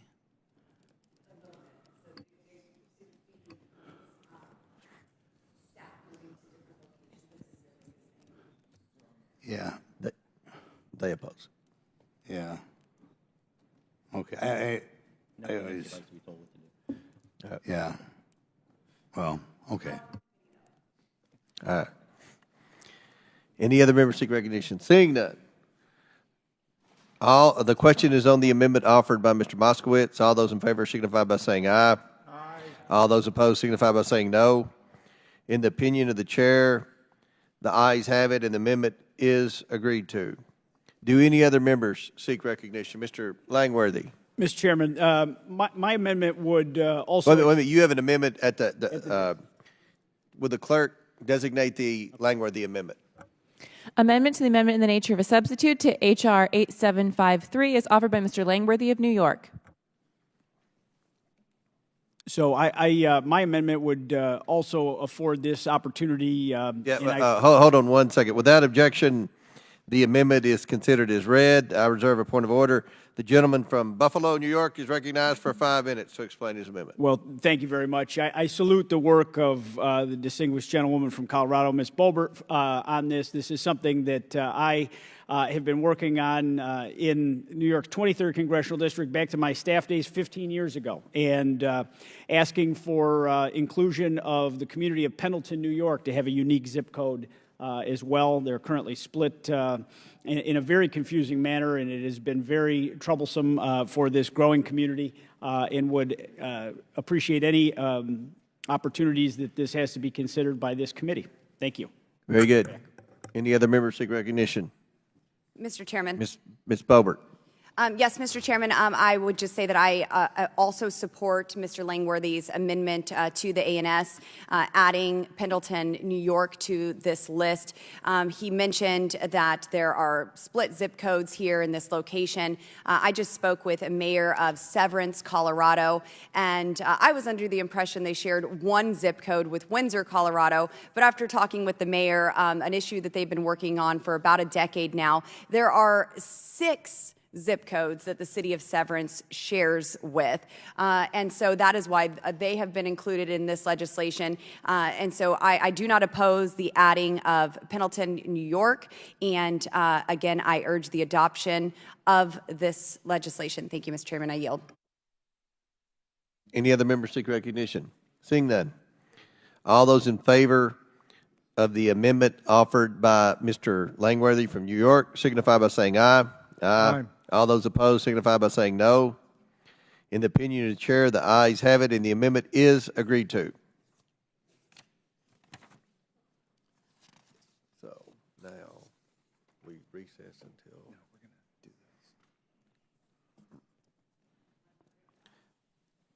Okay, on the whole bill, right? The question is now on the amendment in the nature of a substitute. All those in favor signify by saying aye. Aye. All those opposed signify by saying no. In the opinion of the chair, the ayes have it. The amendment is agreed to. The question is now unfavorably reporting H.R. 8753 as amended. All those in favor signify by saying aye. Aye. All those opposed signify by saying no. In the opinion of the chair recognizes Mr. Higgins. Mr. Higgins requests a recorded vote. As previously announced, further proceedings on the question will be postponed.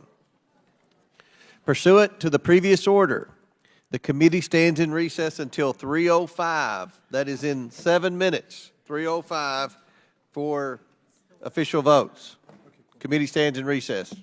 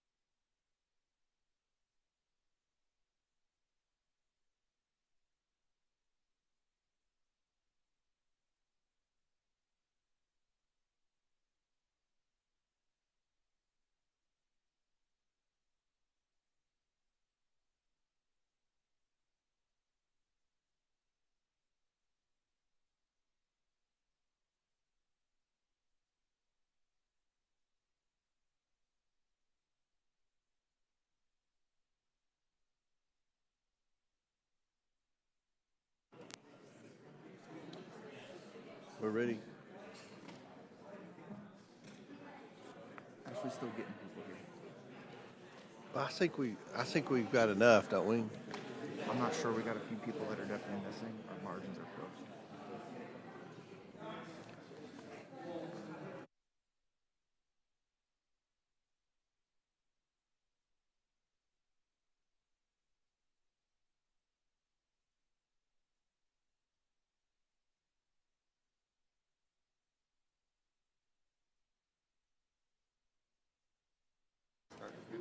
All right.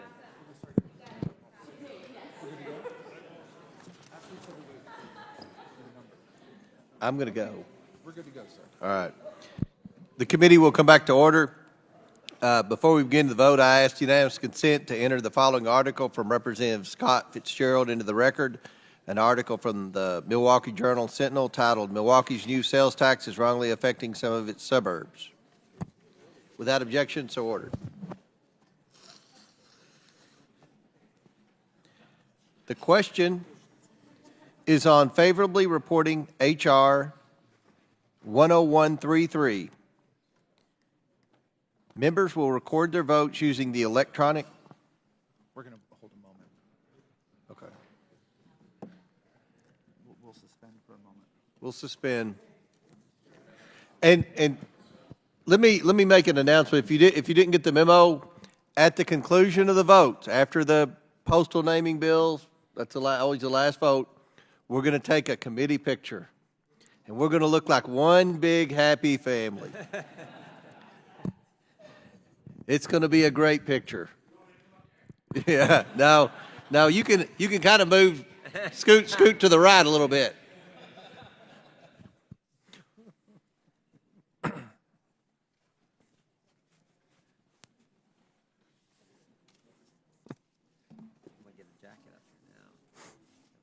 Yeah, they wouldn't with the jacket on.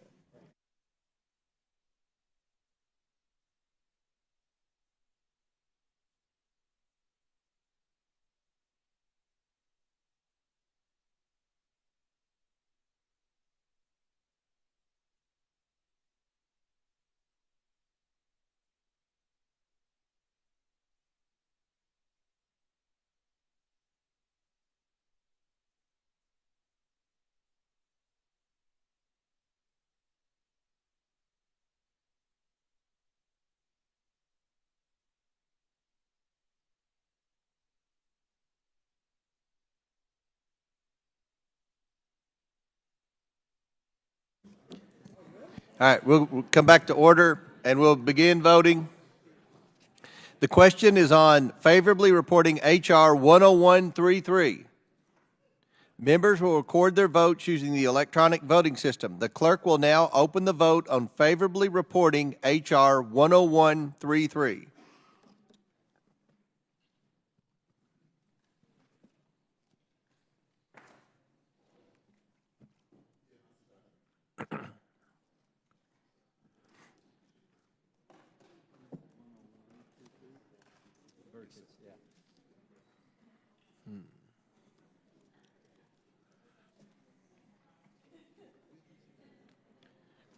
Have all members been recorded who wish to be recorded? Does any member wish to change their vote?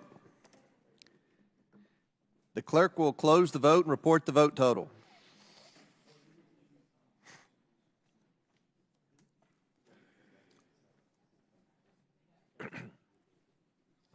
Mr. Chairman, on this vote, the ayes are 38, the nays are 0. The ayes have it, and the bill is ordered favorably reported. Without objection, the motion to reconsider is laid on the table. The question is now on favorably reporting H.R. 10132. Members will record their votes using the electronic voting system. The clerk will now open the vote on favorably reporting H.R. 10132.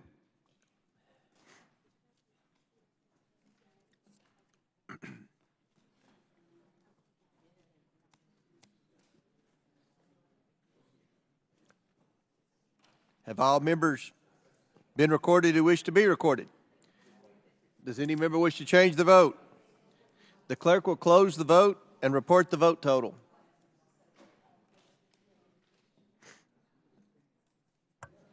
Mr. Chairman, on this vote, the yeas are 38, the nays are 0.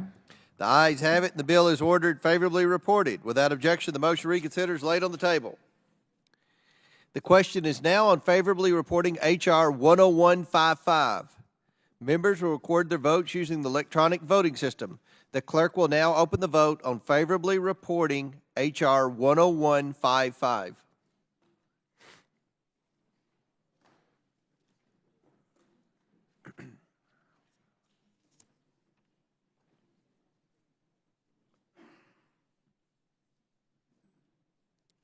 Mr. Langworthy.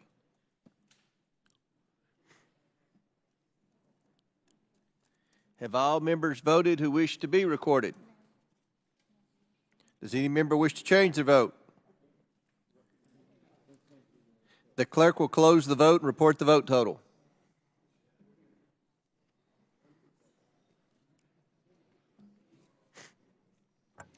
Mr. Chairman, on this vote, the yeas are 38, the nays are 0. The ayes have it, and the bill is ordered favorably reported. Without objection, the motion reconsidered is laid on the table. The question is now on favorably reporting H.R. 162. Members will record their votes using the electronic voting system. The clerk will now open the vote on favorably reporting H.R. 10062.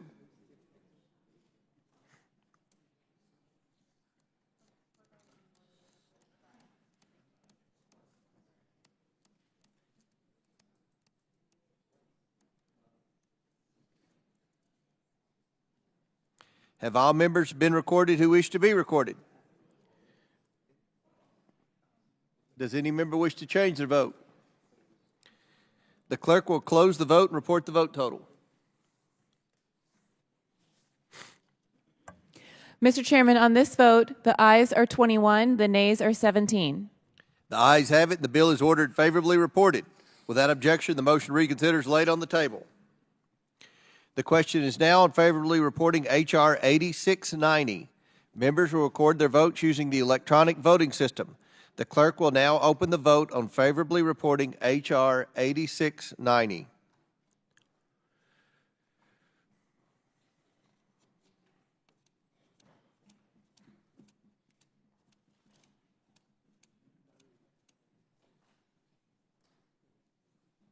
Have all members been recorded who wish to be recorded? Does any member wish to change their vote? The clerk will close the vote and report the vote total.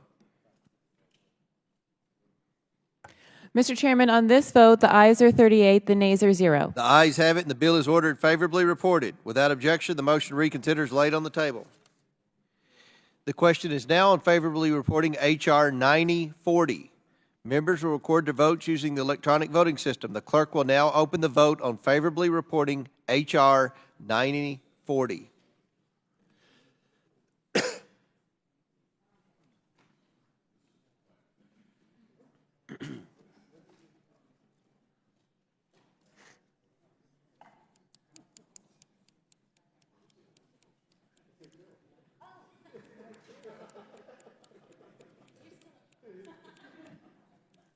Have all members been recorded who wish to be recorded? Does any member wish to change their vote?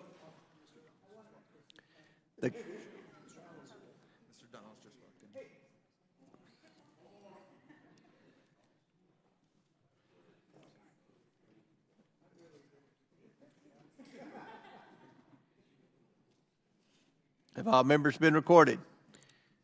The clerk will close the vote and report the vote total.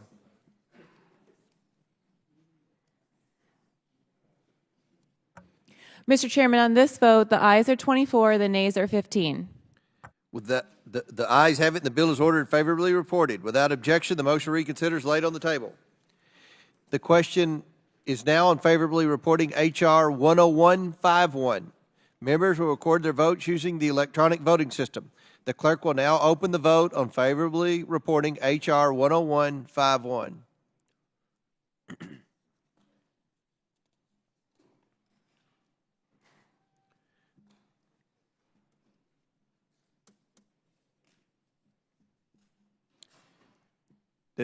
Does any member wish to change their vote? The clerk will close the vote.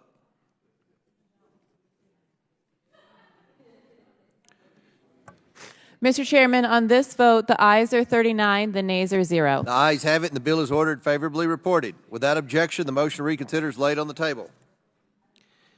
The committee will now resume consideration of H.R. 8706, the Dismantle DEI Act.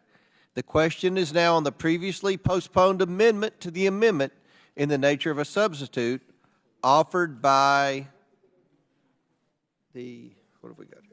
The ranking member. Offered by the ranking member. Members will record their votes using the electronic voting system. The clerk will now open the vote on the amendment to the amendment of H.R. 8706.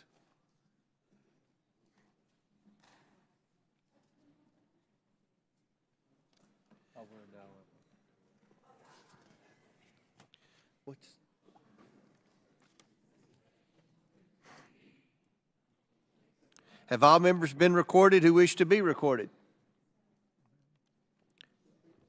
Does any member wish to change their vote? The clerk will close the vote and report the vote total. Yeah. Mr. Chairman, on this vote, the ayes are 18, the nays are 21. The noes have it, and the amendment is not agreed to. The question is now on the previously postponed amendment to the amendment in the nature of a substitute offered by the gentlewoman from Massachusetts, Ms. Presley. This is the Presley Amendment number 1. Members will record their votes using the electronic voting system. Clerk will now open the vote on the amendment. Sorry, is this the HBCU amendment? Okay. Yes. All right, thank you. Yes. The historically black college and university amendment. There's Thank you. Thank you. Yeah.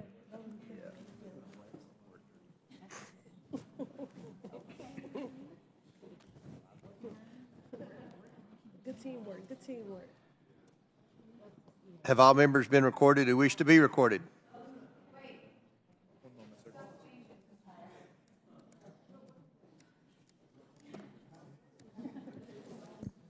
This is the amendment dealing with the historically black colleges and universities.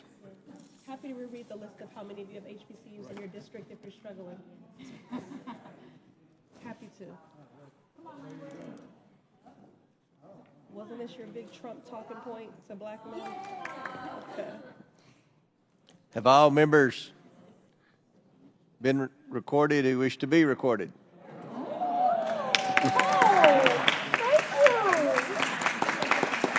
The clerk will close the vote and report the vote total.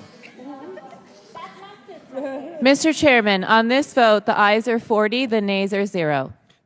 The ayes have it, and the amendment is agreed to.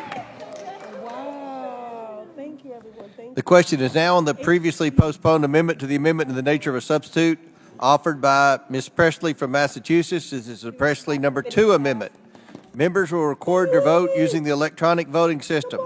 The clerk will now open the vote on the amendment to the amendment of H.R. 8706.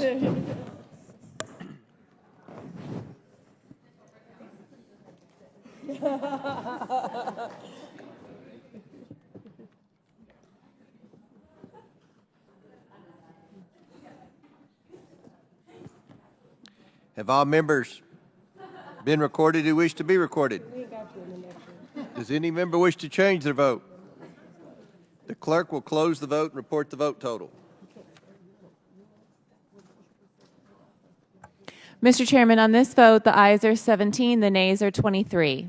The nays have it, and the amendment is not approved.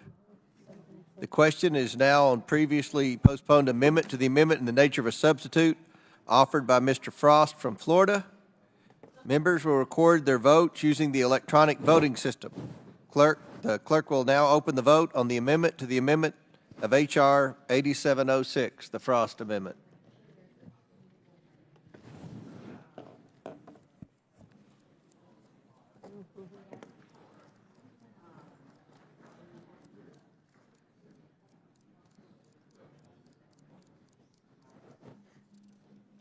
Have all members been recorded who wish to be recorded? Does any member wish to change their vote? The clerk will close the vote and report the vote total. Everybody voted? We good? The clerk will please report the total. Mr. Chairman, on this vote, the ayes are 17, the nays are 23. The nays have it, and the amendment is not agreed to. The question is now on the previously postponed amendment to the amendment in the nature of a substitute offered by the gentlewoman, Ms. Brown. Members will record their votes using the electronic voting system. The clerk, well,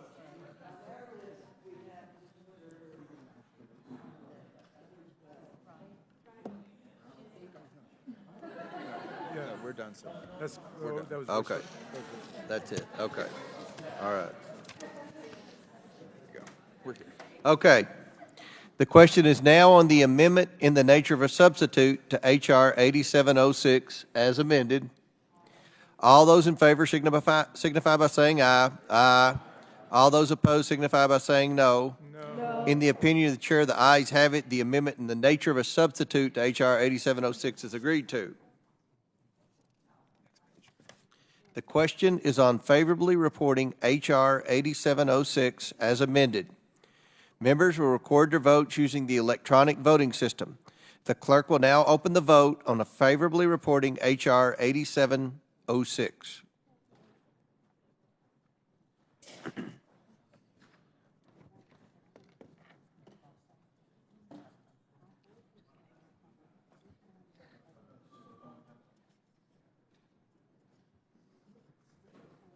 Have all members been recorded who wish to be recorded?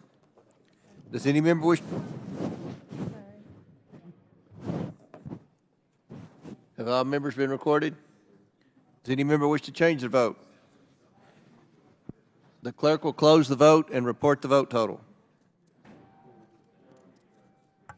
Mr. Chairman, on this vote, the ayes are 23, the nays are 17. The ayes have it, and the bill is ordered favorably reported. Without objection, the motion to reconsider is laid on the table. The question is now on favorably reporting H.R. 8753. Members will record their votes using the electronic voting system. The clerk will now open the vote on favorably reporting H.R. 8753.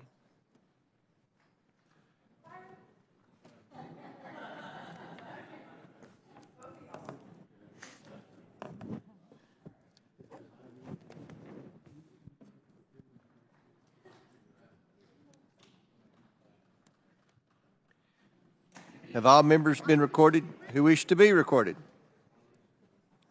Does any member wish to change their vote? The clerk will close the vote and report the vote total. Mr. Chairman, on this vote, the ayes are 40, the nays are 0. The ayes have it, and the Boebert bill is ordered favorably reported. Without objection, the motion to reconsider is laid on the table. Pursuant to notice, I now call up the following en bloc postal naming bills which were distributed in advance of this markup. And remember, we're taking a picture after this, so stick around. HRs 9360, 9544, 9775, and 10065. Without objection, the bills are considered read. If any member would like to speak on any of the measures, they may do so now. Mr. Chairman. Chair recognizes Mr. Mfume from Maryland. Thank you, Mr. Chairman and Ranking Member Raskin, for obviously holding the markup, but also moving us to these postal renamings. Congressman and former Oversight Chairman Elijah Cummings was born in Baltimore. Both parents came from Southern sharecropping families, but they managed to raise 7 children, among them our friend Elijah. Elected to the Maryland House of Delegates in 1982, he became the youngest chair of the Maryland Legislative Black Caucus and the first African-American elected Speaker pro tem by that body, a permanent role which now stands in the Maryland House of Delegates. In 1996, Delegate Cummings won his seat to the U.S. House of Representatives that I had previously vacated, starting his 23-year tenure in Congress, during which he advocated, as we know, for all people. Congressman Cummings became the chair of the Congressional Black Caucus in 2002, where he pushed to increase funding for public education and the crucial Head Start program. As ranking member and then chairman of the House Oversight Committee, Mr. Cummings admirably led the committee in holding anyone accountable who went astray, regardless of party or position. The presence of Elijah's portrait hanging over us here in this committee room is a powerful reminder of the promise of our nation. This renaming is another way for all of us in this body on both sides of the aisle to say thank you to him for his hard work on behalf of our country and the way of doing things that meant so much to many of us. In his role as in my role as his predecessor and his successor, I want to thank again the ranking member who serves out of the state of Maryland with me, Chairman Comer, for keeping your word on this naming measure, and members of this committee who have voted to move it forward. Thank you, Mr. Chairman. I yield back my time. Gentleman yields back. Any other members seek recognition on the postal naming bills? Seeing none. The question is on favorably reporting the en bloc package. All those in favor signify by saying aye. Aye. All those opposed signify by saying no. In the opinion of the chair, the ayes have it. The en bloc measures are favorably reported.